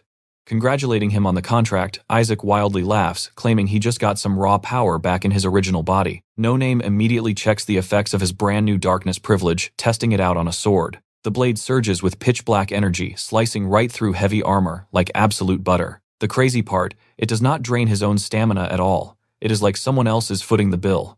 Now he finally understands the cheat code of a Demon King contract. Serving under Demon King Baal in his past life never gave him a chance like this. Curious, he decides to test out the charm skill next. The very second he activates it, Isaac gets visibly charmed. Shocked, No Name completely panics and instantly shuts it down. Flustered, Isaac quickly claims he was just playing a joke. He points out they both gained way more power than expected, seeing Isaac got much stronger too. So what do you and I take from this? Isaac definitely pocketed a cut for playing middleman. Alright, stick with me here. They decide to keep milking this war for profit. Isaac mentions the next fight might take a while since the Empire is targeting Amber now. But suddenly, Person's creepy followers crash the party. These monsters are furious, accusing them of stealing altar offerings. No Name shoots Isaac a look. The crow casually admits this was Person's altar first, since his followers also want a piece of the war profit. He proudly brags about flipping it into a shrine for Malphas. That sneaky little trick worked flawlessly. Our main character, No Name, finds Isaac exhausting. He remembers Person's cultists from his past life. Happy Slime is missing. Just as he doubts surviving this mess, Isaac just laughs at him, tells him to try his absolute best, and completely bails out. The creatures charge, but No Name activates darkness easily, slicing through every single one of them, while Isaac yells that he can do whatever he wants. Standing over the defeated cultists, No Name realizes this fight was way easier than their very first clash. One monster suddenly lunges. He smashes it down fast, using fear to squeeze out the exact location of Patrick the deer. He discovers the Imperial family completely wrecked Person's altar after that failed ruin heist. They are severely weakened now. With their base destroyed, the deer had to scour battlefields all alone, desperately trying to rebuild the altar and get their power back. The bleeding creature mentions that Slime actually quit the cult. The war was just too brutal. Watch closely here, things get wild. It says, the werewolf Brody Baldoff left to handle personal business alone. Then it suddenly lunges, so No Name completely stabs it through. Isaac loves how ruthless that was, telling him to absorb its essence right away. No Name feels the skill getting tougher to handle as he grows stronger. Then a blue window pops up.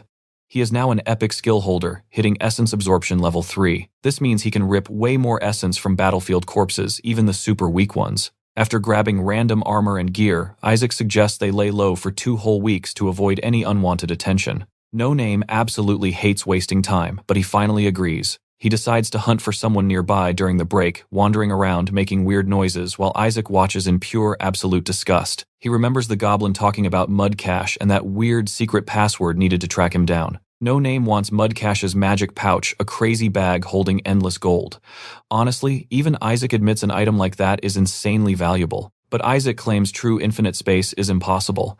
That endless coin rumor, yeah, probably completely fake. The sorcerer admits he totally failed trying to create infinite space once, but agrees the search is worth a shot. That convinces No Name the item is legit, so he keeps searching.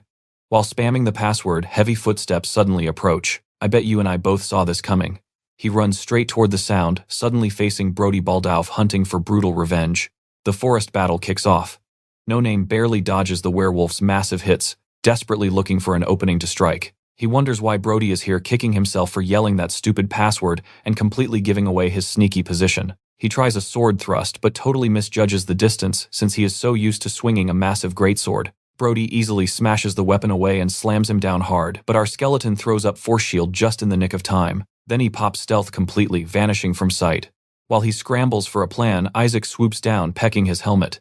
He aggressively scolds him for hiding Malphas's crazy power from the werewolf. No Name is terrified to unleash it.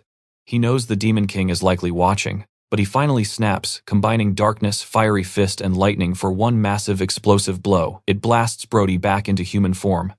Defeated, Brody regrets breaking his promise to Kira, ready for death. Instead, No Name drops a bomb. Does he know? Lumen Baldoff. Brody panics, begging to know where he heard that name, offering absolutely anything. No Name quickly connects the dots. Lumen is Brody's son. Seeing himself in the werewolf, he explains meeting Lumen and Ruby's tough situation. He offers to dig up more intel if Brody agrees to help him out. Brody instantly agrees while Isaac mocks them relentlessly. Brody notices Isaac's rotten but intense energy. The crow snaps back, ordering Brody to ditch his contract with Person immediately since Demon Kings actually see through their followers. Brody claims the contract is permanently locked, but Isaac smirks. It can totally be overwritten with a new one. Boom, done. Brody violently coughs up blood as the seal locks in. A blue window pops up. Malphas is thrilled with his new contractor showering, No Name, with some sweet bonuses. Isaac casually mentions this contract is way weaker. Then a terrifying red window flashes. Person is absolutely furious, promising some brutal revenge later on. No Name wonders why the threat popped up right now. He realizes he has to stay sharp. Brody asks how he can serve. So what do you and I make of this alliance? No Name delays the tower assault, demanding all of Brody's war intel instead. Stick with me here. Brody says the front lines are deadlocked while both armies totally destroy civilian towns. He adds that Person's followers are slaughtering humans too, prepping for the Demon King's arrival. Honestly, humans are way better at killing each other. No Name remembers this pointless war dragging for 10 agonizing years. Neither side really gained ground. It ended in a super costly Imperial victory that basically let the Demon Kings descend upon the whole world. Brody points out, the Imperial army still hasn't been pressured enough to deploy Azura's elite mages. So, No Name decides to crank up the pressure and clear the tower himself. Elsewhere, a soldier reports the 7th and 8th Imperial companies got wiped, and the Pilnus front fell. One woman realizes someone is helping the Freedom Alliance. At an alliance meeting, a guy studies photos of the dead Iron Men No Name slaughtered, noting their heavy metal armor was sliced incredibly clean through. The others point out their 4 top swordsmen are deployed at Amber, so this insane attack must be the work of a swordmaster and mage teaming up. Someone asks if God is helping them. Now watch closely, she smirks, claiming it's the devil and she'll gladly walk beside him. A brigadier general suddenly storms in, screaming for Senator Karen Krexel. He is absolutely furious when she completely ignores him. He angrily demands to know why the military chief was arrested without getting his permission first. Karen answers by throwing documents right in his face. She arrested the man for terrible leadership and stealing funds before this general could cover it up. The brigadier general barks that this isn't the time, crying about how he spent years training that exact man. But Karen Krexel coldly states she'll accept the cost. Then she orders him dragged out, keeping the meeting moving. A subordinate asks what to do next. Karen Krexel casually says they won't report the attack to the main army, but will just advance and find more destroyed enemy forces. She orders them to claim these victories as their own achievement while the brigadier general eavesdrops outside. Later in her tent, Karen Krexel meets up with her personal aide and bodyguard, Louis Claude. Discussing her army standing, Karen admits her influence mostly comes from the powerful Krexel family name, whereas Louis totally earned his spot from the ground up by himself. Louis remembers how she hired him fresh out of the orphanage. Karen Krexel playfully teases him before getting dead serious. She urgently needs her own raw power, or her brothers will completely eclipse her. She orders Louis to track down this unknown attacker and recruit him to her side to secure her family position. Elsewhere, the bitter brigadier general leads some Iron Men past dead Imperial soldiers, swearing he'll steal all of Karen's results. Nearby, Isaac figures the Alliance will reach out soon, so they better decide what they want as payment for slaughtering these Imperial soldiers. Seconds later, the brigadier general ambushes No Name. Hoping a kill flips his luck, he strikes, but No Name effortlessly ends him using darkness magic. The remaining Iron Men charge while a cloaked figure silently watches from nearby. A blue window pops, his privilege level increased. After wiping out the Iron Men, Isaac demands a dying soldier explain the attack. You and I saw that coming, right? That cloaked figure smoothly slips right up to our protagonist No Name, completely unnoticed. Raising his hands, he insists he means zero harm and just wants a deal. No Name bluntly says he can't trust anyone hiding their presence. Getting the hint, Louis pulls off his cloak and introduces himself properly. Both guys are seriously impressed by how perfectly that cloak hides its user. The sorcerer identifies it as a replica of an ancient legacy item. Its crafting methods were supposedly lost, requiring insane skill to ever reproduce. Isaac tells No Name to just listen. Louis explains those Iron Men actually serve rival Krexel family members who totally oppose Karen Krexel. He reveals the senator wants a solid alliance with our protagonist, offering to fully support his goals. Stepping away, No Name tells Isaac and Brody they'll officially work with the alliance. He asks the werewolf's opinion, which completely annoys the grumpy sorcerer. Escorted securely by Louis, he and Isaac finally reach the main alliance camp. Walking to Karen's tent, Isaac loudly complains about the army's terrible state, ranting about exactly how he would fix it. Senator Karen Krexel welcomes them warmly. She immediately asks for his terms, promising full support against the Empire. Caught completely off guard by her bluntness, No Name asks if she isn't terrified he might kill her. Louis rages, but she calmly claims fate won't allow that ending. Destiny is on her side, apparently.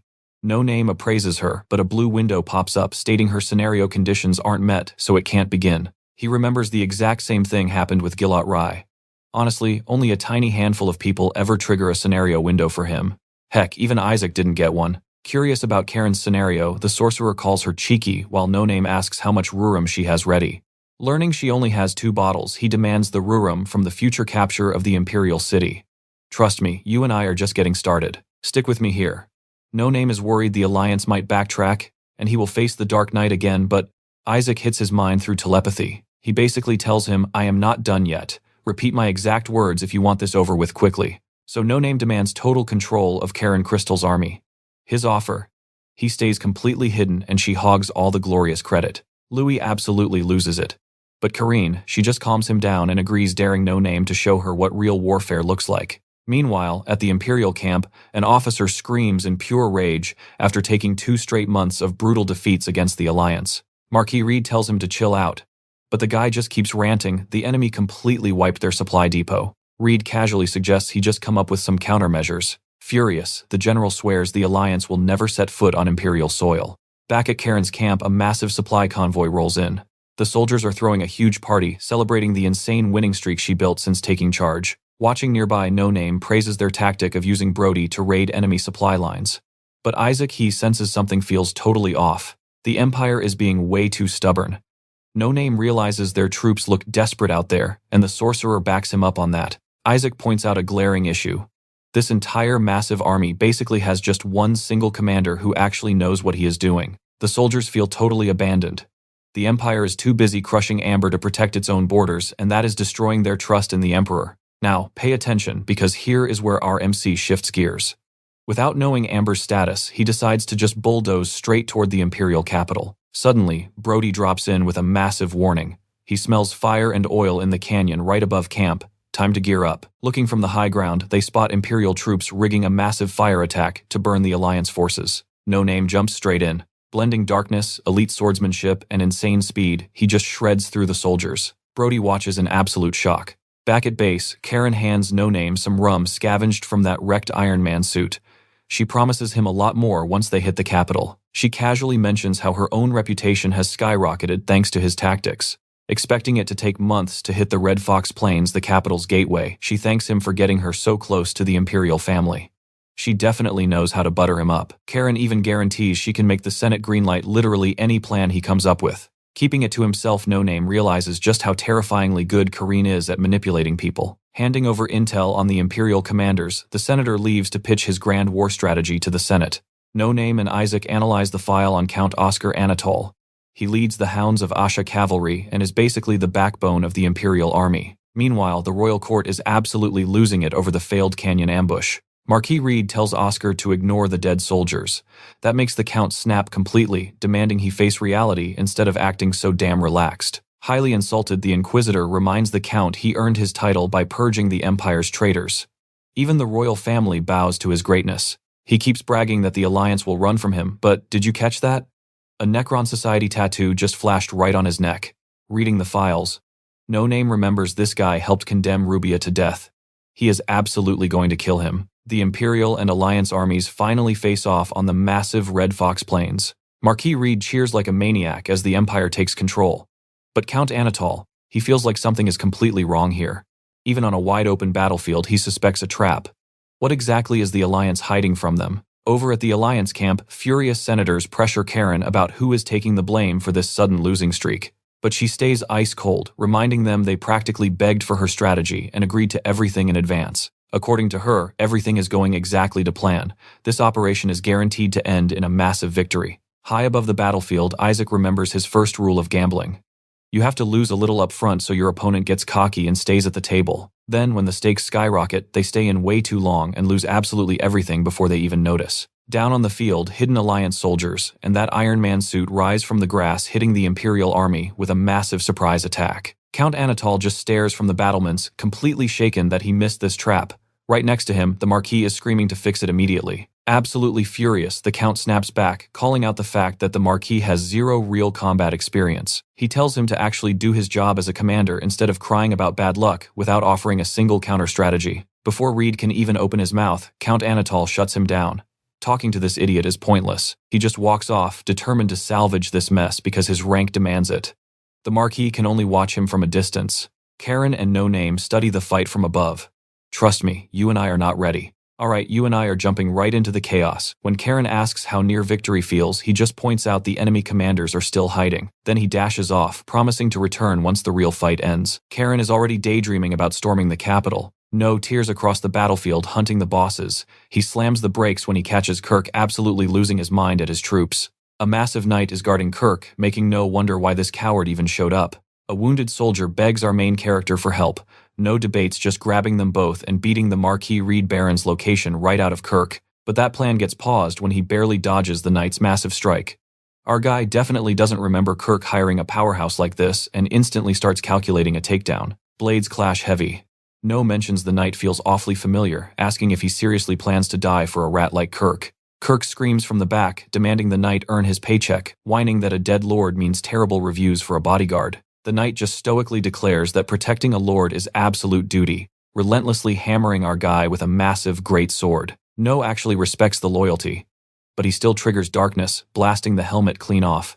And the big reveal, the knight is Christina. She yells that she's not done fighting, but as she charges that wounded soldier suddenly skewers her right in the back with a spear. She hits the dirt. The soldier snaps No out of pure shock, casually asking him to put in a good word with Karen. No stares down at Christina, mourning her tragic death, wishing he had just realized sooner. This hits hard. Let that sink in for a second. He promises to make it right in another life. Without him at the Heiress tournament, Christina obviously won and became Kirk's guard. Meanwhile, Kirk is actually cursing Christina while pathetically crawling away. As he spits trash talk, No orders the soldier back. He is handling this absolute clown personally. He hunts him right through the chaos. Pinning him down with cold steel, he calls him complete garbage for what he did to Rubia and his own loyal people. Sweating bullets, Kirk panics, asking how the Alliance knew about Rubia and if her escape rumors were actually true. He suddenly remembers hiring the Ublum blacksmith for an assassination. As No steps closer, Kirk breaks into a pathetic sprint, screaming for a savior. Bam! A massive lance skewers him instantly. He looks up, completely stunned, as Count Anatol rides in on horseback, declaring that deserters die regardless of rank, ordering his troops to counterattack. Screaming about his glory days as a cavalry commander, he charges straight ahead, carving an absolutely brutal path through the battlefield. No recognizes the guy, instantly demanding to know where the Marquis is hiding. He triggers darkness and dash, dropping from the sky with a massive metallic crash. Count Anatol pushes deeper into the madness, quickly realizing this guy is no regular fighter. Here is where you and I need to pay attention. No strikes again, but the Count parries hard. He realizes this crazy army could actually destroy the Alliance if ignored. He swings again, but the Count blocks perfectly flat out, refusing to spill Marquis Reed Baron's exact location. Meanwhile, that exact Marquis is ordering his broken army to retreat completely. Classic coward choosing his own skin over the headquarters. No smirks, reminding the Count about his whole execute all deserters speech. Done playing games, No drops a world-ending strike. Knowing this attack is completely unstoppable, Count Anatol just accepts fate, raising his pike to die with absolute honor. The dust settles, leaving No standing over the fallen warrior. He casually wipes the floor with the nearby Imperial troops, absorbs the Count's essence, and scoops up some sweet new skills. Next up, the cowardly Marquis. The guy begs for his life, but No impales him with a lance. Watching this slaughter, an Imperial mage quietly sneaks off to warn Azura's tower. While Marquis Reed Baron violently bleeds out, No asks about Rubia. The absolute nerve. He claims he cannot remember petty details and actually offers to set up a meeting if No just surrenders to him right now. Spotting a shady Necron Society tattoo on his neck, No demands answers. The crazy Marquis literally offers to write him a recommendation letter. Suddenly, that tattoo comes completely alive, wrapping tight around his head. It snaps his neck, while gross black snakes pour from his mouth. They lunge forward, but No torches them with blaze and jumps back, processing this total nightmare. So, Necron tattoos are living weapons too. Awesome. Even fully dead Reed Baron's corpse keeps dragging itself toward No, spewing endless snakes. Our guy is seriously wondering how the Empire turned an Inquisitor into pure nightmare fuel. While blasting snakes with darkness, the corpse suddenly talks. In a totally demonic voice, it claims to recognize Malphas's dark power. It casually declares victory is guaranteed, offering No a spot as a loyal servant, finally introducing himself as the Demon King Bodis. Knowing these Demon Kings literally spy through their contractors' eyes, he quickly weighs his options. Bodis violently pours out like smoke wrapping around him. Hard pass on the servant job. No triggers Raven's wing and slashes Bodis clean, making the demon shriek in absolute shock. So what do you and I take from this? Never trust a demon. The system pops up, he rejected the offer, damaged a Bodhi's fragment, and leveled up his Malfa's affinity and charm. Alright, let's jump right in. No processes the madness, realizing anyone tied to the Necron Society is a permanent threat to Rubia. He chops off the Marquis's head, tossing it to a soldier. Up on a pike it goes, signaling the remaining Imperial troops to give up immediately. Back at the Alliance camp, Karen summons him. It's time to reward our guy for that epic victory. She hands him a golden scarab he actually recognizes from an old book. She explains this family heirloom isn't just shiny. This relic can actually unlock a hidden legacy. Flashing back to past artifacts, he wonders, could this bug be the key to that insane 10,000 times legacy item Starlight hyped up? Karen admits her family searched the entire Alliance but found nothing. The door it opens, definitely hidden inside the Empire. It's her way of paying him back. Watching closely, she's totally thrilled to see it actually caught his attention. Right as our MC considers taking the gift, a panicked Louis bursts in. Spies confirm Azura's wizards are marching straight south. Karen angrily demands numbers. Louis stammers out that dozens are coming. But No is hyped, this means the tower is completely empty right now. He asks for a second to think. The moment Karen steps out for a Senate meeting, he tells Isaac to gear up. Destination, the tower. But the sorcerer shuts him down hard, warning he's way too weak for a head-on wizard fight. His counteroffer: smash through the Imperial Guard, rescue Rurum, and loot absolutely everything useful along the way. The genius plan is letting the Alliance army act as their meat shield to clear the path. No Name refuses, dead set on the tower. Isaac tries forcing him with hypnosis, but our guy's stats are too massive. He shrugs it off easily. Watch closely, this is where it gets crazy. He screams at Isaac for stopping him from finding Rubia. Isaac drops an absolute bombshell. There's nobody to save. Rubia died 2 years ago. No Name totally snaps, refusing the truth. But Isaac doubles down. He killed her himself. We flash back 2 years, seeing Rubia being dragged to Azura's dreaded tower. He warned her they'd use her for twisted, sickening experiments. They'd break her mind and body, keeping her alive while she begged for death. When asked if she could handle that nightmare, she just smiled gently. She thanked him for offering a quick way out. Spreading his wings, Isaac simply told her to sleep well. Hearing this, pure, blinding rage completely swallows No Name alive. Isaac tells him to move on. That's when the brutal betrayal hits. He's been played this whole time. He pulls his sword wildly, hacking at the crow over and over, but Isaac easily blocks every desperate strike. The sorcerer actually claims he shouldn't be mad. He says No Name got stronger from this and should be grateful. It hits our MC hard. If Isaac lied, every single kill was completely pointless. He wasted his life trusting a liar. Utterly broken, No Name mutters a dark wish. He'd rather be dead right now just to restart everything from zero. Isaac gets curious about this restart talk, but MC shuts him down fast. Leave right now and you get to live. Isaac hesitates, then finally agrees to leave. Later that night, Brody enters the tent and confirms the wizards moved out, leaving the tower totally empty. But seeing No Name's shattered expression, he immediately asks what happened. No Name cuts him off entirely. He drops a bombshell. Lumen is likely heavily tied to the Red Flake group. He's hitting the tower solo now. As for Brody, he desperately needs to find his son. Brody admits he can literally smell feelings and power. Their time wasn't half bad, and he hopes they cross paths again. You and I both know he needs proof. So he violently questions a knight to verify Isaac's twisted story. The terrified knight confirms it. One prisoner bound for the tower died instantly without a single mark on her body. He ends the night on the spot. Walking away, Rubia's last words haunt him.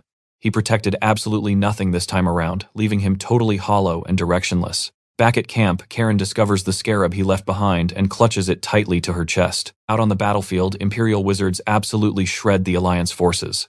Karen watches grimly while panicking senators beg her to do something. She asks Louis for our MC's location. When he admits the guy vanished, Karen steps up to handle this mess herself. She honestly always knew he'd disappear just as fast as he showed up.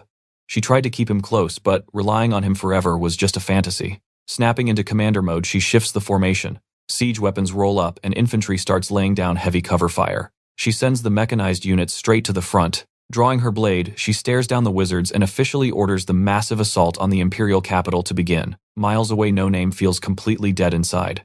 Hearing the distant war, he realizes the army is actually holding their ground against insane odds without him. With his life's purpose shattered, he makes a dark choice. Sucking up wizard essence for a raw power boost doesn't sound bad. He sprints toward the chaos. Medics drag the bleeding into camp. A pale Louis reports the grim news to Karen: fatalities are nearing 10,000. So where does that leave us? 9 wizards dead, 100,000 troops left, but Karen desperately needs a brand new strategy. Let's jump right in.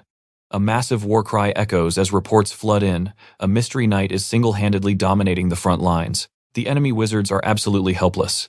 Karen watches in pure shock as No Name massacres them all. Confidence fully restored, she completely ignores Louis, yelling to retreat. She's pushing the attack forward. No Name spots the incoming arrows curving away from him. The mechanized troops are blasting distant wizards instead.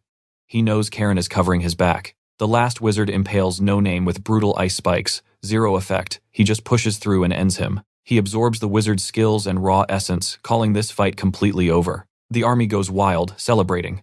But then Karen freezes. Two mages are floating above the walls, just staring down with sick, mocking smiles.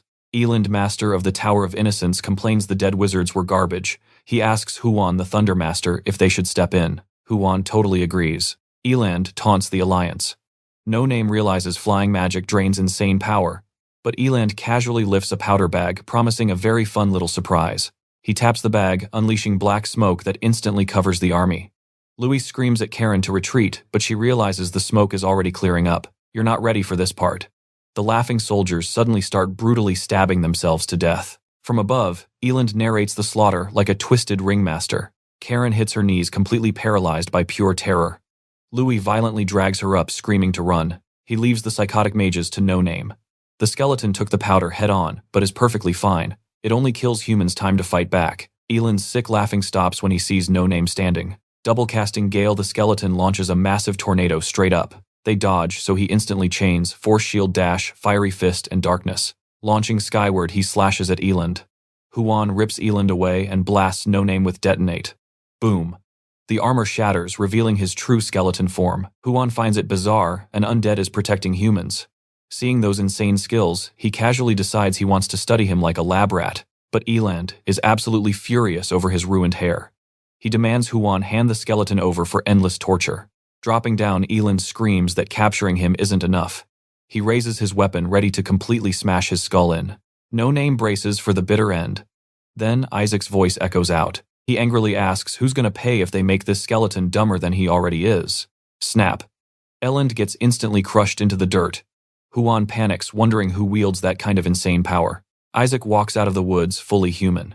He smirks at No Name, teasing that he literally can't survive 5 minutes alone. We both knew Isaac was overpowered, right? He tells a stunned No Name to sit tight while he violently swats these absolute insects. Eland tries casting, but Isaac effortlessly pins him, laughing that such flashy hair grew from an entirely empty, useless head. Using charm magic, he forces Eland to brutally smash his own face repeatedly, then literally burn his own head with fire. Huan is shaking in pure horror. In a century, he's never witnessed this level of power. He begs to know if Isaac is Botis. Boom. Isaac appears right behind him, completely insulted to be mistaken for some lowly follower. He generously offers to honor Huan's massive stupidity by blowing his head off. No Name is totally speechless. The sorcerer just wiped them out. How is he using god-tier power while being heavily cursed? Isaac drops a few cocky remarks, pats the shocked skeleton's head, instantly heals his broken bones, and gifts him tons of new abilities. He explains he temporarily regained enough juice to trick the goddesses. No Name asks if it took a massive blood sacrifice. Laughing, Isaac gets dead serious. Even slaughtering this entire army wouldn't give him enough juice to hold this crazy form for long. Offering sacrifices and using true sorcery, totally different games, he says. Deep cracks start tearing across Isaac's face. His body is crumbling. He explains sorcery needs causality and the price changes based on what you value most. To Isaac, nothing matters more than himself. He would gladly sacrifice millions before dying. So sacrificing his own precious life creates the ultimate untouchable causality. Realization hits No Name hard. Isaac is literally throwing his life away for absolutely nothing except to save the skeleton. That insane sacrifice gave him just enough power to manifest his true form. The skeleton's mind is blown. Isaac was always scamming or trying to kill him. He just desperately has to ask why. Isaac just smirks, saying a straight answer is way too boring. He claims he's been dropping hints of the truth this whole time. Then he forces a flying sword straight into the skeleton's bony hands, makes him grip it, and brutally impales himself on the blade. With his last breath, he tells No Name to be more honest in their next life together and finally dies. We just witnessed a crazy ending. His body fades, and the system announces No Name killed the High Priest. Stick with me here. We are diving into an absolute masterpiece where No Name shatters an impossible curse, levels up like crazy, and leaves Isaac pierced right on his blade. A massive wave of pure essence suddenly explodes from the dead crow. But when he tries to absorb it, red warning windows block him completely. Zero essence, zero skills. He lets out a scream of pure frustration. Shaking it off, he drains the two tower masters instead, snatching up their insanely useful skills. He hesitates. Should he take the Lulium from the crow? That single choice could totally mess with the next life of Isaac. But honestly, Isaac would just complain if he left it. So he goes all in, absorbing the power and unlocking a wild new job lich. Boom, another red window. Not enough Lulium for the lich class yet. But hey, other insane options just unlocked, making No Name pause and rethink his whole strategy. His next target is the Imperial capital. With no idea what nightmare awaits him there, he smartly locks in the Skeleton Knight class. His bones instantly mutate into a beastly new form. A blue window drops the best news: doubled stat gains forever. The system reveals his fresh skills. Class change confirmed. No Name stands tall, admiring his sick new body perfectly wrapped in heavy bone armor. He immediately summons a massive skeletal horse. The system tags it as a rare mount, bringing back memories of Count Anatol and his deadly pike. He rides hard for the capital. But pay close attention here, something feels completely wrong. Zero soldiers guarding the walls. The entire capital is just dead, eerie silence. No backup. Anti-magic fields are up. As he creeps closer, a lone soldier just stares down from the massive wall. Memories of the worms hit him. This vibe is way too familiar. Suddenly, the gates blast open. Marquis Leandro von Vatien rides out. No Name instantly gets why they skipped guards. But his blood runs cold when dozens more riders casually follow the Marquis. He literally shakes in disbelief. An endless army of monstrous worms wearing the exact face of Vatien floods out. Meanwhile, Lawrence watches from above, breaking down in tears. She cannot even give the Marquis his birthday gift. Now she is forced to execute him right as the worm army swarms No Name. Far away, Karen asks Louis if her army is ready to storm the capital. His answer is brutal: they will not even make it to the front gates. Shaken but totally accepting reality, the senator admits that finishing this insane siege is entirely up to No Name. Back at the gate, he stares down the Vatien von Leandro worms, wondering how to survive this. Watch this combo. He goes completely all out, double casting Gale for one incredibly clean hit. By blending magic directly with swordplay, a blue notice drops. He just unlocked the ability to forge brand new skill combos. The worms somehow survive the damage. Their bodies sickeningly twist and mutate, muttering that they just were not ready yet. No Name answers by blending double casting with raw lightning, ending this fight instantly. A single worm blocks the strike, using the exact sword skill of Vatien. If this keeps up, game over. The horrors just circle him, refusing to attack, leaving him totally confused. He instantly throws up force shield rockets into the sky and charges another devastating double lightning strike. Before he can even fire, a worm hurls a blade that violently decapitates his skeletal horse. The mount shatters, sending No Name crashing hard. Smashing into the dirt, he blasts the stored lightning right through his lance. He permanently deletes one worm. But while soaking up its rich essence, he realizes the rest are just patiently waiting. It hits him. Are these monsters seriously refusing to attack unless he strikes first? He suddenly remembers that only his specific target fought back. They are totally obsessed with fair one-on-one duels. It is like the human mind of Vatien is desperately fighting for control. A blue window pops up. The Blessing of Dusk is literally shifting the entire battlefield in his favor. Heavy rain starts pouring down. The Gift of Zephyr bends the wind for him, instantly boosting his energy blade experience. Fusing lightning with fierce gale magic, he proudly accepts the Duel of the Worms. The crazy weather boosts his attack power by 50%. He explodes forward, unleashing a brutal dark slash that perfectly splits a worm in half, claiming all its skills and essence. Confidence surging, he realizes he can actually slaughter them one by one. He even mentally thanks Vatien von Leandro for the accidental massive assist. Watching from afar, Lawrence heavily regrets wasting Vatien von Leandro. She admits No Name looks pretty incredible, but as head of the Shadow Empire, she has absolute orders to follow. With zero hesitation, she orders a full assault. The worms resist the command but ultimately cave. They swarm him all at once, brutally killing No Name. Gasping, he wakes up inside his forest coffin. A blue screen confirms his inheritance is fully complete, with his assimilation rate sitting just under 70%. The scenario just flipped. Total protection is offline, the memorial is gone, and that rare necromancer lover privilege is officially erased. Let that sink in for a second. The system protection dropping erased his privilege, but insanely, he kept every single skeleton knight perk despite resetting to a basic soldier. This is absolutely broken. He can farm jobs one by one, keeping every bonus. His dark abilities vanished since the Malphas contract expired, but honestly, he thinks that might actually be for the best moving forward. Stick with me here, No Name is already scheming his next big move. He knows rushing the Imperial family again is pure suicide. Do that, and they'll just drop heavier hitters on him. His mind drifts to Isaac's crazy sacrifice. Though honestly, he has no clue if that sorcerer expected a rescue mission. He'll figure out Isaac's mastermind plot later. Right now, he's just wondering where Rubia is. Out in the freezing storm, Rubia marches out of Arist while two frantic guards chase behind her. Memories of her past lives with our skeleton boy are pushing her to summon him again. Her loyal guards beg her to stop but won't abandon her. Desperate to repay his loyalty, she reaches the empty grave. Hidden in the shadows, our MC watches her frantically search the wrong pile of dirt. He fully expected mercenaries to jump out. He just can't figure out why his respawn point suddenly changed without warning. Watch closely, because a blue window drops a twist we didn't see coming. She actually died waiting for him. Now she's a level 1 ruler, a necromancer, and a librarian. Her stats absolutely jacked. Her stamina is off the charts now, and that guy with her, a loyal minister. But wait, why did No Name wake up early? A chilling thought hits him. His resurrection might not be tied to her at all. Did the servant system only work because he assumed she revived him? If so, what actually pulled him from the grave? He has zero answers, but figures Rubia might hold the key. He almost steps out to talk. Then he remembers she died as a demon worshipper because of him before. Staying hidden is the safer play. Her guard begs her to retreat to the castle, terrified of her shady uncle, and reminding her of her ruler duties. With zero sign of our skeleton hero, they finally turn back. Back at the Arist estate, Rubia gathers her ministers to discuss getting the Empire to confirm her late father's succession. They're betting a high-ranking marquis will be sent to officially settle this entire mess. No Name listens and thinking Imperial backing is a genius block. But will the Empire actually support Kirk instead? The room reaches a tense conclusion. Marquis Batista von Leandro is definitely going to be the judge. A minister smiles, totally relieved that Batista's legendary honor will save them. You and I both know a hero of justice sounds great, right? Well, think again. He's completely insane.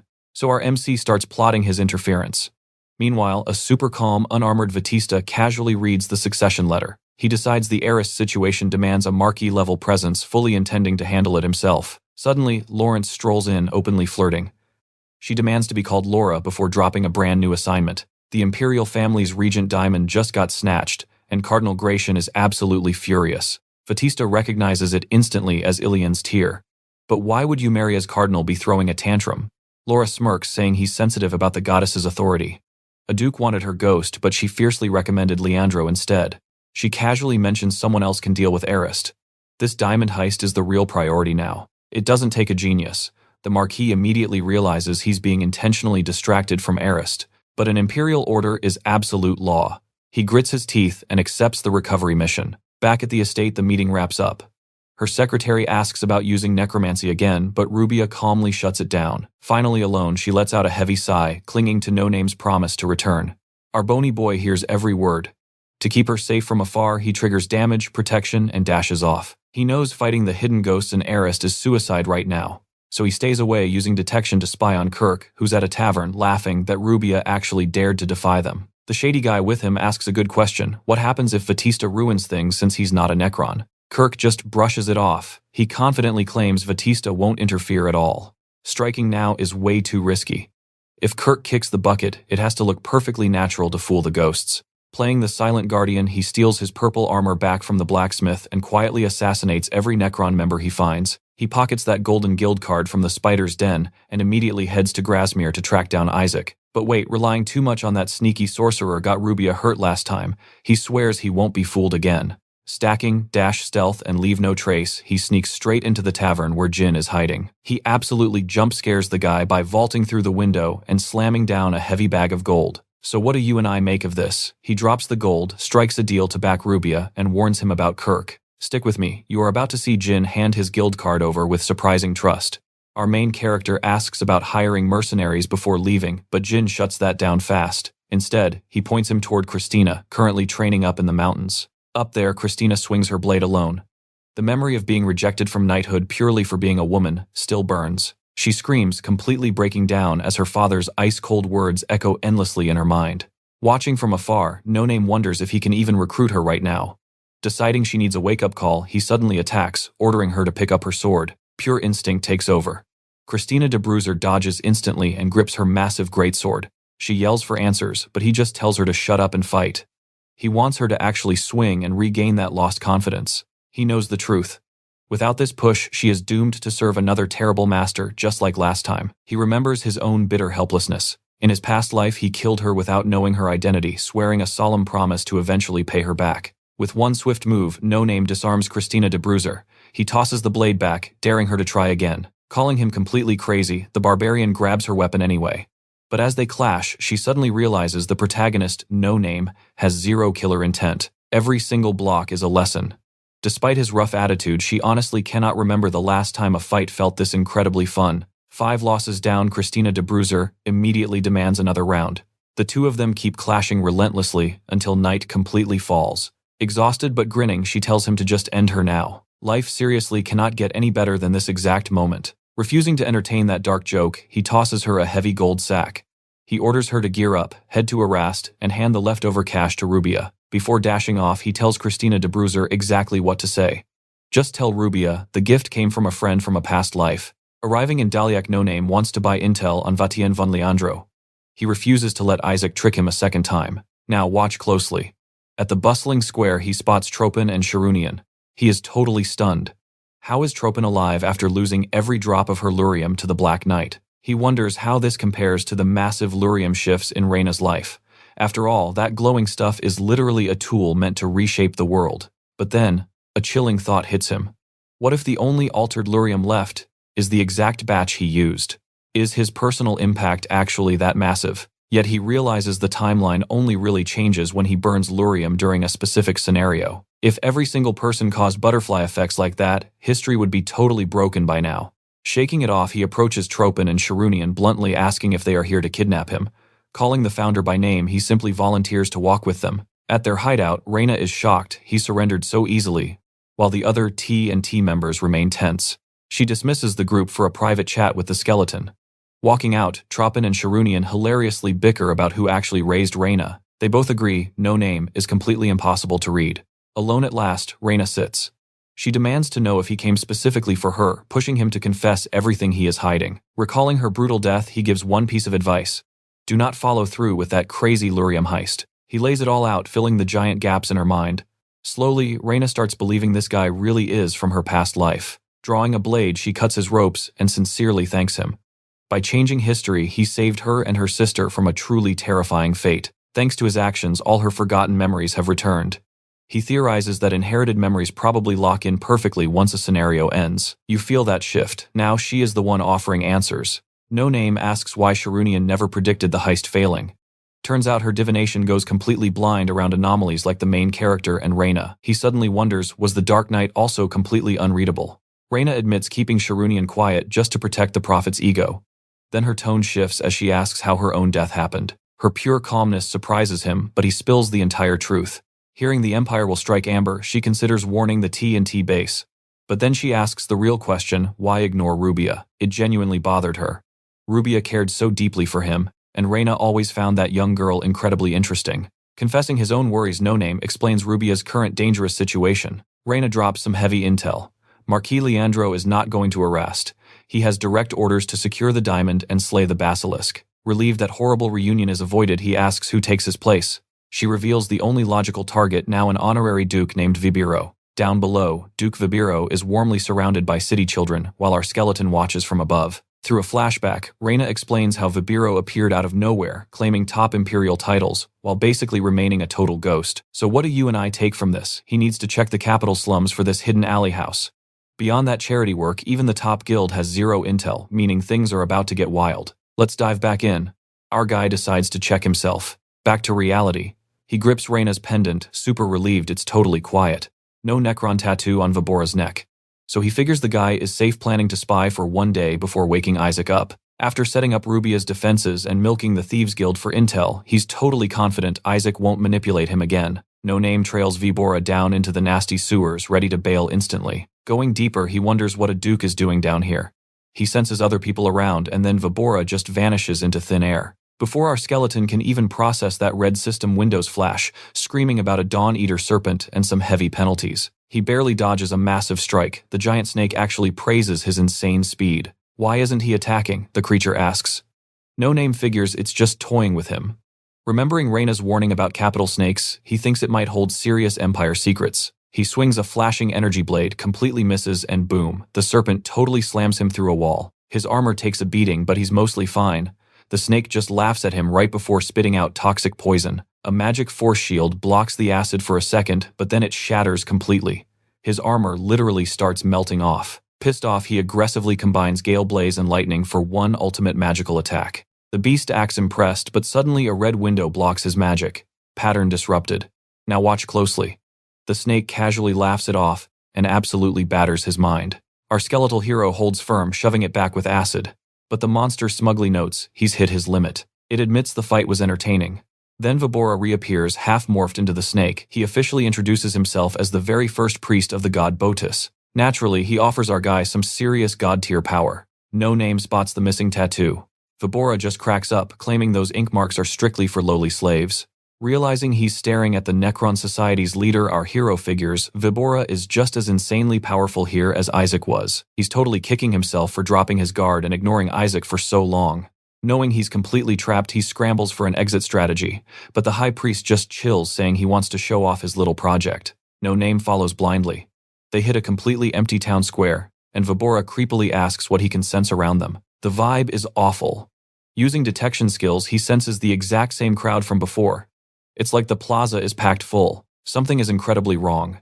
He steps near a clock, and a cuckoo bird pops out, literally screaming in agonizing human pain. Vibora proudly brags that this entire square is literally crafted from living altered humans. Let that sink in for a second.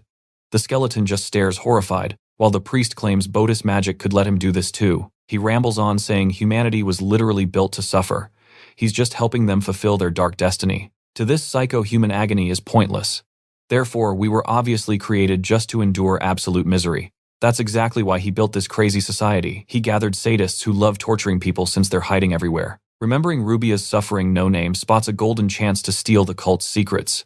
He directly asks why he was brought down here. Vibora smiles warmly, then suddenly snaps. Why was he being followed? He claims the skeleton reeks of dirty crows. Oh snap. Our guy realizes he still has Isaac's magic circuits carrying Malphas's mark. He carefully chooses his next words. He lies, claiming he tracked them because the Imperials joined Botus and a priest of Malphas totally betrayed him recently. Vibora actually sympathizes. He says Botus is different, promising Malphas won't ever bother him again. Offering full support, he asks if he wants anything else besides raw power. He definitely wants strength. But if he makes Rubia a lord and clears this scenario, her next run might actually be somewhat peaceful. Having literally nothing to lose, he demands Rubia become the Lord of Erast. Vibora instantly agrees. Fully transforming into a massive snake, he demands proof. If our guy wants ally status instead of slavery, he needs to bring a proper bloody sacrifice. The target, Bastian von Leandro. Vibora grants a temporary power contract, promising to fulfill every single wish if he pulls this off. Meanwhile, back at the castle, Bastian feels something is terribly wrong. Someone is actively blocking his mission to recover the Regent Diamond. Plus, the suspicious flood of new recruits hitting the Blue Lion Templars has him super stressed. Just as he realizes he might be a target, No Name is literally crawling across his ceiling. Flashback time, Vibora explains that his new broken concealment skill can easily hide him from absolute powerhouses like Bastian von Leandro. That's where we pause. Vibora warns against killing the Marquis yet, but trust me. Alright, stick with me here. You and I are about to watch No Name secretly trail Vatian under full concealment to test his loyalty. Flashing back, Vibora drops a major reveal. The ghosts actually use Botus's power too.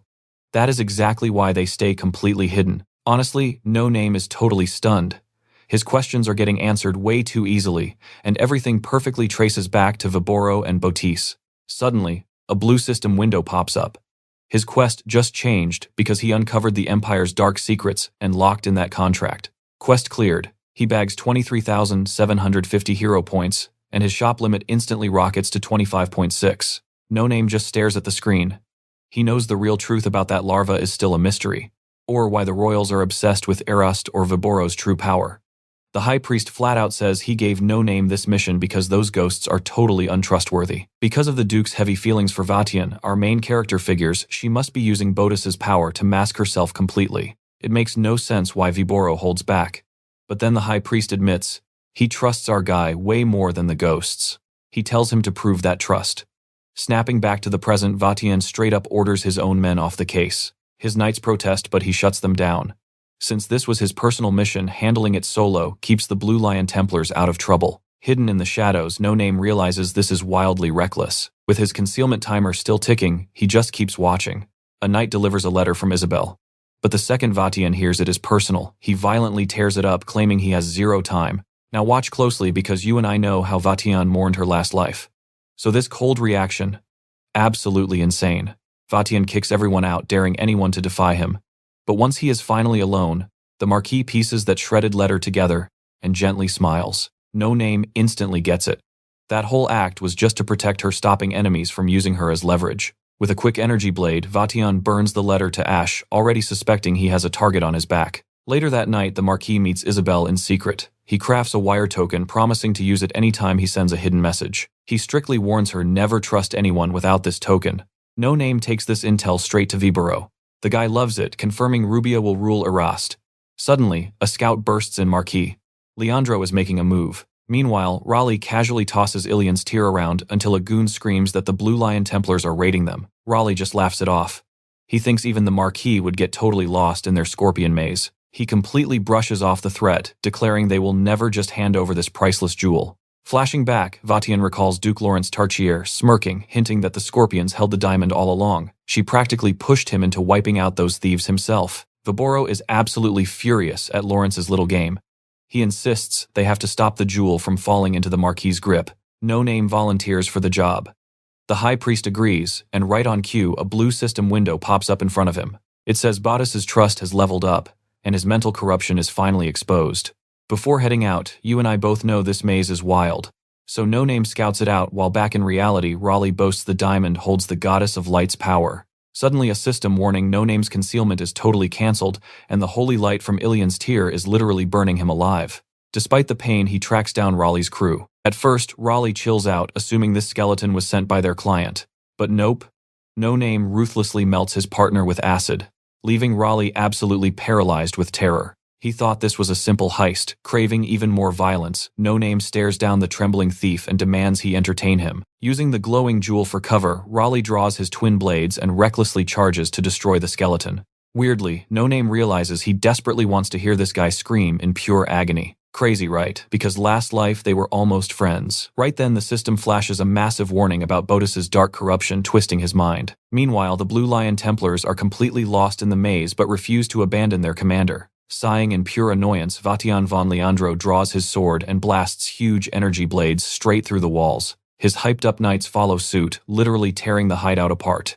Back inside, No Name easily smacks Raleigh's sword aside. He violently slashes Raleigh with his own blades, thinking that since Leandro never saved this thief in this timeline, his potential was completely wasted, doomed to die an absolute nobody in this miserable underworld. Drenched in blood, No Name absorbs the guy's essence, snatches Ilian's tear, and feels an insane urge to butcher more humans for power. Suddenly, he hears the Blue Lion Templars smashing through the walls and turns around. Trust me, you and I won't forget this ending. Knights spot the bloody diamond, but before they blink, No Name ambushes and slaughters them all. Hearing the brutal massacre, Vatian von Leandro coldly orders his men to push forward. Alright, stick with me, we are diving back into the madness. He supports his crew, smashing walls with an energy blade until he finds his dead and wounded men. Back at Vibero's place, the High Priest praises No Name for stealing the jewel. Our MC No Name explains the heist. He secretly thinks about how he used his free experience points and that trusty blue system window to cheat the system. Carrying out Vibero's dark orders, zero regrets here. Laughing at their insane success, the High Priest seals the diamond. He gloats that Vatian von Leandro can't stop him now. Meanwhile, Marquis Leandro leads his troops, quietly piecing the mystery together. Linking this theft to the Eris case and his chat with the Duke, he figures Duke Lawrence is hiding something for a specific group. Boom, he marches straight to Vibero's slum house. His knights are totally confused, but they follow. Suddenly, a creepy purple light flashes at the residence. Ilian's tear is fully corrupted, pitch black. The ultimate concealment buff is active again. Vibero stashes it in a box, sinking it into his desk, while openly mocking Vatian von Leandro. Then he casually tells No Name to activate concealment and greet their uninvited guests. Now, pay attention to this entrance. Marquis Vatian von Leandro literally kicks the door in, demanding a full search. Vibero just smiles, calm as ever. He acts totally clueless, asking what they expect to find. Vatian coldly calls it a formality, and his knights start tearing the place apart. Picking up pliers to twist some wire, Vibero casually mocks Vatian von Leandro. He tells the Marquis to go play with other knights instead of wasting time here. Then he drops a nerve-hitting insult about Isabelle Simone while finishing his secret token. Vachion's face goes completely red. Pure rage. But he swallows it and keeps his cool. No Name actually respects that self-control. He figures Vachion von Leandro wants to check on Isabelle Simone, but it's totally pointless given the dark future ahead. Honestly, the Marquis should just obey Vibero and survive. Still, our MC No Name doesn't get his stubbornness. What is the High Priest plotting next? Vibero prepares to leave. After Vachion von Leandro grabs him, the priest smugly announces he's heading to Eris for the upcoming succession war. While baiting Vachion von Leandro, he secretly telepaths No Name, stay right here in the capital and keep spying on the Marquis. Calling him his best agent, Vibero promises to give her absolute power, making her infinitely greater than some basic everyday lord. No Name is absolutely hyped. Rubia's scenario is ending. Everything played out perfectly thanks to Vibero. Overjoyed, our MC swears to do whatever it takes to repay that massive trust later. Vibero leaves the capital by carriage, smirking that everything is flawless. Meanwhile, Vachion's knights find absolutely nothing. Sighing, the Marquis dismisses them, deciding to keep tearing the place apart all by himself. That night, he starts meditating. No Name just watches completely, sure it won't break the insane barriers Vibero set up. And he's dead right. Vachion von Leandro feels the barriers but totally misses their complex design. We both know, this place reeks of demonic power. Drawing his sword, he carefully aims to slice space itself and break the barrier. Right before he strikes halt, a knight interrupts, shouting that the investigation was just handed over to Duke Lawrence. Vachion von Leandro swings anyway, but he only slices a single strand of that web-like barrier. A knight screams. Nasty purple matter is smeared all over the Marquis's sword. It drops to the floor and literally starts moving. Vachion von Leandro calls it pure corruption. He blames them for interrupting his swing, then brutally stabs the squirming mess. The knight stammers that command changed everything. After the Blue Lion Templar losses, Vachion von Leandro was officially deemed totally unreliable. Leandro fumes. Did the Duke pull strings? He tried finishing this solo just to deny her any excuse. But the Duke's guards warn they have strict orders to use actual force. The Marquis steps up, radiating absolute menace, but just walks right past them, agreeing to comply. The knights exhale in massive relief. Nobody wants to fight Leandro. Their own commander got suspended just for defending the guy. One asks about that freaky purple slime, but another says to drop it while our MC sneaks away. Over in Eris, villagers celebrate Rubia becoming the brand new lord. No Name hides in the cheering crowd. He's convinced Rubia will turn Eris into an absolute paradise, the perfect ending to her grand scenario. Hyped to see her, he sneaks into the castle. But servants are whispering. Rubia is acting weird, blank, silent, totally out of character. Is the pressure of ruling breaking her? Creeping down the long hallway, No Name suddenly senses a heavy disturbance. Inside a room, Duke Lawrence furiously demands Vibero return the stolen goods. Vibero plays totally dumb, acting like he has no idea what she means. Furious Lawrence storms out, screaming that she'll report his corrupt self to Cardinal Gracian. And that's where we leave it. Vibero just sneers, knowing the Duke is completely trapped until she surrenders Bodis and No Name. He watches Lawrence march right into the hall, totally oblivious to his presence despite her insane power level. Let's jump right in. He thinks this divine power makes him untouchable, which is exactly why he's staying totally loyal to Vibero. The High Priest gives a warm welcome, mentioning Rubia is already on her way. And there she is, walking down the hall, completely blank-faced. Hearing her footsteps, our guy feels confident this scenario is finally wrapping up. Vibero presents Rubia, but she just stands there like an empty shell. Vibero brags about how much effort it took to forge her into a powerful ruler. Then he drops a bombshell. Her escort is no longer needed. Wait, where is Christina? Our main character cannot sense her aura anywhere at all. Then it hits him. The prefect, the secretary, all of Rubia's loyal servants, gone. That sinking feeling sets in. Something is horribly wrong here. Now pay close attention here. Vibero sees he is getting suspicious and decides to show his true colors, ordering him to attack Rubia directly. Our skeleton hesitates, so the twisted priest forces two mind-controlled maids to slash at her instead. He tries to block it, but Vibero slams him into the ground using telepathy, boasting that mere swords cannot even scratch his new masterpiece. Our guy looks away as the maids hack away at her. But the High Priest forces his head up, demanding he watch. He looks up to find the maids completely shredded. Vibero casually explains he used priceless materials to evolve Rubia into the ultimate lord. The poor girl is just suspended there. 7 massive blood-drenched blade limbs ripping right out of her back. He stares in pure horror. Vibero telepathically whispers the sickest part. He kept her nerves active, so she feels every second of the agony. He complains about how expensive and careful the process was. Suddenly, thick tears of blood start streaming down Rubia's face. Vibero smugly demands a review of his work. Sensing the pure rage from our skeleton, he sighs, calling him a really difficult partner. The madman actually asks what parts need changing, promising to keep modifying her body until our guy is perfectly happy. He cheerfully adds that keeping followers happy is just smart leadership. That does it. No Name finally points his sword at the priest. He realizes Viburo was always this much of a monster. He never should have trusted him. He screams out this is absolutely not what he wanted. Viburo just gets annoyed. His brainwashing failed. He casually decides our hero will be way more useful with a totally erased mind. He orders him to kneel and enjoy becoming a mindless puppet. But our skeleton fights back hard. He knows perfectly well once his mind goes, it is game over. And against the Dawn-Eater Serpent, he has zero chance of winning. He has only one move left to make, knowing that if he fails, he is doomed to an eternity as a brainwashed slave. Out of nowhere, Rubia slowly walks over and gently rests a hand right on his back. Barely holding on, he realizes her scenario is not completely over yet. There has to be a way to hit the reset button and fix this. You and I both know what happens next. He drives the blade right through his own mouth while Viburo screams. A brutal reset, swearing he will fix it next time. A massive storm hits Arist. Rubia jolts awake, screaming and drenched in cold sweat, then instantly grabs her cloak and sprints barefoot into the woods. She desperately finds his empty grave, collapsing to her knees and calling out his name. Meanwhile, he watches silently from the shadows of the trees. A blue system screen pops up. Inheritance complete. His assimilation rate just dropped to exactly 67.74. It flashes his updated stats, confirming he totally crushed the mind corruption of Bodis all on his own. The system grants him an anti-enchantment privilege. But looking at the alert, he knows Rubia paid way too high a price for this skill. He honestly thought allying with the priest was the smartest play. Turns out, that was just a miserable, tragic lie. Guilt hits hard. Why even keep going after such a massive failure? Meanwhile, the prefect and secretary finally catch up to a frantic Rubia. The secretary asks if that awful nightmare triggered this midnight run. Rubia whispers that it was a horrific dream, yes, but someone fought to save her. That mystery person refused to give up, even when it was completely hopeless. She knows deep down, this was way more than just a dream. She stands tall, eyes determined. She is going to track down the savior from her visions no matter what. Our skeleton dashes away, refusing to let history repeat itself. He realizes that every time he pushes forward, he gains crucial new intel. Time for a new run. He steals the purple armor from the oblong blacksmith and starts again, easily wiping out the early obstacles. This time he recruits the right allies.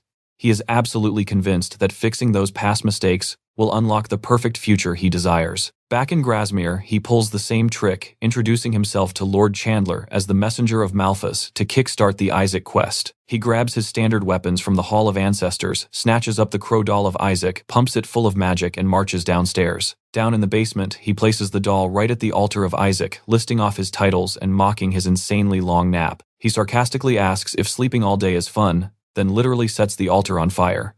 Then he activates his masquerade skill. Morphing into a perfect copy of Isaac's human body, he boldly taunts the ancient sorcerer to wake up and come after him. That's where we leave it. He stares at the doll, just waiting for the angry sorcerer to snap. Alright, stick with me. You and I are about to watch this interrogation get completely turned around. He orders the lifeless doll to speak.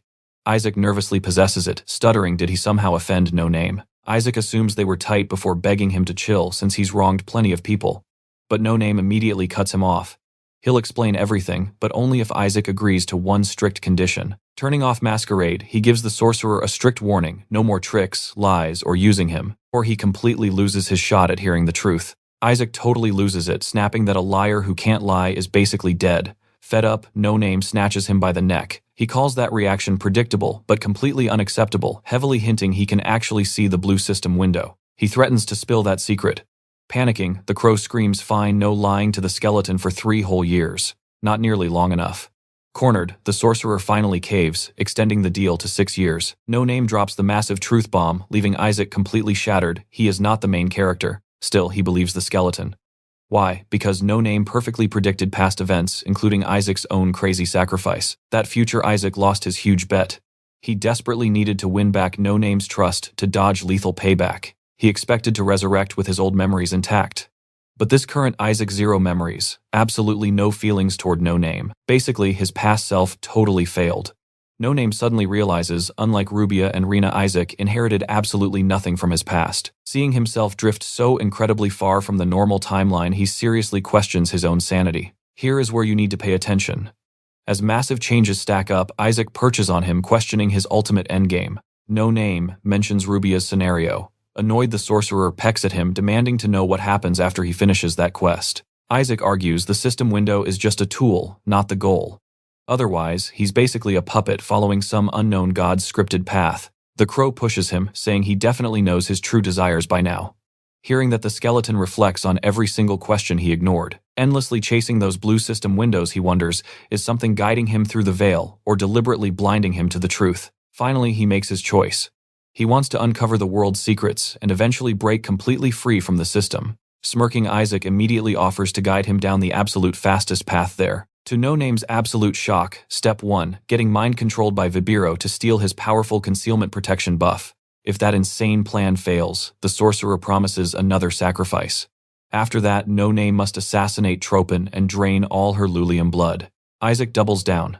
Tropin must die. Absorbing that rare Lulium would massively buff the skeleton, and she is the absolute best target available. No Name knows, it makes perfect sense, but flat out refuses. Erasing Tropin now could seriously ruin Rina's next life. Totally expecting that rejection, Isaac instantly pivots. He suggests following Ashton's trail and the system quests one step at a time. He challenges No Name to prove his worth. Cut to the Forest Lodge, our skeleton protagonist is reading Ashton's mysterious book. You saw that right, the collected pieces just suddenly jumped up to 3 out of 7. He asks the sorcerer what touching these broken pieces actually triggers. Isaac smirks, claiming he has a pretty solid theory. Telling No Name to re-examine his past, he says to look for bizarre events, sharing a thread. As a clue, Isaac recites ancient poems about broken pieces, assassinations, and armed factions. No Name immediately recognizes one poem from Ashton's collection. He correctly pieces it together. They are directly connected to the Red Flake Guild. Isaac confirms it. Red Flake abuses powerful legacy items, and after Gil's resignation, they currently sit at exactly 7 active members. No Name figures the book is forcing him to encounter every single Red Flake member. The problem, he only remembers 2. Isaac says missing one isn't surprising at all, especially since they operate in strict assassin order. So No Name racks his brain who was the 3rd.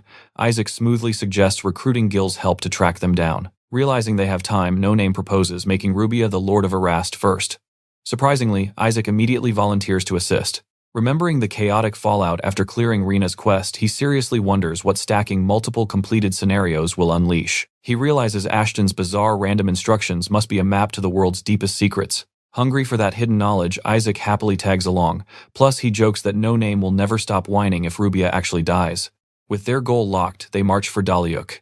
The plan: use Rina to leak intel to Vatien von Leandro about Ilian's tear and Vibiro's square, betting this intel will keep both dangerous men in check. Vibiro is screwed, since Ilian's tear cancels Bodis's divine protection. But Isaac heavily worries about the Imperial family's crazy reaction. No Name stays calm.